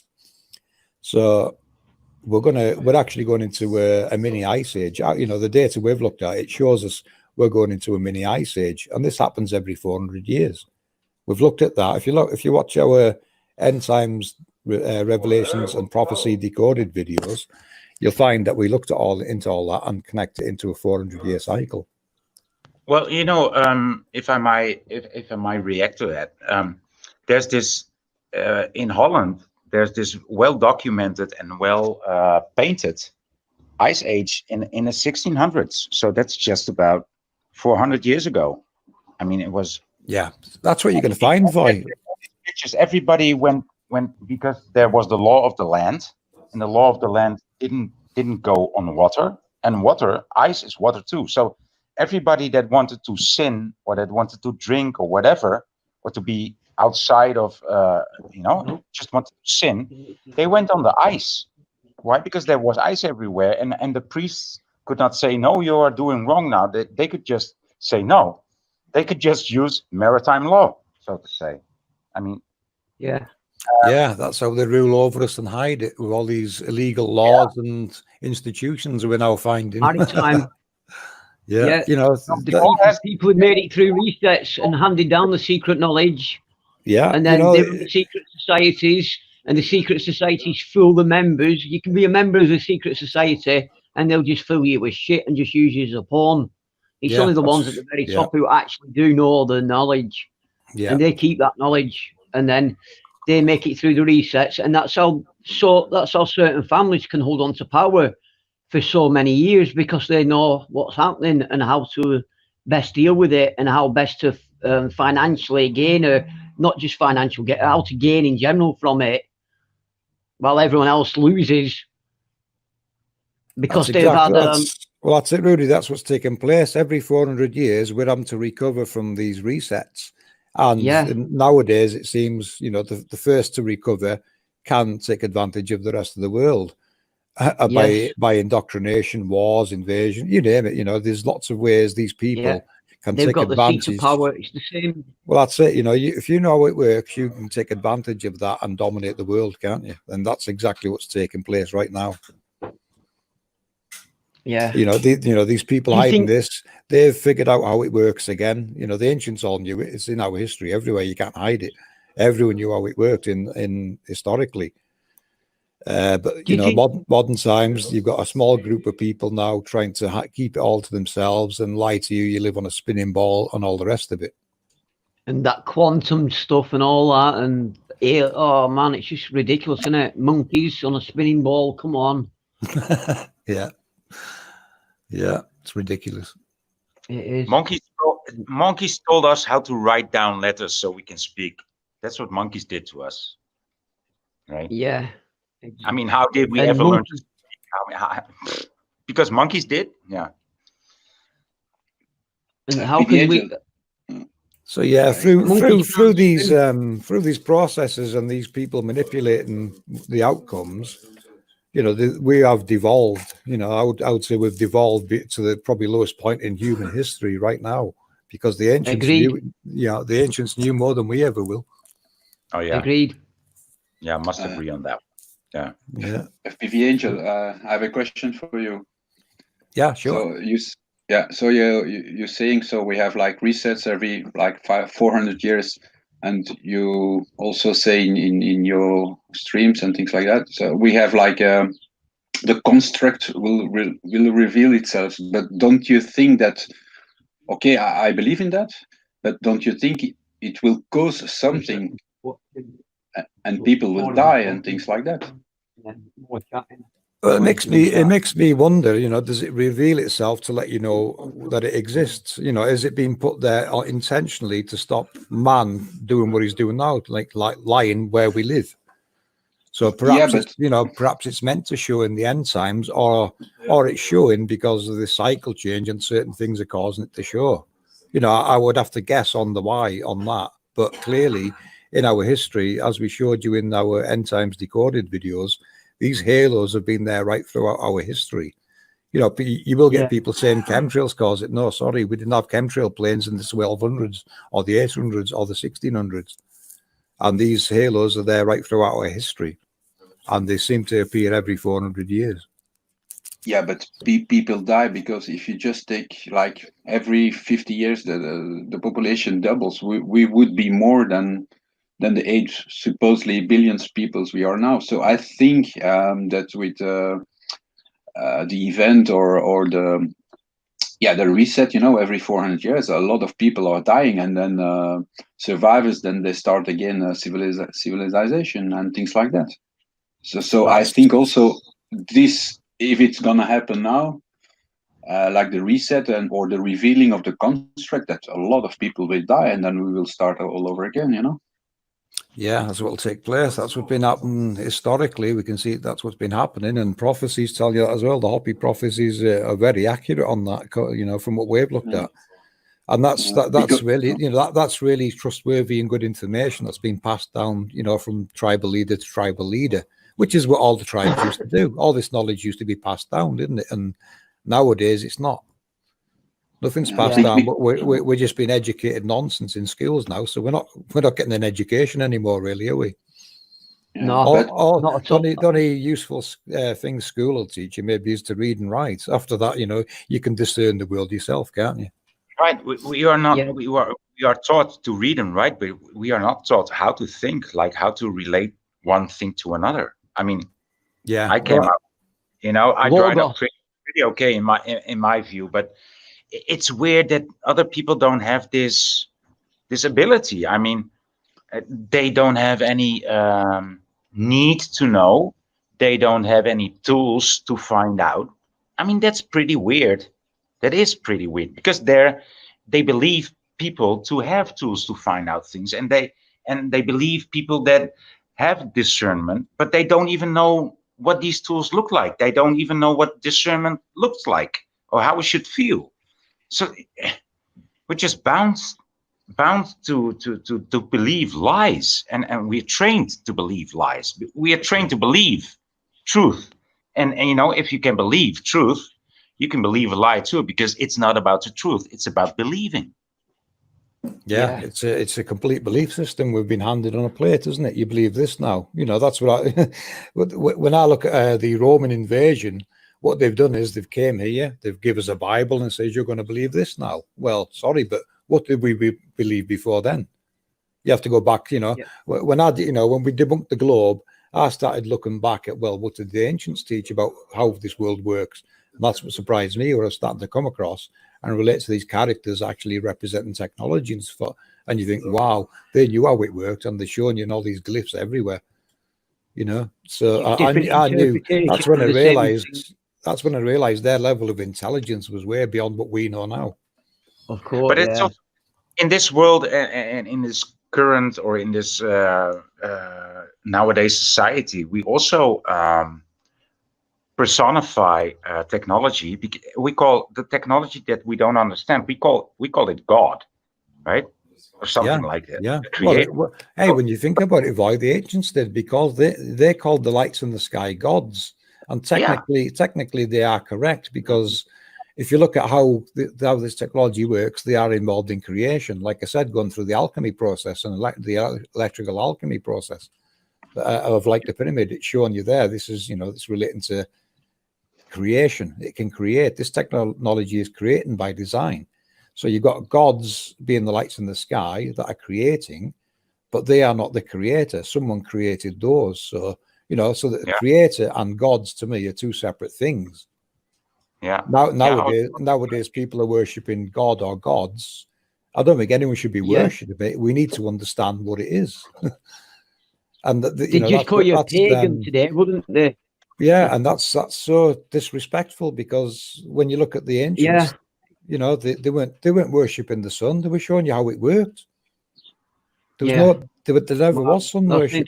They understood it, and they depicted how it worked for you to understand. And of course, mainstream are lying about what the glyphs mean.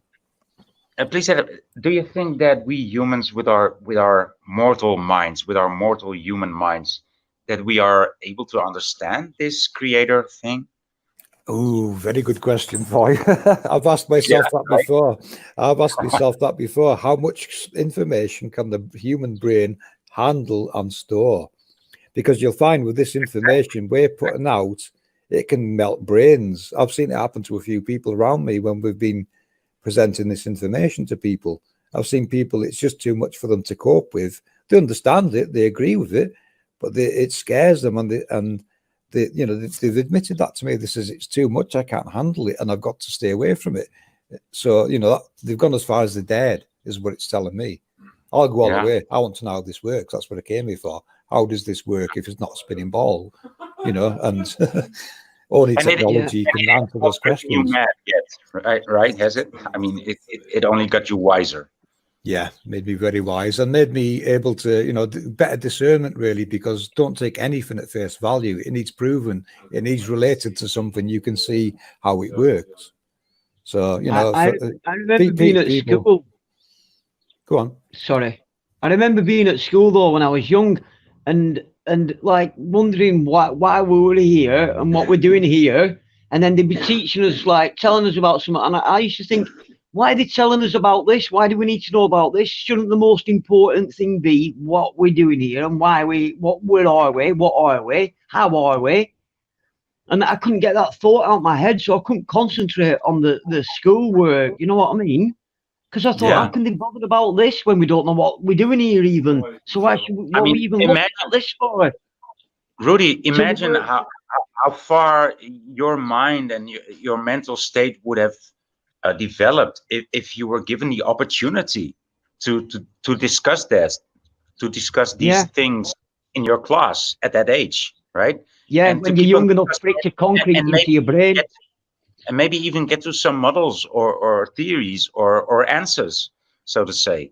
I mean, but it's just that's why they have an education system to stop that happening. They pretend that they're educating you, but all they're doing is making you like smart enough to be able to work in a factory. And then if you're really smart, then they'll compartmentalize you at a university doing some what's totally compartmentalized and already. And if you write anything different than what they say already, then you're kicked out the circle straight away. Like Flamenco, when he showed the timelines were out of whack, like he went from being like a superstar brainiac to being like classed as a nutter overnight. Just same thing happened to Newton. Newton was also discovering inconsistencies in time and in history and in the Bible, and he proved it to be right. Nobody knows of this. Nobody knows of this. Hardly anybody knows of these papers. Yeah, if you're gonna look it up on Google, it's gonna give you some Norse scriptures, Norwegian scriptures to read out. Like that's the only thing left of Newton about timelines, about history being wrong. He discovered it, and he was praised in his own time in what was that, 1600s, and he got awards for it and everything. And how do we know Newton? Because he just played with the idea of gravity. He merely played with the idea of gravity, and he said, well, if that's the case, if this realm that we're living in, if this construct, as the word that FPV uses, he doesn't say realm, he doesn't say earth, he doesn't say world, he says construct. So Newton said, like, this construct, if it is a ball, then it should work like this. He was just playing with the idea because he was a creative and an open mind. And all of a sudden, well, not all of a sudden, in the passing time of 400 years, they misconstrued it as to the things that we know now of Newton, and it's not right. It's just not right. Yeah, it's certain parts of it, and yeah, they give us a false interpretation of what he was actually telling us, and just cherry picked the bits they wanted. Exactly. And yeah, to run a narrative.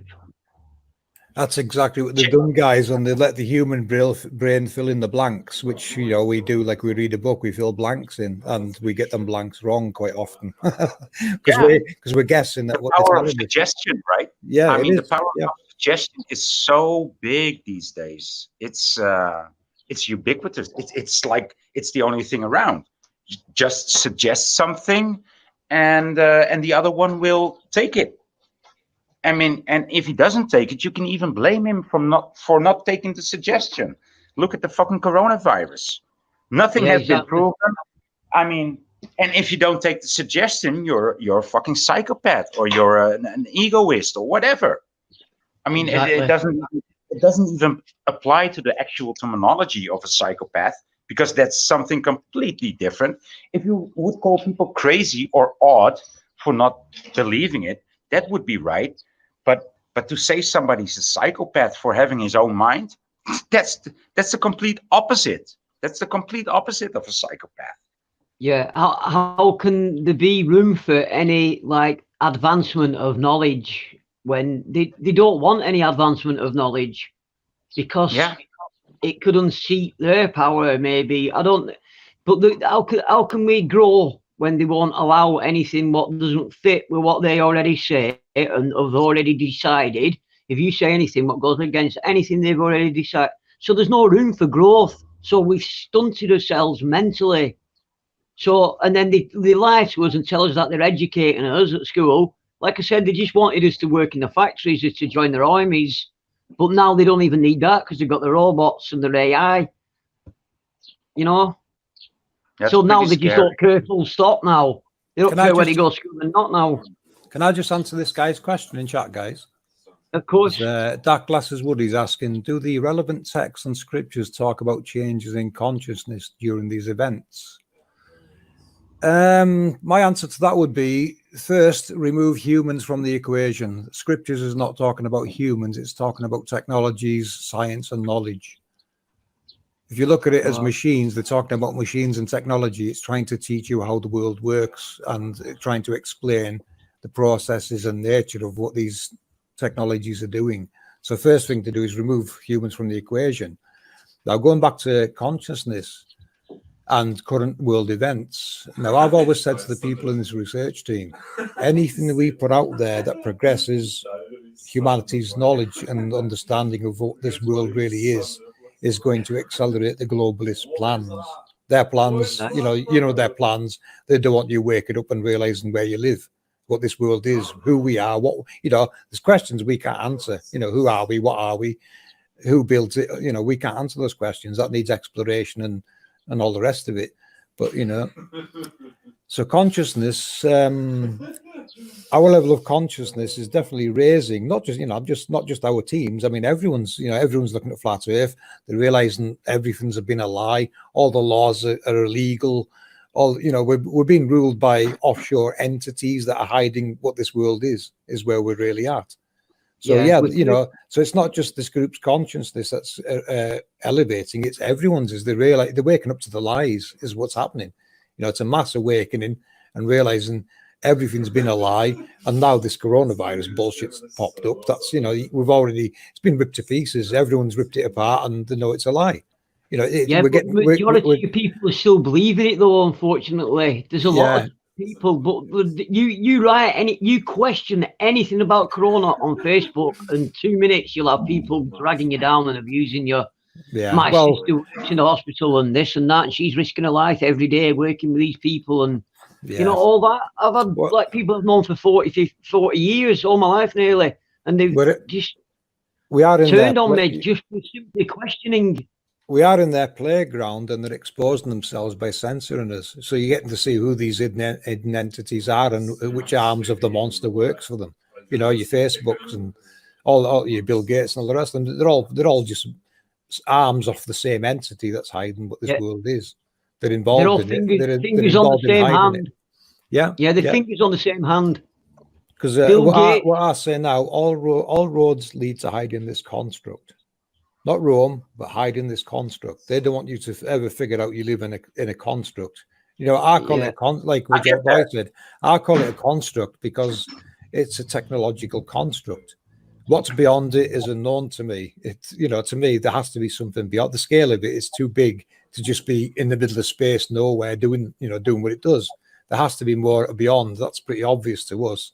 But other than that, we won't go there because we're in the realms of guessing, then, aren't we? So we, you know, what we can do is work with the information inside this known realm, this construct. Yeah, you know, and what we've got. Have you seen Victor Schreidenberg? Is it Victor Schreidenberg? Am I pronouncing that right? The guy did the water things. I've seen that. Yeah. Schoppenberger. That's it. Sorry, yeah, my pronunciation of foreign words is horrible. I'm sorry, but yeah, the Austrian guy, right? The guy from Austria. Yeah, he understood nature wonderfully, and he realised that water had its own energy and its own currents inside it, and he did it by like log flow when they was chopping the logs. Like he worked out the fastest. He could like just watch the water, work out the whirlpools and the temperature, and how to make the logs move fastest without clogging up and all getting log jammed. Yeah, and he was brilliant at it, and he just understood nature. He sounds like a lot like that Walter Russell, but just in a different field. Yeah, just like part of what he says. I don't know much at all about Walter Russell, but from what I have garnered, it does sound like that. That's what that Victor Schreidenberger guy was. Yeah, you know, they will depict it in the gardens. You look around the world. You look at any nice garden, and you'll find there's sacred geometry hidden in its design. It's everywhere. You can't. You know, once you start seeing it, you can't stop seeing it, and we can see it in designs in every country. You know, they depict it everywhere. The designs of the geometry of the realm. So, you know, the globalists, they've hijacked this sacred geometry of the realm, and they use it like it's their own, but it's not theirs. It belongs to the realm. It's the same as the Star of David. That Star of David's nothing to do with a country. It relates to the mechanics of the realm. What you're looking at there is two cones that makes a star. Right. The star being like the sun. You know, it's showing you the projection technology's cones is what that image is doing. It's two and yet cones. People give us other different interpretations of it to lead us down the wrong rabbit hole to stop us from ever figuring it out. Yeah, you know, they've hijacked all this sacred geometry and they use it like it's their own, but it's not theirs. It belongs to the realm. It belongs to the workings of the realm. That's where it comes from. And you can see everywhere in every culture's history. They depicted it everywhere. You know, I only have to look at a spiral, and I know the culture that put that spiral there understood how this world worked. They know what the spiral represents. It's a spiral in pressure waves of electromagnetism, which comes from a halo. Is what they're depicting. Does light not travel in spirals? I'm seeing that a lot. A lot of people are saying that light actually travels in a spiral. It copies fluid dynamics. Like when you urinate, your urine stream like spirals, and that's supposedly from what I've gone out, like how sunlight works. It comes down in a spiral, but it takes 1 day for the spiral to spiral, you know, for it to circulate. Yeah, well, Walter Russell does state, you know, he's the world's best scientist as far as I can see, Walter Russell, by far.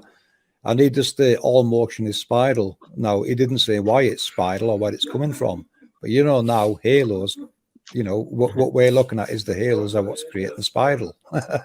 we've used that animation a few times where I've shown a halo and a spiral coming from it. You know, spiraling pressure waves. Now they're very special. We call it wind. If you can feel the wind, you know that spiraling pressure wave of electromagnetism has just gone right across you. It goes through everything. You know, the wind is a lot more special than they're telling you.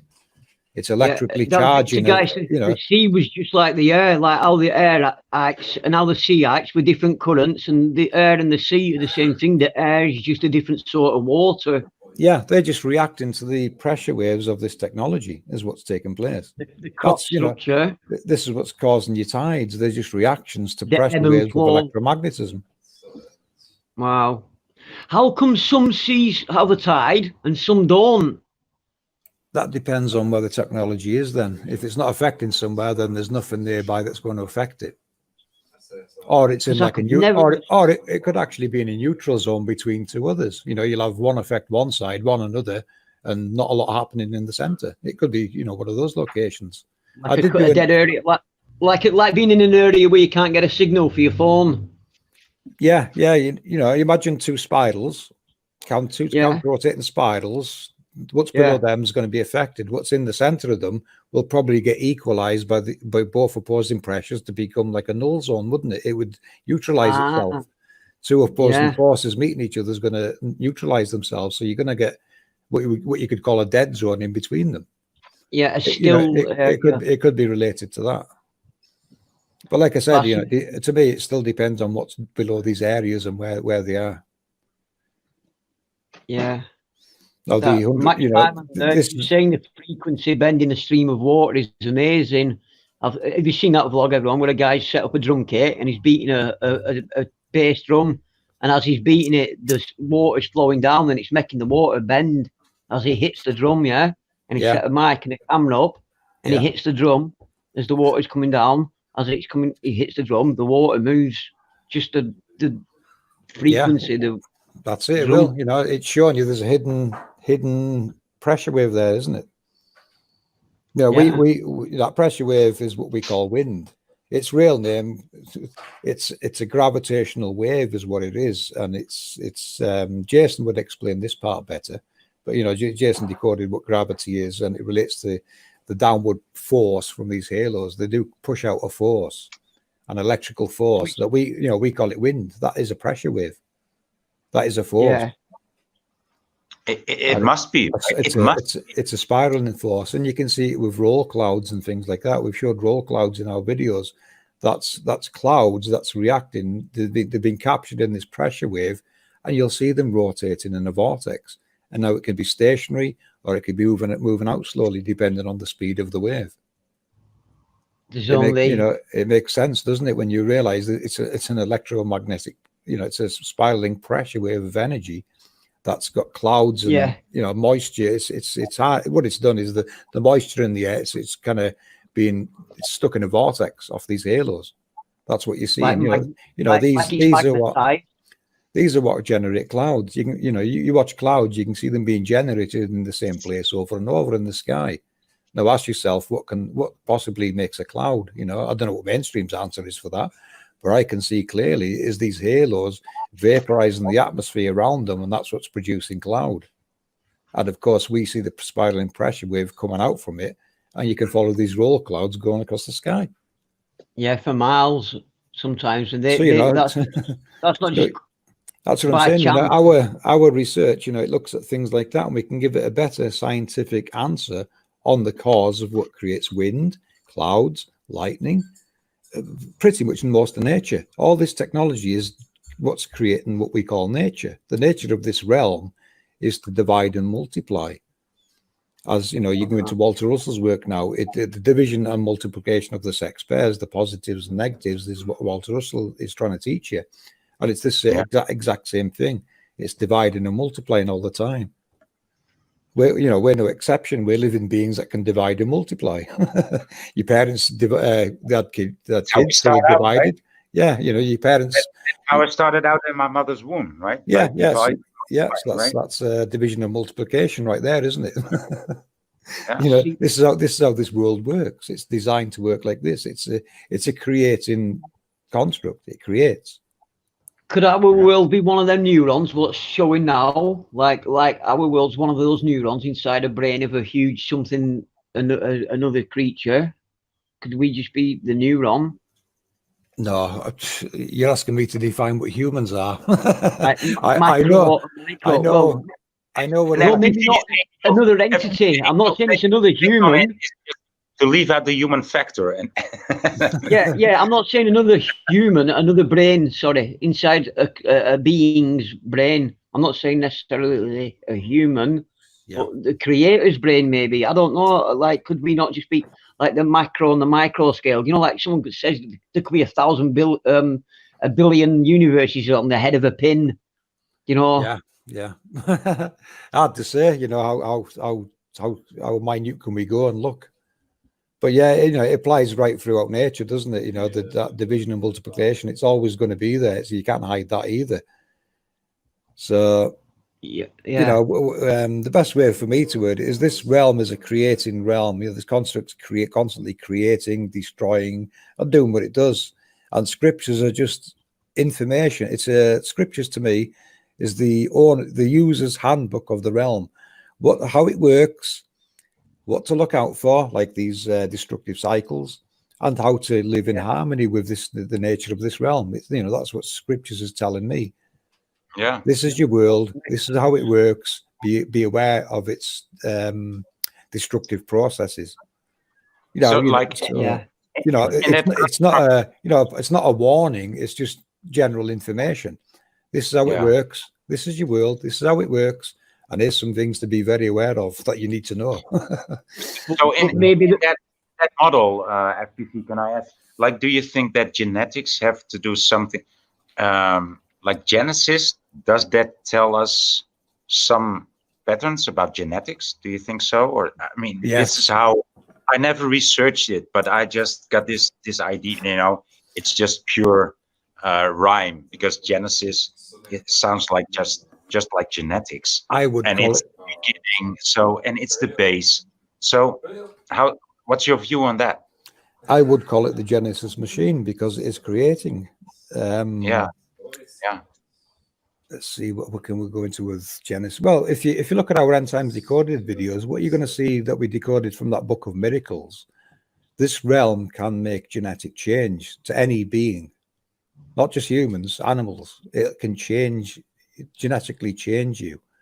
Now, the paintings that you've seen in the Book of Miracles, they're from our recorded history. At times, you know, when we says we go back every 400 years, there's been times when genetic changes happened on a grand scale. And, you know, there's images in there of like half of a person. They've got like scaled skin. They've got an arm off some other creature, a head off a different creature. Yeah, the dog head. Yeah, you know, so that they were finding genetic changed beings, more than likely dead at most times. You know, they don't seem to survive long.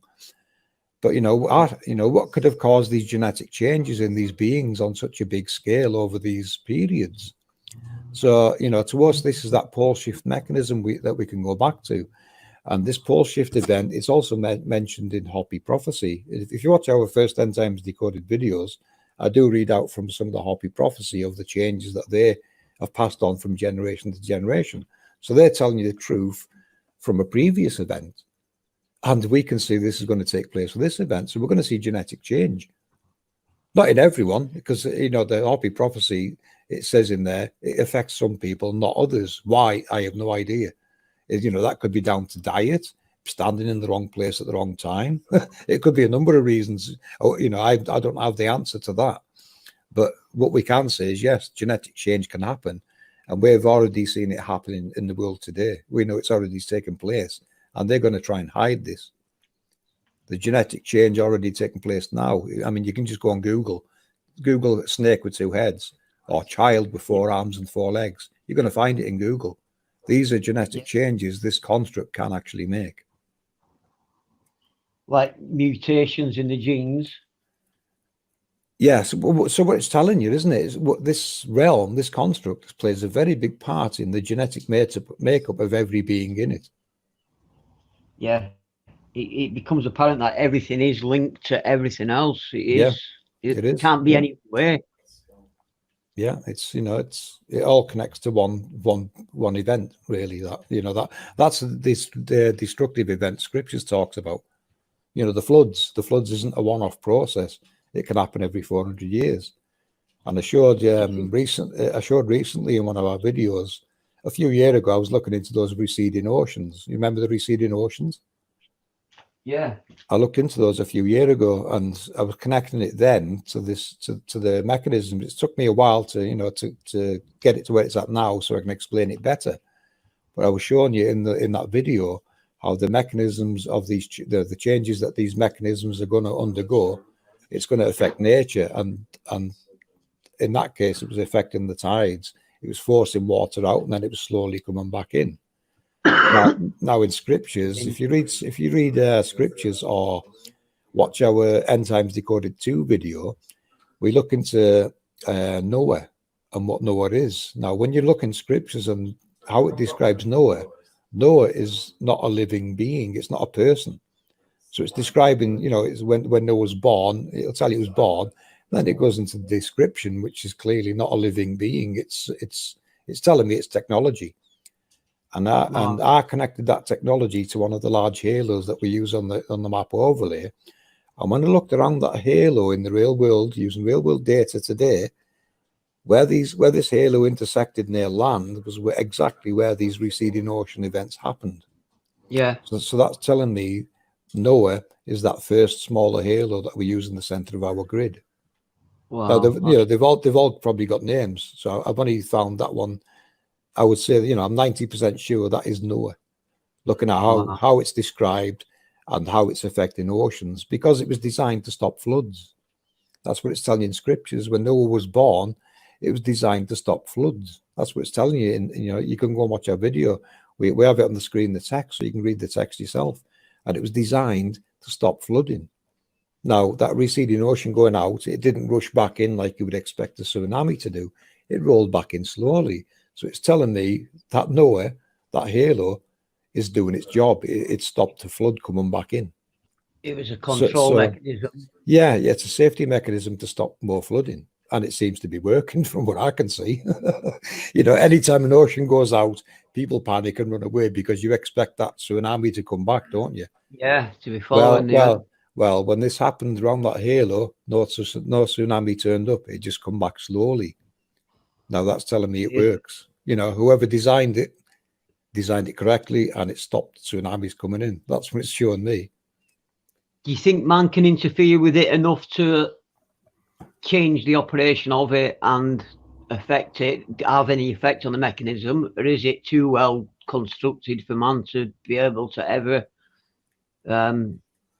I would say there's probably booby traps in place.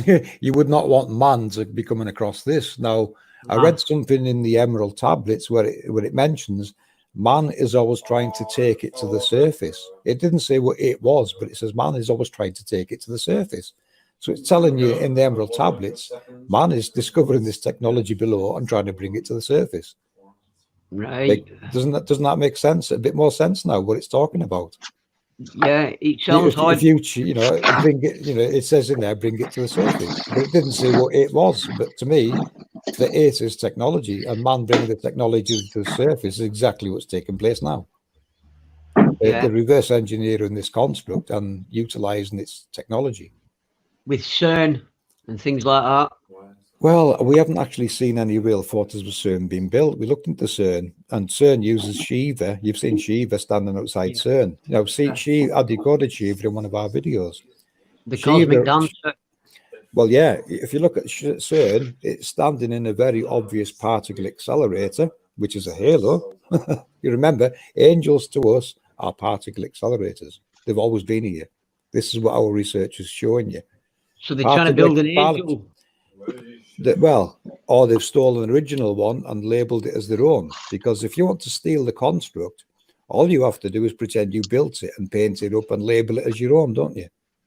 Well, apparently CERN, like they used to do, like they stole a German tank during war, they painted up in their colours, and then vice versa, but they're saying it was built on the Temple of Apollo as well, also CERN. And they said they're building a new one at the moment. What I think 2030, it's due to open 2040, and it's 99, I think, miles long. It's 4 times the size and 10 times the power. And guess what?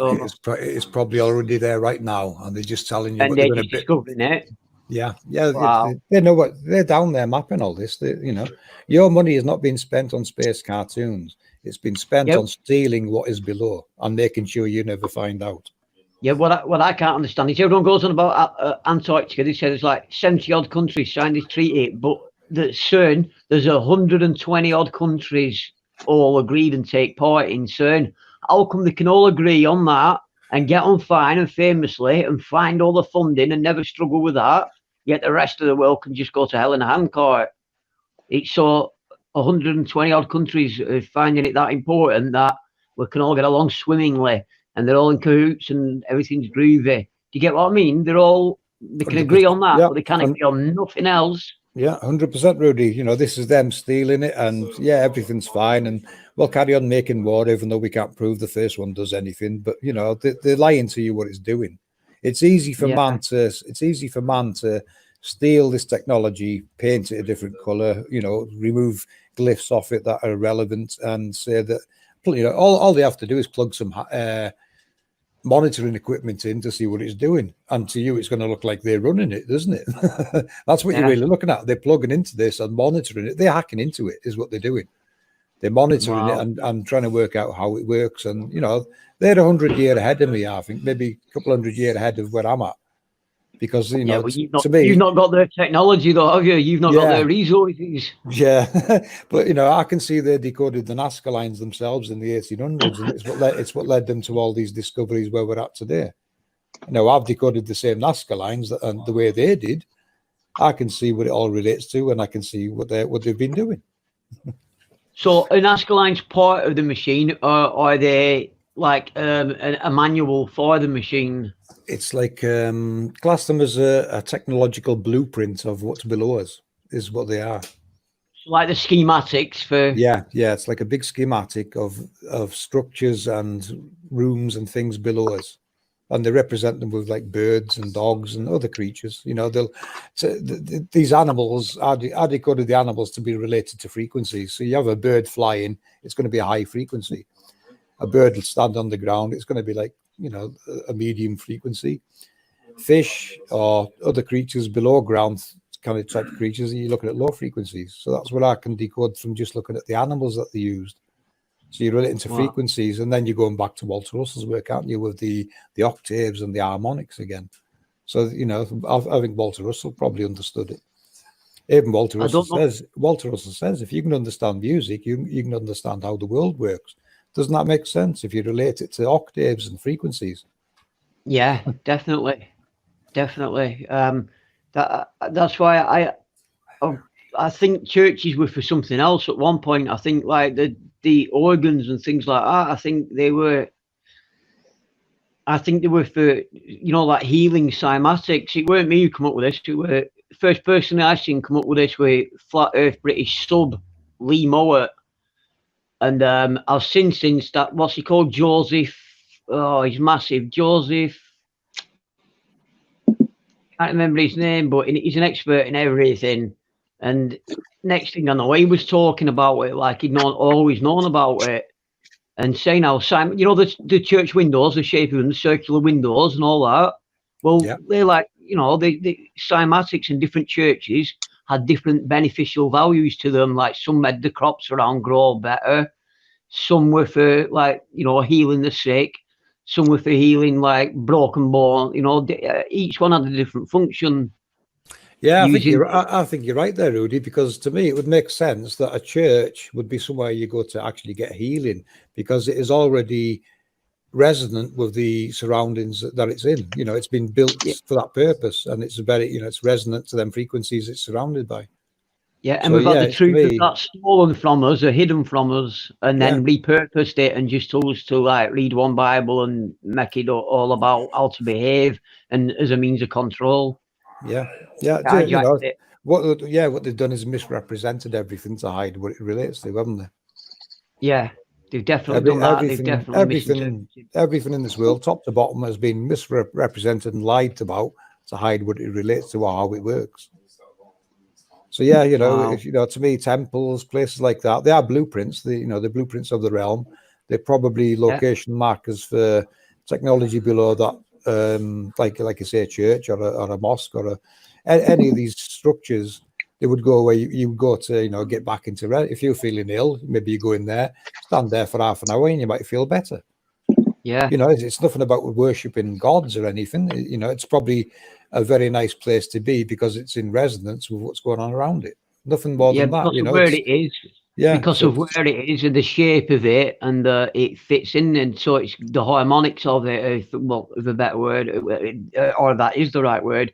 The harmonics and the frequency of that area, and the shape and the materials of the building, and the geometry that you see all around is beneficial. And they are built to stand the test of time as well, aren't they? You see some very old buildings, and you think, "Wow, look at that, still standing now." Only because it's been designed correctly for the environment, hasn't it? Yeah, to make it through the resets. Yeah.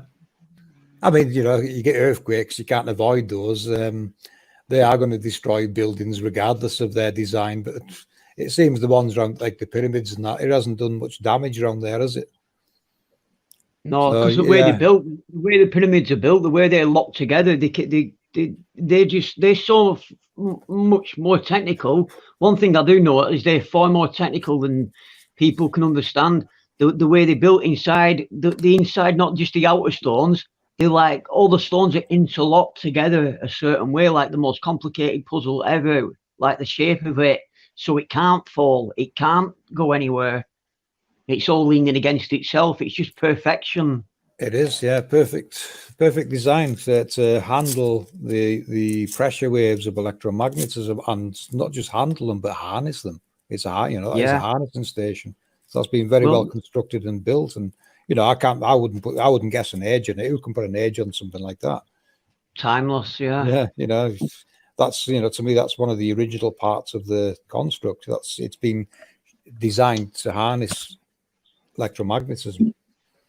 Is it pretty much in the middle of our plane or our field of reality? Do you think that's like the middle point, center point? No, on the world map, they depict the UK as the middle, don't they? The meridian.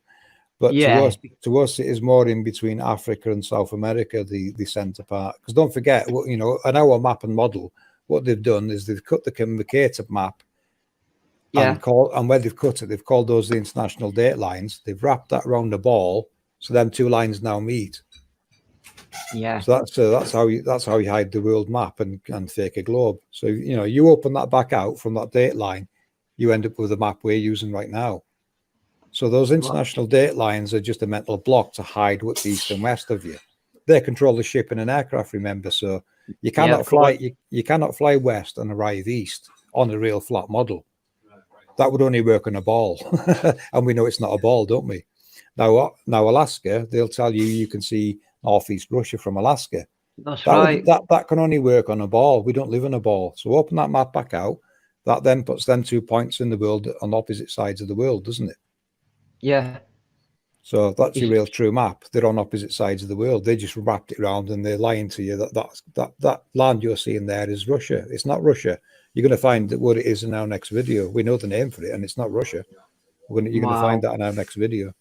Oh, that sounds exciting. That sounds good. Yeah. I'm trying to think what they call it, that area. Not the Bering Strait, is it? They call it I can't remember the name of it, but apparently there's like an island off Russia and then an island off like Canada, isn't there? That's the Diomedes, yeah. The time when it's frozen over, like they reckon that people walked across, didn't they? Like one theory goes that's how it was populated by people walking across. It was iced over at one point, and they walked into North America from Siberia and Russia.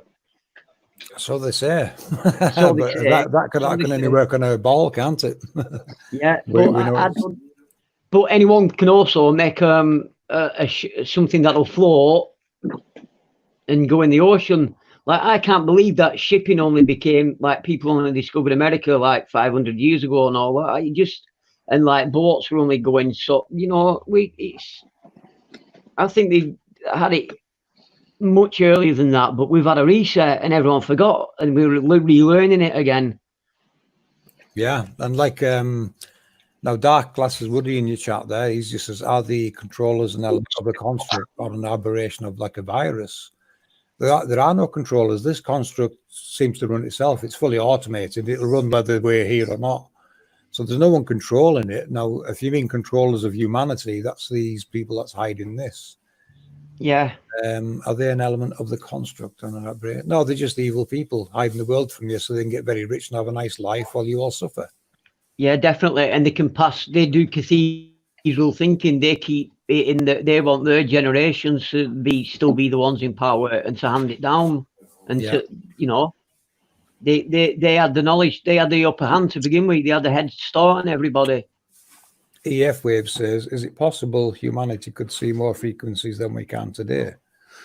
Using technology, yes, you can use technology to define frequencies. That might get better. I don't know if we'll ever have access to it. Probably not. The technology we need to really look at this world doesn't exist that we can get for ourselves. But I'm pretty sure the military and above use it. Yeah, well, I remember years ago when mobile phones first started coming out with cameras on. One day, my mate was turning the TV over, and someone took a picture. And on the photograph, you could see the light from the remote to the TV. The camera on the phone picked it up. I've tried doing it since. It's never done it since. But when they first came out, mobile phones and the old-fashioned TVs with remote control, you could press the remote, take a picture, and it'd show there'd be a light there, but we couldn't see it, but the camera could. Like night goggles or whatever. Yeah, night vision sights, we should pick that up. Things like that. Infrared goggles, they would see all them things. You need infrared glasses really to see that taking place. Or lens on your camera might pick it up even, because you can get infrared lenses for your camera. Well, I think you modify your camera to make it infrared. You remove something from it, and it can then see infrared. Because a lot of people use infrared. A lot of people use them for your mobiles used to show it. Yeah, a lot of people are using them for good flat earth proofs, aren't they? You can see 1,200 miles from an aircraft. Impossible on the globe, isn't it? So we don't really talk about the globe and flat earth so much because we know it's flat. We just stick with how it works and work out. There's no point just keep circling trying to convince other people who aren't even going to see that basic starting point. How are you going to tell them the rest of it if they can't accept that? Yeah. We're on some sort that's it, because they're going to ask all the questions that come with it being flat. How does this work? How does that and work? Explanations, things that aren't within our spectrum, things what are out of our spectrum. Like we can only see 3% of visible light. There's like 97% of stuff we can't see. There's 97% of stuff we couldn't understand even if someone showed us. But I think that's part of what you've got, SPV. You've tapped into a way. You and your group have tapped into a way, has seen some of what people can't see, and you're bringing it forward. I think it's just a great thing you're doing. Yeah, it really is. It blows. It is mind-blowing material, and like I said earlier, a lot of people are going to really struggle to comprehend all of this. So see that drawing there now looks like a church. Looks like the blueprints for a church. It's actually a magnet, that as well. Believe it or not, that's a magnet.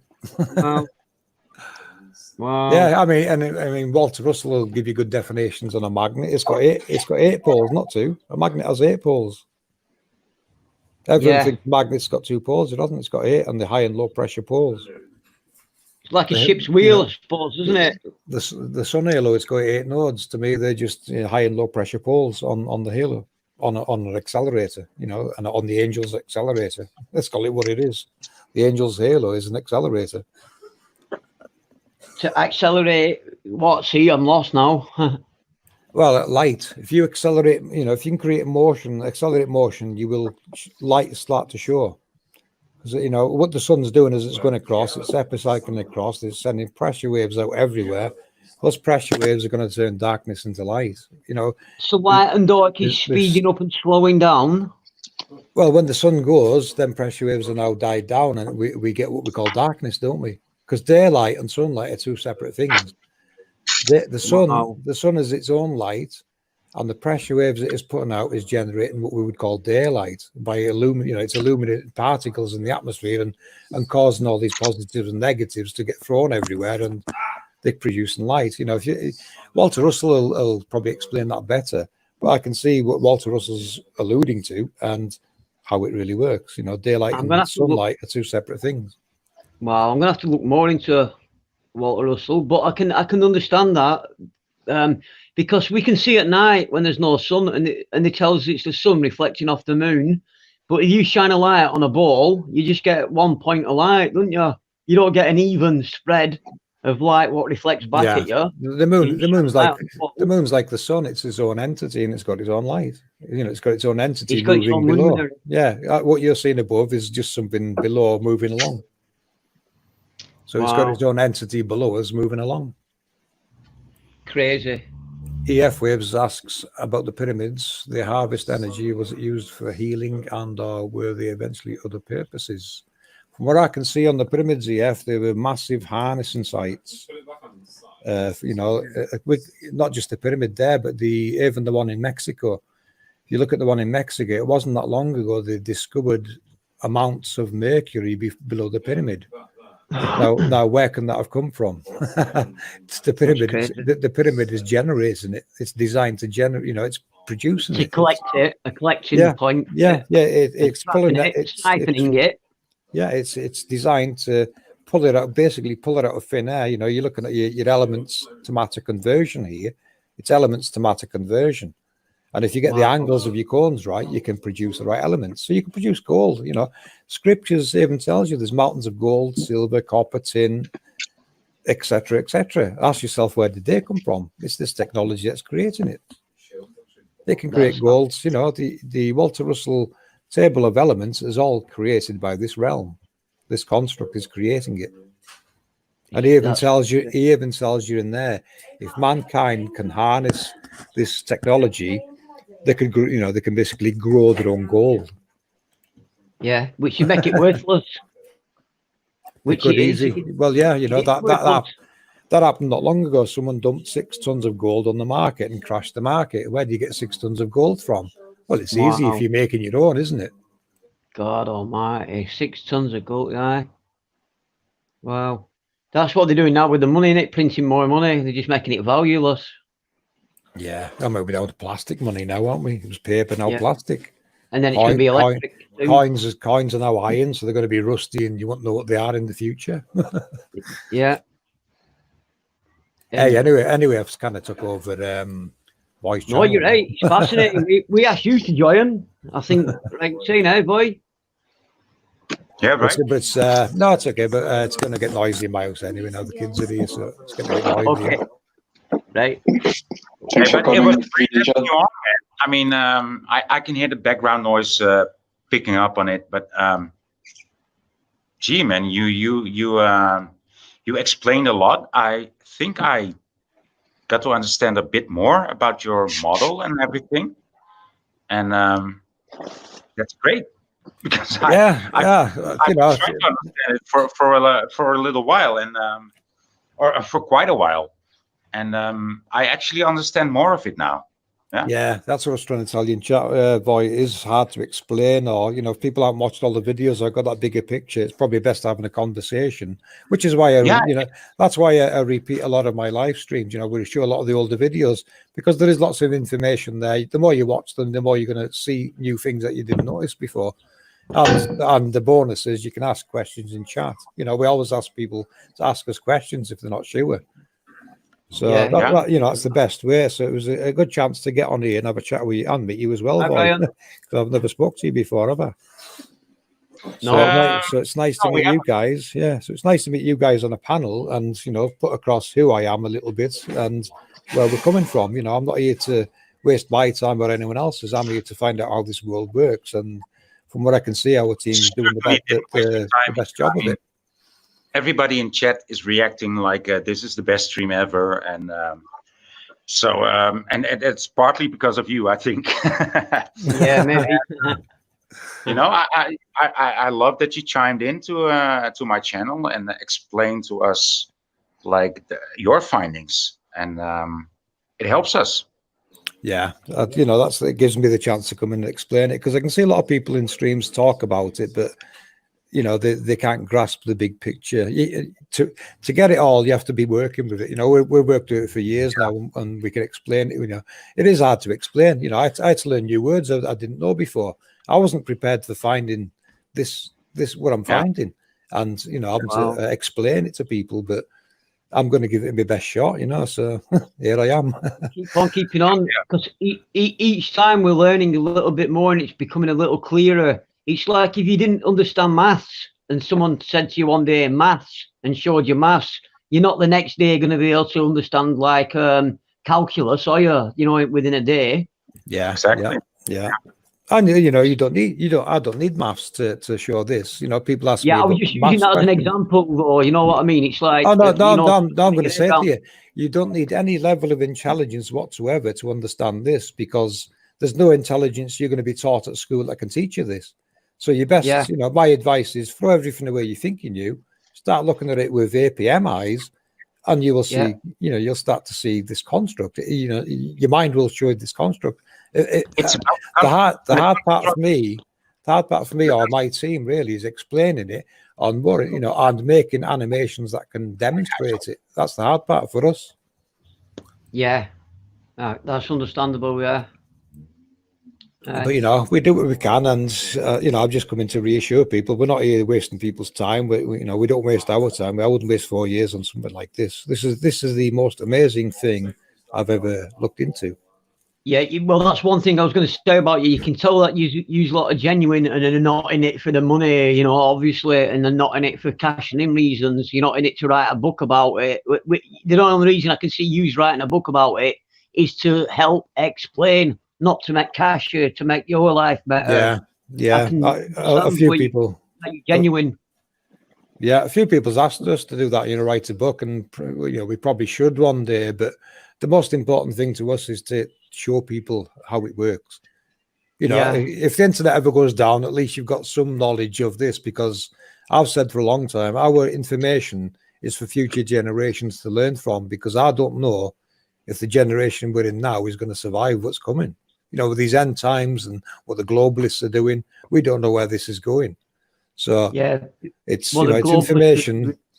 It's information, you know, you can watch and study, and at least you got different answers for things that you've never heard. Yeah, damn right. That's what, you know, that's what you're going to find with our research. You're going to see a completely different perspective on this world and how it works that you've never seen before. Wow.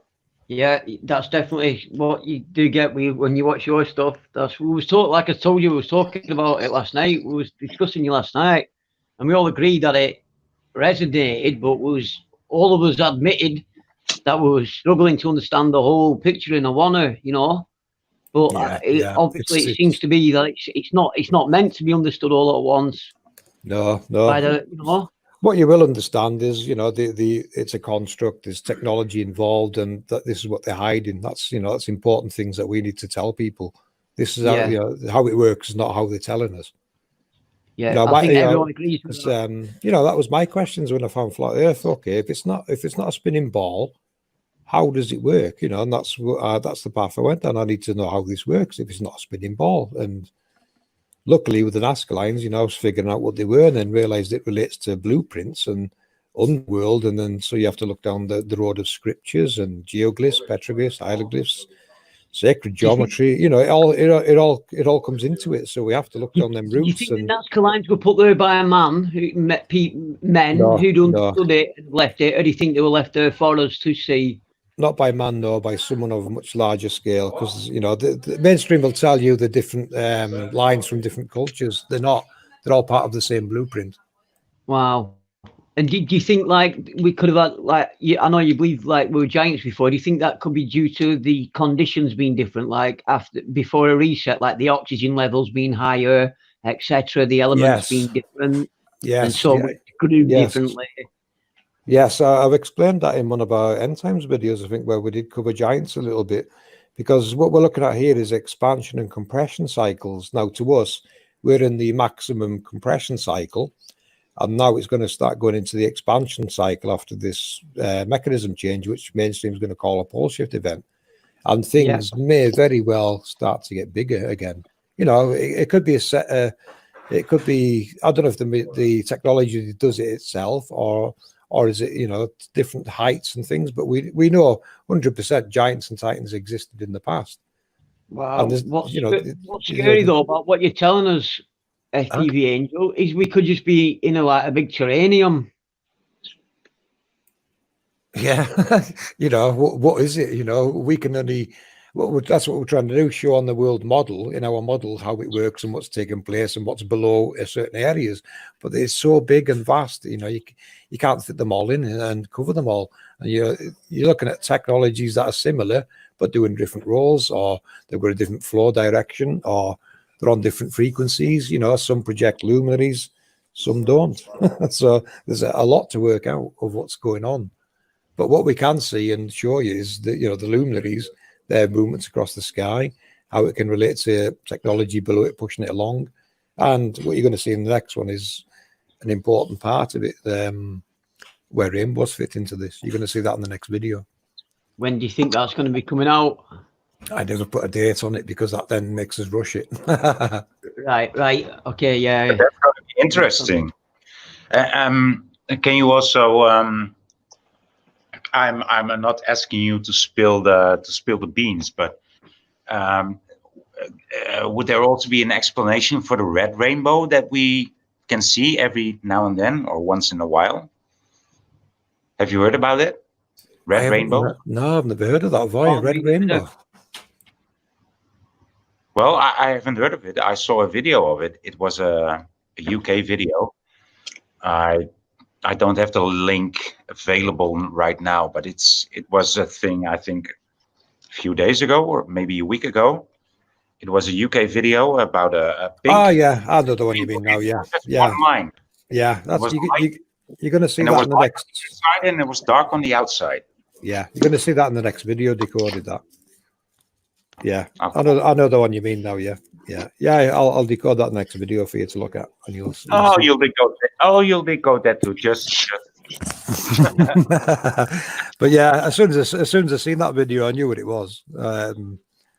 But the next video, I'll go into a bit more detail about it and do an animation so you can see what's taking place. That'll help, won't it? Awesome, and we have something to look forward to. Great. Yeah, some good stuff coming up in the next video. Yeah, that'd be great. But anyway, I better jump off because it is getting noisy here in the background. People making food and all kinds now. Yeah. Hey, nice to meet you guys anyway, and I'll definitely pop back another time if you want another chat. Oh yeah, brilliant. We enjoyed you. The hard part for me is because it's usually noisy in the background, so I don't get a lot of free time to come and chat. I don't have back noise here. Good sign of that. There's life around you, so that's a good sign, man. Yeah. Right. Okay, guys. We'll catch up with you next time, and see you all. Thank you very much for being here and explaining this construct to us, man. Just a little bit more than you already did. Thank you very much for being here, and I'm looking forward to the next time you chime in. Bye-bye. I'll be back, mate. See you next time. Okay. Take care, Angel. Thank you. Bye, everyone. Thank you, man. Okay, thank you. Wow. That was fascinating. That was fascinating. That was that's understating it. And I'm gonna have to play some music because this is just it's been so much, guys. It's been so much. Yeah.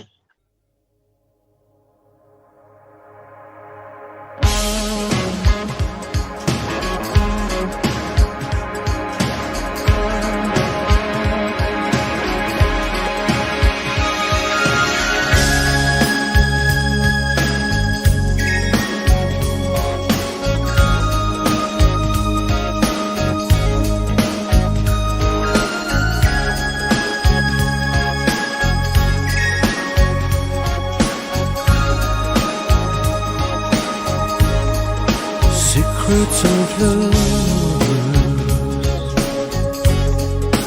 whispered tonight,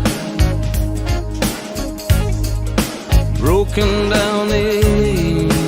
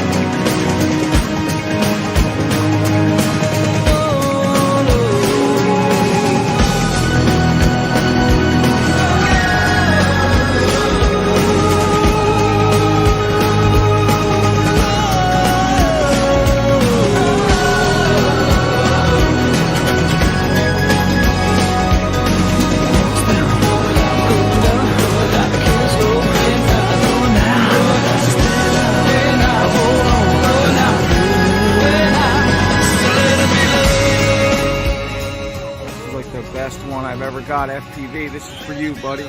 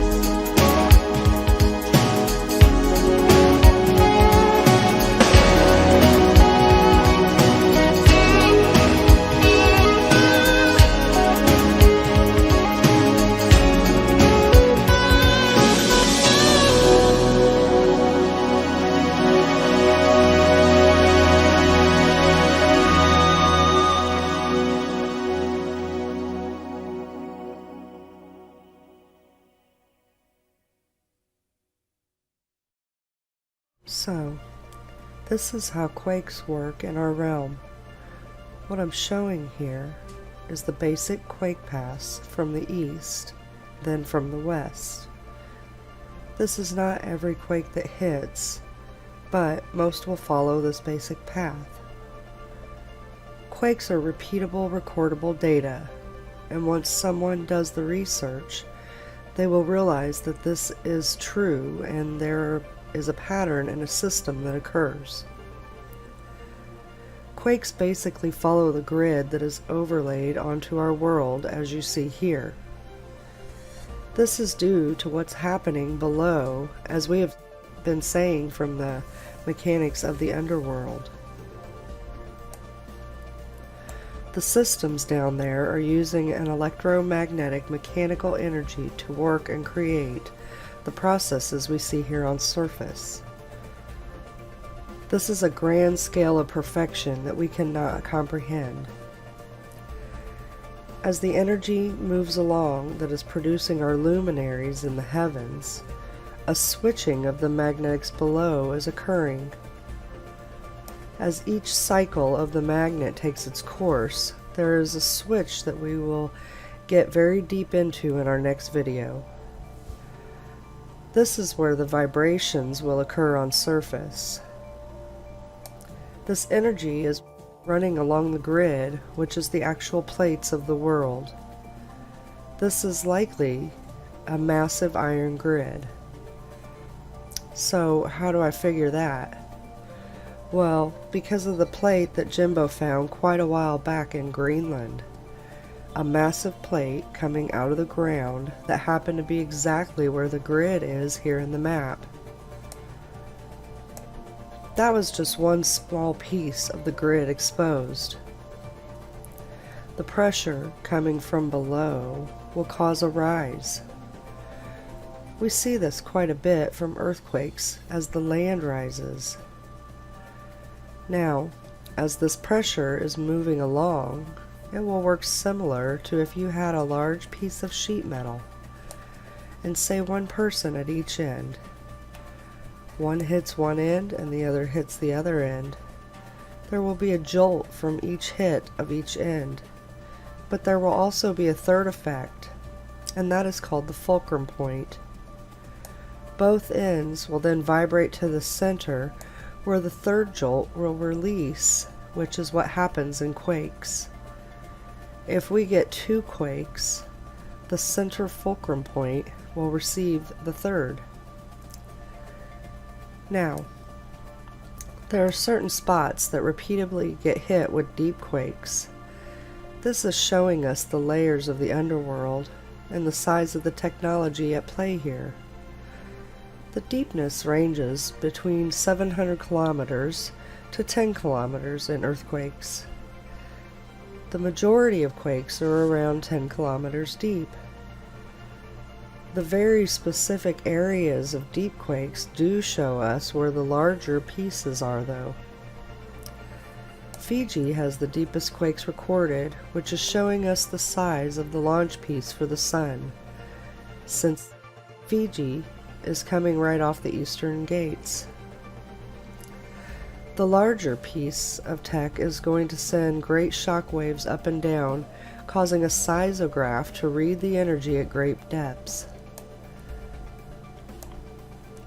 This system will follow across the realm as pertaining to the sun luminary. Certain quakes will occur repeatedly each day in the same location while the sun is entering the area, and again as the sun is leaving the area. This also occurs with all luminaries. We also have to factor in alignments. As planets align and eclipsing occurs, this also adds to the quake energy, and larger quakes happen on our surface. So, this is how quakes work, so be sure and check out our next video for a very deep understanding of the magnetics of the underworld.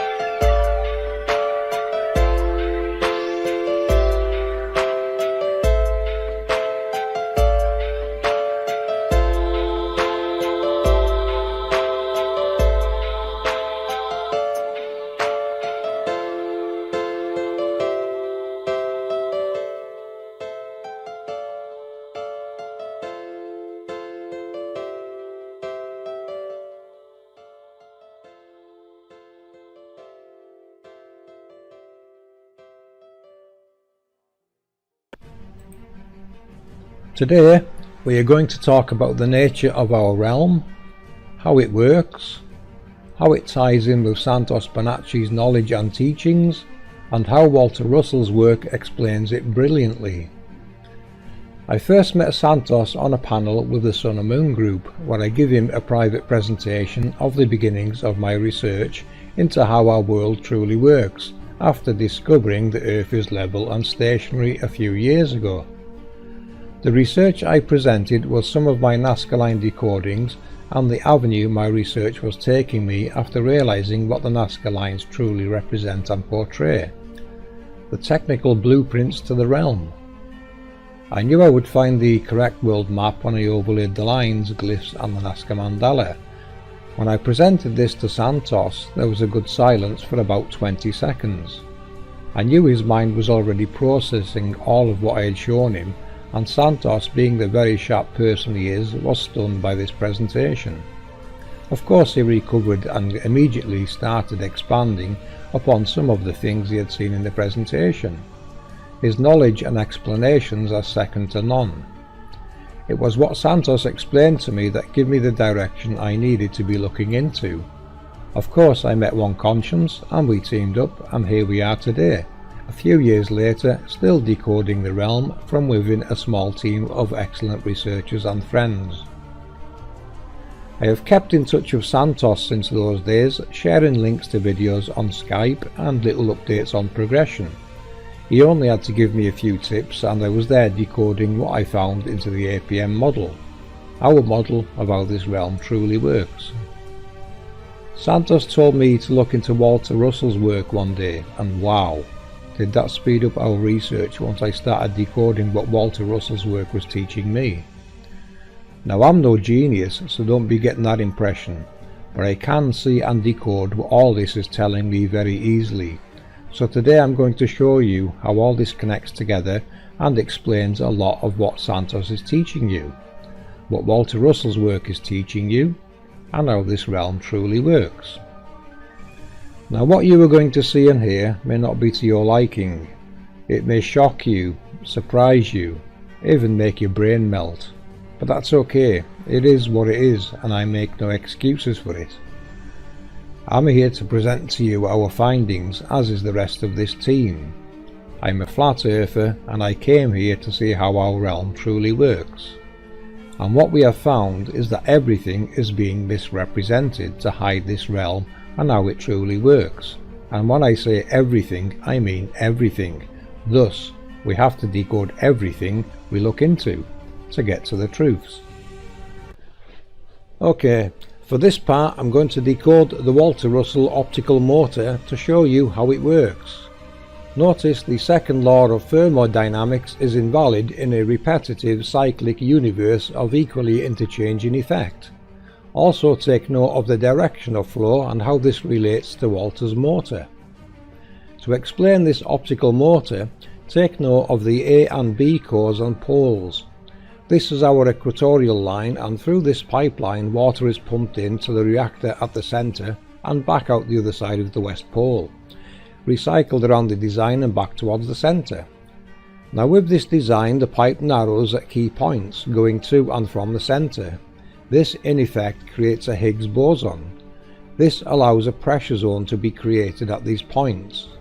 Now if you remember Walter Russell's explanation of the parts of the colour spectrum colliding from the green, yellow and orange yellow parts of the colour spectrum which collide with white, it is basically a short circuit. This creates the circumstances that are needed to cause chain reactions. The equatorial line is the compression poles and cycle. Notice in the north and south we have the electrical harness points at the desired distances at the boson locations where this energy pressure wave is created. These are our expansion zones which nature divides and multiplies the sex pairs.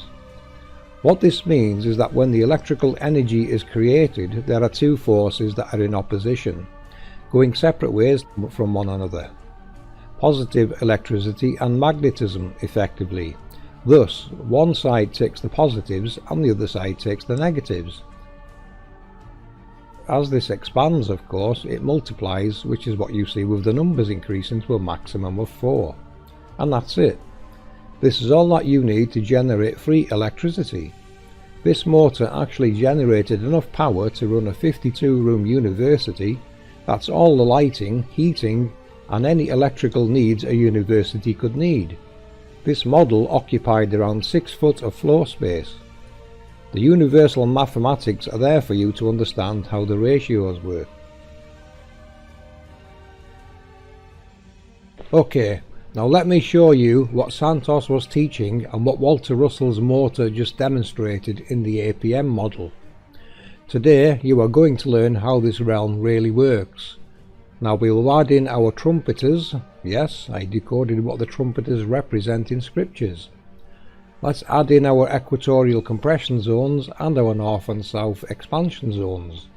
This, ladies and gentlemen, is how our realm divides and multiplies the sex pairs. It is the exact same principle, although on a creator-sized scale. You will understand that hot flow across the equator now, hopefully. You can see now what is very special with the golden ratio. It is basically telling you that the Higgs boson zones are where the golden ratio lies, the golden parts of the colour spectrum where the short circuit will take place. They are all harnessing energy within their cubed spheres at the golden ratio. Pretty cool, isn't it? This image by Walter Russell contains some very interesting information. The gravity cycle is the motivative force of the universal heartbeat. Notice how Walter correctly uses the bar magnet as a pressure recorder, because this is what gravity truly is. A pressure system that is created by the halos we have been highlighting for some time now. We realized you do not need a container to create a pressure system. The projected halos create this system perfectly, and we have shown this in our End Times 2 video with the decodings of what Noah really is and how it works, and with references to the receding oceans events and how it was designed to contain water. Another thing that really surprised me when I overlaid this on our grid and decoded more parts of the realm, as this helped me to see how the flow was matching real world data. This is another layer of the APM model, and One Conscience is going to explain how. When I look at this, it's truly exciting to see everything I've been attempting to express for the last few years, shown in such vivid detail. So let's discuss it and relate it to our Earth energy flow, from the perspective of earthquakes and volcanoes. From our east and west gates, we have simultaneous energy coming in, running down the equator. As it hits each cross point of expansion areas, it will split and flow the grid up and down, releasing along the way, always in the same spots. This is repeatable data that can be easily tracked. From the east and west simultaneously, the energy will flow to the pre-designed path, moving towards the center of the grid. All of the crisscross points are volcanic fields as well. Some are dormant and some are active. Depending on the cycle of the micro scale of the world determines if these volcanic fields are active. The two large S's that we see are very special points. These areas are where the energy has multiplied and expanded out the most it can be in our realm, so the power generated back in to become compressed at the center is very great. We see the effects of these areas in the form of constant earthquake activity and major volcanic eruptions. These two major spots give the power its push to continue the push that makes the journey. We see most of our major activity on the spots that are compressing inwards towards the center. All around, we do have activity, but it's the main compression areas that have the most powerful effects. As we hit the center of the grid, from both sides, the energy will make its way north, as we have shown in past presentations. We have referred to this as a reset spot. However, what occurs is the energy heads north up the meridian, and it spreads out at the northern point. It then wraps around and heads east and west to return again to the gates. Then the process begins again. This effect is what we call torus energy. This is the energy we have been following across the grid for over 2 years now. This is one more layer that allows us to show you the flow in more understandable terms. This is the cause of our Earth events that science says can't be predicted. However, with the blueprints like this, and the rest of the knowledge we alone have shared, we can know our Earth and the repeatable, predictable processes. This design and layout perfectly explains the quake areas as One Conscience just demonstrated, which we have always stated this is technology switching on. And we can see from the design the anode and cathode array setup, the positive and negatives the energy paths and grid creates, the division and multiplication of the sex pairs. You can see how these energies are distributed around this grid easily. This layer appears to be on a different level to the previous layer One Conscience just talked about, another layer in the underworld. To decode the realm, we just need to decode the best minds in the world, as they all have to stay and operate within the laws of the construct. You can make your own minds up on how Worlde decoded this knowledge, but as you can see here, this fits our grid perfectly and everything is exactly where it needs to be to work on a realm scale model. This of course adds another layer to the APM model, more parts of the construct decoded. The shapes of these two large areas also appear to have a 4-tier pyramidal design. Again, the Walter Russell explanation of gravity and pressure apply, which we know now relates to expansion and compression cycles that generate huge amounts of energy within the light spectrum. Also notice we now have an idea what would be at the east gate, another layer or area we can contemplate and work out its design. The design does appear to be recycling energy back into the grid. This is amazing information and certainly helps explain how this realm is working. The scriptural trumpets represent the torus field created by the tornado vortex the accelerators create. Two counter-rotating coils basically working together to create that environment. As we have mentioned previously, tornadoes and winds are created by the projected halos, of which we have been documenting and explaining now for years. The lunar waves I decoded in previous videos reveal the halos, as do many people's recordings, whom have been kind enough to share them. You can see various decodings of these videos here on my channel. We can now see a layer coming into view, which would represent a part of the east gates. Another addition to the APM model. Now we can see how the energy gets recycled back into the realm. Isn't that amazing, people? More blueprints that actually make sense when overlaid with the Nazca Line overlays we call our grid. What are the chances of that? We can now duplicate that and demonstrate what it would look and behave like from all of the gates.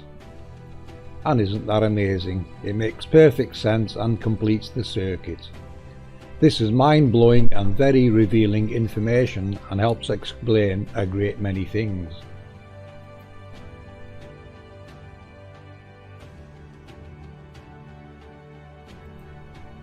Okay, the next layer is our spiders, the tidal nodes as they are called. We call them power distribution centers. Their configurations is more in line with the transfer of energies to power other things. As they alternate, this is what creates our tides, the seawater of course being attracted to their activations and thus constantly on the move.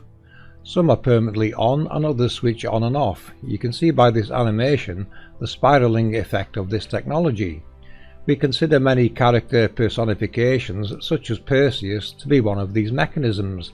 The cutting off of Medusa's head is really decoding into a rerouting of power. Now the red parts represent high tides and the blue parts represent low tides, and you can see how this technology is manipulating the water to create these tides. Just study it, people, and watch the flow. You'll see it circling round and round. Distributing water, some things will switch on and the water's then forced that direction and then it's rerouted another direction. The whole water table is being manipulated by this technology. Let's take a moment and look at Perseus holding Medusa's head, as seen in all the depictions. So, can we place this in our world? Yes, we absolutely can. When I outlined Perseus and placed him in the world, we come to the western United States, as seen here. He is on the west coast of North America holding Medusa's head, which is a giant in the topography of Western America, and going up into Canada. Also, if we pay close attention, we can see that Medusa is looking directly at Yellowstone. So this tells us that Perseus holding her head to look at Yellowstone is the way the power is turned off for that point, and he is directing it towards the northwestern direction instead. And to add to that, the direction that he is pointing, there are the islands coming off of Alaska where the volcanoes that erupt actually blow up the entire island and reform the topography all the time. So that tells us that there's great power being put into that area. Now this image needs no introduction. This is Walter Russell's cosmic pendulum. This is how Walter demonstrates how the spiraling pressure waves create harvestable energy. This fantastic animation with sounds demonstrating it perfectly. You can see where the centripetal and centrifugal forces play their parts in generating energy as they spiral outwards. The inside and outside of the torus field, basically. The zero represents the equatorial line, and the left and right sides the division of the sex pairs. The division and multiplication of the harvested energies are perfectly demonstrated below. You can see now how the design of the spiral the ancients depicted everywhere is so very important, and tells us they already knew this information. Notice how different parts of the colour spectrum give different amounts of energy. A big thanks go out here to P900 Coolpix for helping bring this image to life. What a fantastic, beautiful piece of work.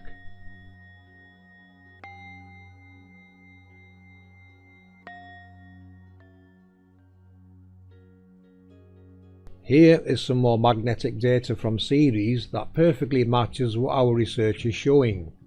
It reveals the spiraling flows of energy from the 3 key sites on our grid. You can see how the left-hand rule and right-hand rule spirals play their parts. The spiraling pressure waves are what create light. Remember, light does not move, it divides and multiplies, which gives the appearance of movement. Understand and follow these laws and you will create light. Compression, expansion, division and multiplication is the key.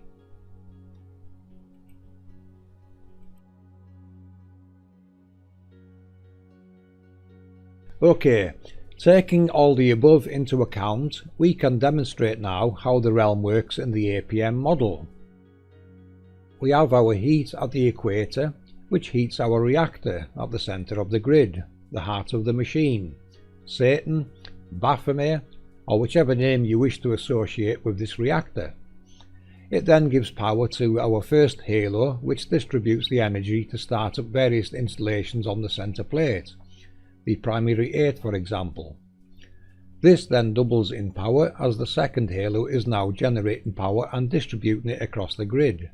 Now she comes to life, and with all the larger halos operating within the golden ratio of their cube spheres, we are harvesting huge amounts of energy and transferring it around the grid.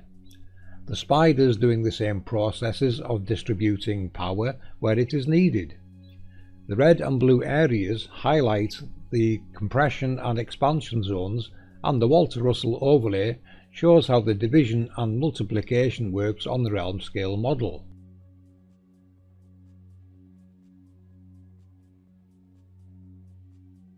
We fade in and out our various overlays to see and connect these processes and introduce the gates in the north, south, east and west.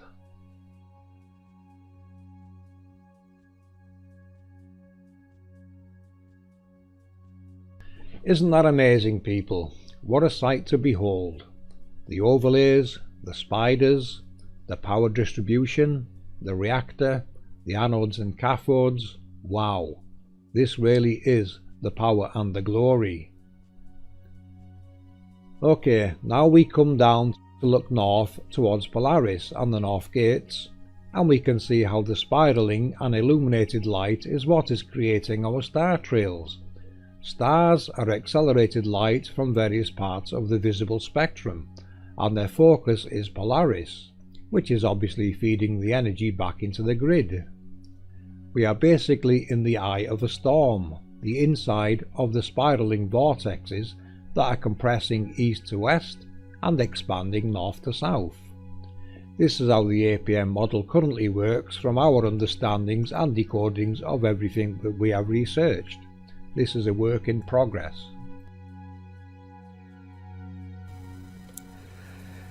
So let's talk about crystals and grasp an understanding of how much crystals play a part in our world and our luminary workings.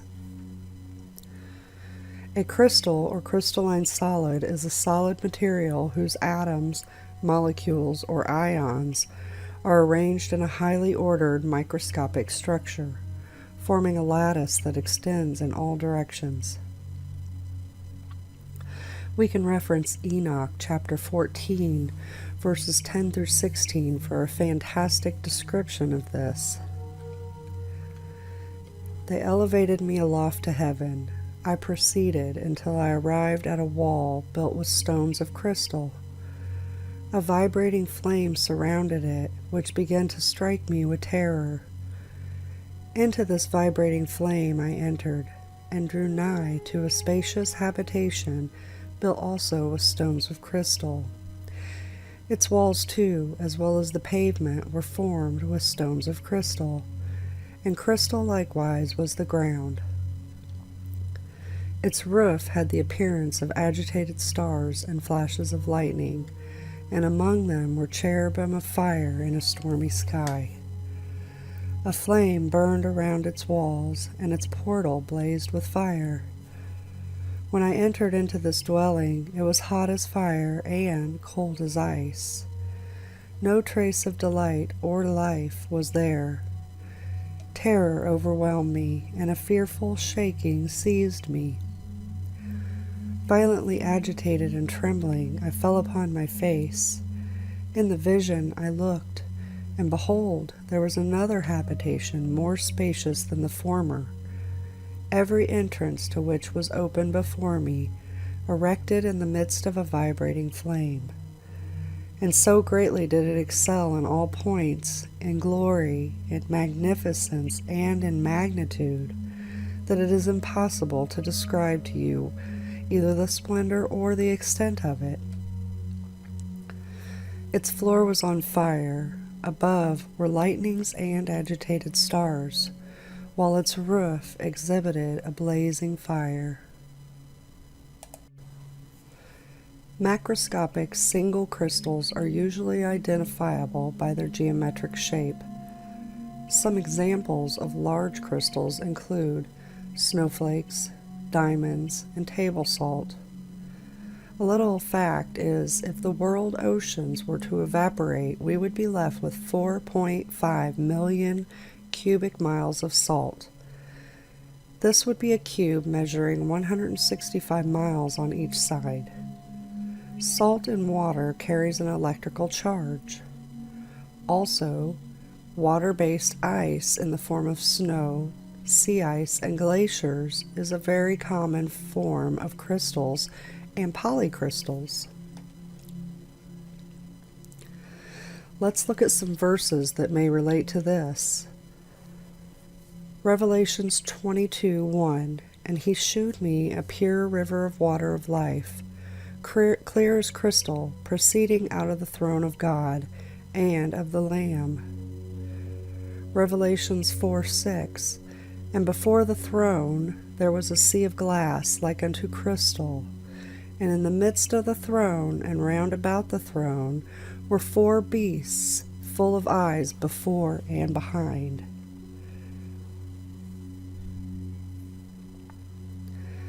Most inorganic solids are not crystals, but they are polycrystals. Some examples of these metals are rocks, ceramics, and ice. By volume and weight, we find the largest concentration of crystals in the Earth's bedrock. Rock, such as granite, have cooled very slowly and under great pressures have completely crystallized, but with many kinds of lava were poured out onto our surface and cooled rapidly. And in this group we find amorphous crystals or glassy matter. In these, the atoms have no periodic structure whatsoever. Examples of amorphous solids include glass, wax, and many plastics. Other crystalline rocks. The metamorphic rocks such as marbles, mica, and quartzites are recrystallized. This means that they were first at fragmental rock like limestone, shale, and sandstone, and have never been in a molten condition. Instead, high temps and pressure of metamorphism have acted on them by erasing them to their original structures and have induced recrystallization in the solid state.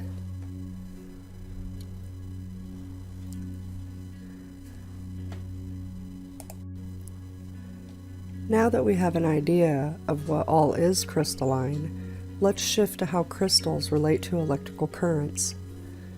This is due to the motion of ions and light particles.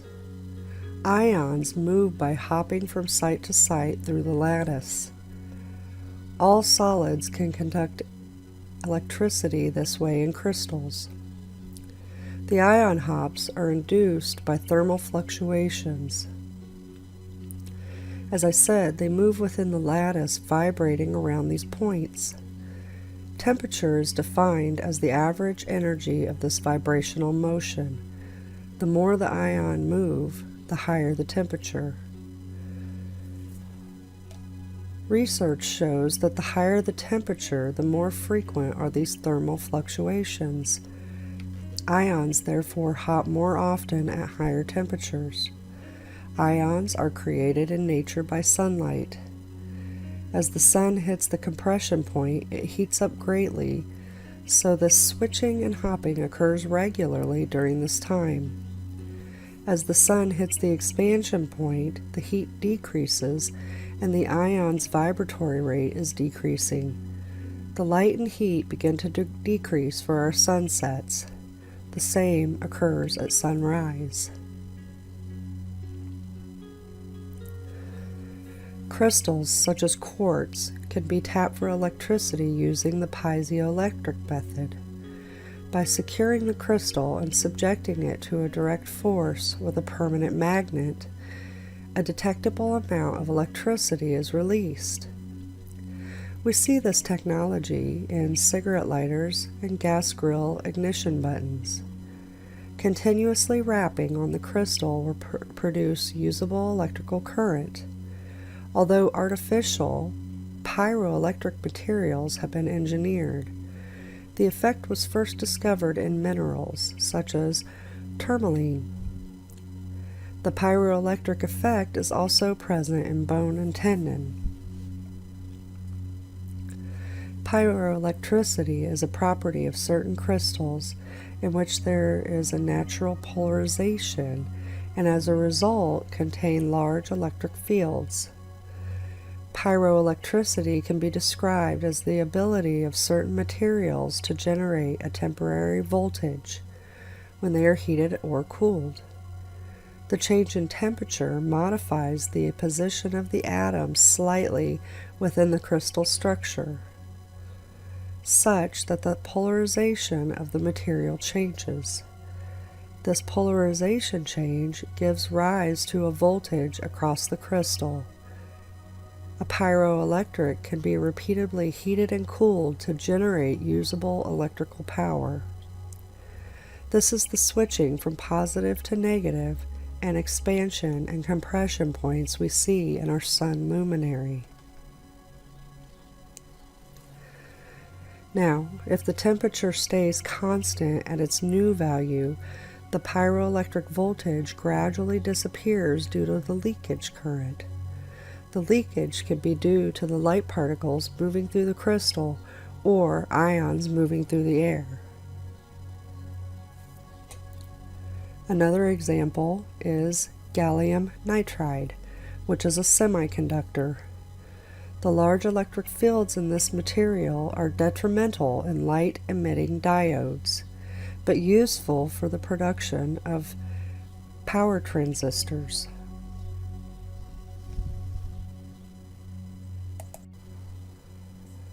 Now let's look at crystals and light.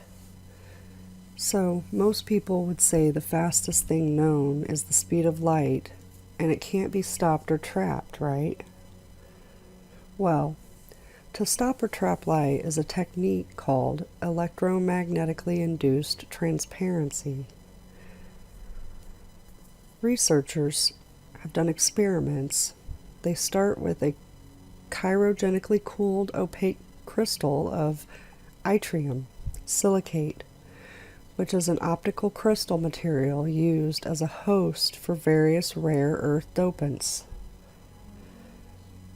Doped with praseodymium, which is a soft silvery, malleable and ductile metal, valued for its magnetic, electrical, chemical, and optical properties. It is too reactive to be found in native form, and pure praseodymium metal slowly develops a green oxide coating when exposed to air. A control laser is fired at the crystal, triggering a complex quantum level reaction that turns it transparent. A second light source, the data image source, is then beamed into the now transparent crystal. The control laser is then turned off, turning the crystal opaque. Not only does this leave the light trapped inside, but the opacity means the light inside can no longer bounce around. With nowhere to go, the energy from the photon is picked up by atoms within the crystal, and the data carried by the photon is converted into an atomic spin. To get the light back out of the crystal, the control laser is turned back on, and the spin excitations are emitted at photons.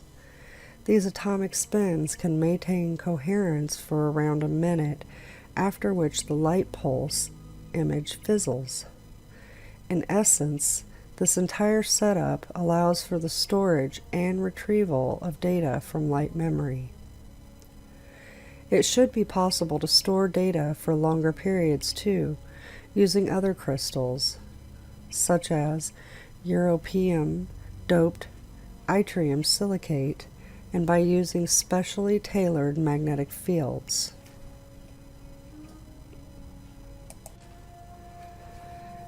Now we will look at one last bit and then explain why we are speaking about all this information.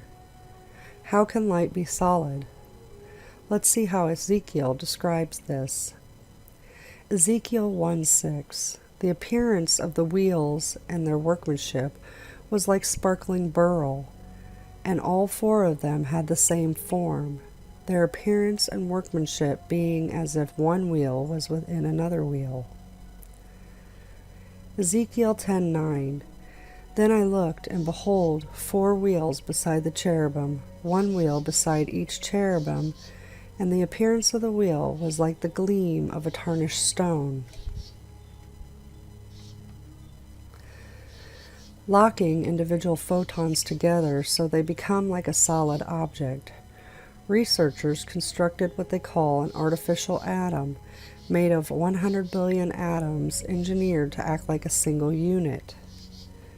They then brought this closer to the superconducting wire carrying photons. In one of the almost incomprehensible behaviors unique to the quantum world, the atom and photons became entangled so that their properties passed between the atom and the photons in the wire. The photons started to behave like atoms correlating with each other to produce one single oscillating system. Now, what I'm going to suggest that this is the process probably how the luminaries below occur. As it happens below, we see the lights above in our heavens, electricity being moved along our lattice grid and being stopped and trapped inside crystals to show us our luminaries. This is science reverse engineering to recreate our sun. This is what the ancients showed us, and this is what is in our faces with the royals and popes, etc., carrying their scepters with precious crystalline stones and gems. This is depicted all over for us in ancient glyphs and texts. Just take a moment with APM eyes and imagine what is in the layers below. Magnificent perfection of massive magnetic lines carrying electricity leading to crystals as described by Ezekiel in chapter 1, verse 22. And the likeness of the firmament upon the heads of the living creatures was as the color of terrible crystal, stretched forth over their heads above. So let's define living creatures, full of vigor in active operation, or use in its natural state or place, having natural force and motion. It's easy to see how we are deceived about the living creatures and how the language has been messed with, and we believe the words to have meaning relating only to humans. However, if we know the language of the angels and understand it, we can see this is how our luminaries are working. What is that language? It's the language of frequency, magnetics, and light. To understand the original language, we need to look into etymology and understand what the words actually means. We covered a lot of this in our sigil series on how to understand the language of the angels.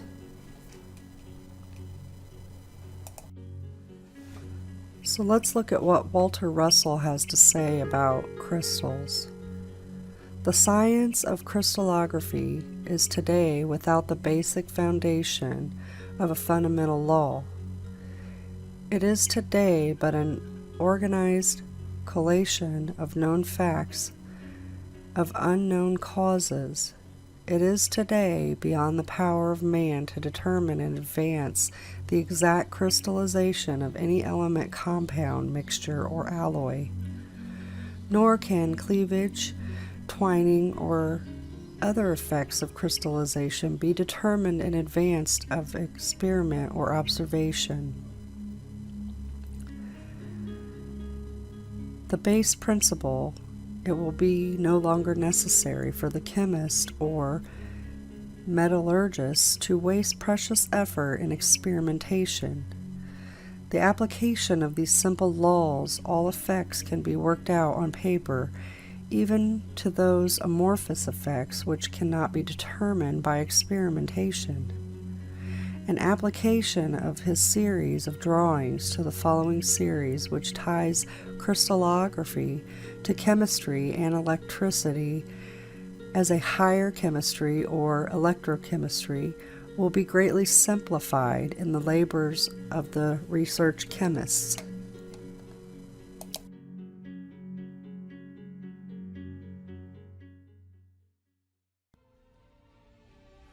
This is the current model I have been recreating of our sun's halo system. its technological configuration, which we have been privileged to see being revealed in the heavens. Remember, revelations simply means the construct reveals itself in the end times, the end of a cycle we have covered in our End Times Decoded videos. What we are seeing are various parts of the Sun's actual projector system being highlighted. Many parts of the solar boat's technological workings being projected, as well as the Sun's image. The Sun is attached to, or is a part of, the large horizontal halo. It is this that epicycles across our sky. Of course, its physical model is doing the same movements below. The scarab beetle represents this vehicle below, which is why the scarab beetle was considered sacred. It has very special meaning, and we can see why now. The scarab beetle decoded. It represents the solar boat, the Sun's vehicle that is projecting our Sun's halo system and image. Although I use the word projection, it is more than that. It can physically interact with the environment around it, converting elements to matter as it goes. They all operate on this same principle. The Moon also has this same halo configuration, but appears to be doing a reverse role. Watch them in the sky, people. You will see and capture these very special reveals sooner or later. This is what they are trying to hide, the true nature of our realm and how it really works. So we have a large horizontal halo which contains 8 nodal points, which we have previously referenced in many decodings, of which are doing different functions. We have a smaller horizontal halo at node 1, which is where the Sun's image seems to be originating from. At the front is a vertical halo, which is obviously involved in producing a vortex which is used to start the Sun generating its solar image. This one connects to the large horizontal halo at nodes 2 and 8. The two nodes we usually see either side of the Sun, and is working in conjunction with the larger vertical halo we see at nodes 3 and 7.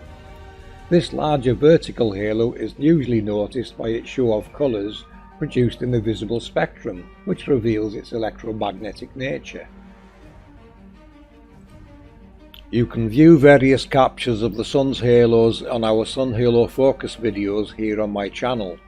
A big thank you go out to all those people who have sent in their very special captures of this amazing revelation. There is much more to see yet. Eyes to the skies, people. Okay, now we are going to decode the sacred geometry of the Rome Colosseum. We are told it was filled with water so they could practice navy games. Oh, really? You want to see what I see? Of course you do. Buckle up, we're going in.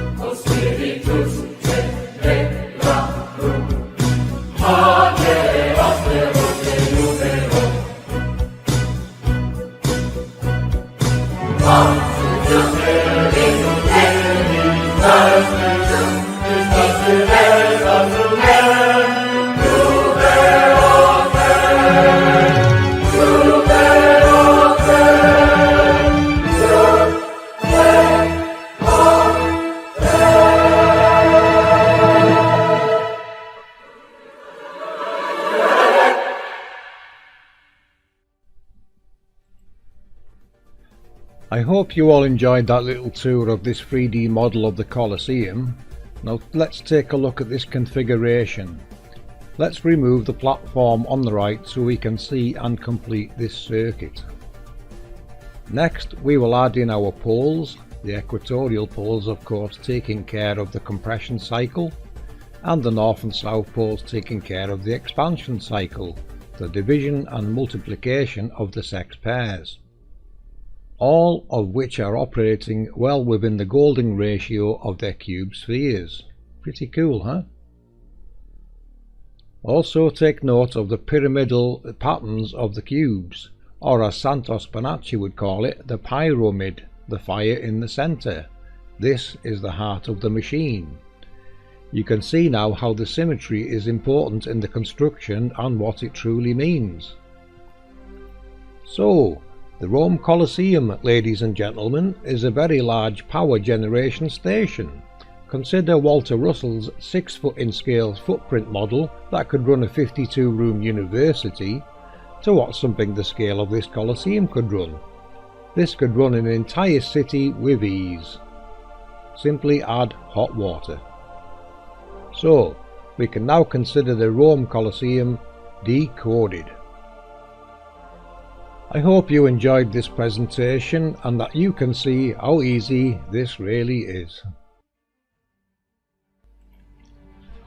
So what you have seen is how we have decoded Santos Bonacci's work into the APM model and how it explains the toroidal field and effects, which is what generates electricity. You have seen how we decode Walter Russell's work into the APM model and cross-reference it easily to the grid, worldly workings, the design and production of power generation, including a demonstration of how the realm is producing its own power and where these principles originate from. You have seen how the magnetic data provided by Ceres confirms the anode-cathode array setup either side of the reactor at the centre of the grid, how it distributes the energy, and how stars are created and are in a constant vortex spiralling north and south, the ones in the east and west being drawn in and made visible as they cross our skies. One Conscience has more than adequately given you the science hiding behind this technology and explained how it affects and interacts with our world around us. You have seen how the geometry of the Rome Colosseum was decoded easily using these principles. I have also decoded pyramids and ancient temples the same way. These will be out in our next video. From the macro to the micro, these laws apply. Power generation is simply compression and expansion, harnessing from the Higgs boson region of the equipment in use. The left and right hand rules being applied to water pressure and narrowings in the pipework to accelerate water and thus create the toroidal effect at the narrowings and widenings, as this would be the harnessing points. The toroidal pressure wave causing the circumstances needed to generate and harness electricity. The short circuit in the colour spectrum Walter Russell explained in his diagrams. All of mankind's works is designed and derived from and around this construct's workings. All the laws that Walter Russell states apply. There are a few things I disagree with from Walter Russell's work, and one is the fact that this is a technological construct which now reveals a very intelligent creator, of unknown size, as the magnitude of this construct is vast, hence the ancients finding it hard to explain and express. Also take into account etymology. Much has changed in the way words are now perceived. There have been lots of language changes and the flipping of words to hide their true meanings. The constant changes in languages may also relate to the pole shift event that we have covered in the End Times Decoded videos. There is a chance this polarity flip may cause issues with memory. As I have mentioned previously, the data does state by 2050 68% of the world's population will have dementia. Why is no one even talking about this? This may of course be compounded by the chemtrails they use to try and hide the sun's halo system when it shows, which you can see in the sun halo focus videos. Again, a big thank you to those observant people sharing their very special captures. This is the true nature of our realm, a technological construct of unknown scale. We basically work with a strip of data we call a map, of which Ceres' magnetic data has shown is a much larger realm than mainstream's maps portray. But we can easily decode and explain the effects of the realm we have encountered for years now. This of course reveals and proves the creator. Their glory is a technological glory. They were teaching science and knowledge, not worship and religions. When you decode the realm with the understanding that the scriptural angels, Anunnaki, cherubim, seraphim, etc. are just different names for the same technologies by different cultures, you realise they are all referencing the exact same thing. Their explanations for the technologies that create and move luminaries and are responsible for pretty much most of nature's processes. The seal of the 144,000 decodes easily as 144,000 sealed rooms below. Remember, scripture tells us the underworld is their prison. These are the personified characters you have all seen in geo, petro and hieroglyphs from every culture's history. This would be the reason that we can see that they would lie about the shape of the world, because when you arrive at flat Earth you are left with two very important questions. What is creating and moving the luminaries, and who created the mechanisms that are doing it? You are here. We are here, right now. Welcome to the angelic particle matrix. Let there be light.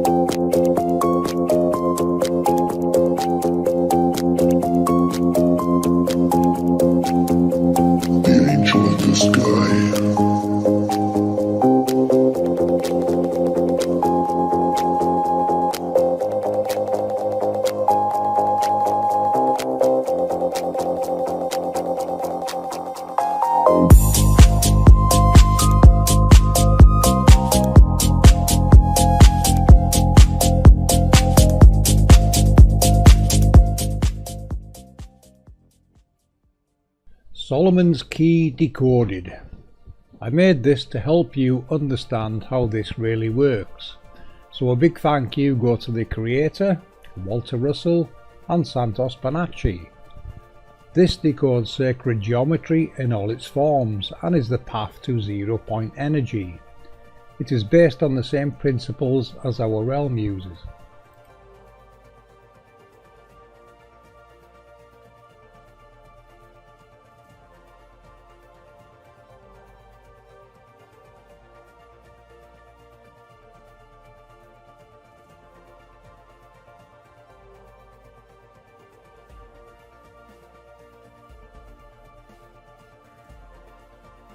Oh, before we go, this should help you remember. The Ankh, the crossplate, represents the east to west compression zones and the north and south the expansion zones, the loop at the top representing the torus field. The Celtic cross, east to west compression zones and north to south expansion zones, the circle representing the cubing of the sphere around the reactor. A beautiful Native American one, the eagle's wings represent the east to west compression zones. Note the lovely use of red and blue shift colours. Right hand rule in, left hand rule out. The north and south representing the expansion zones. The halo is the cube sphere. A lovely Japanese example, east to west compression, north to south expansion. Note the use of a deity representing the reactor, and the halo with directional flow arrows. Another fine example, east to west compression, north to south expansion. Excellent use of the red and blue parts of the spectrum and a very ornate piece. A lovely gold example, notice the spirals indicating the flow, east to west compression, north to south expansion. The reactor represented by the dot in the centre. A Maltese cross type example, east to west compression, north to south expansion. Lovely use of a ruby for the reactor at the centre, and the gates in the north, south, east and west represented by the circles. The common theme here is that everyone knew what it all represented, and now so do you. We knew this, you will remember.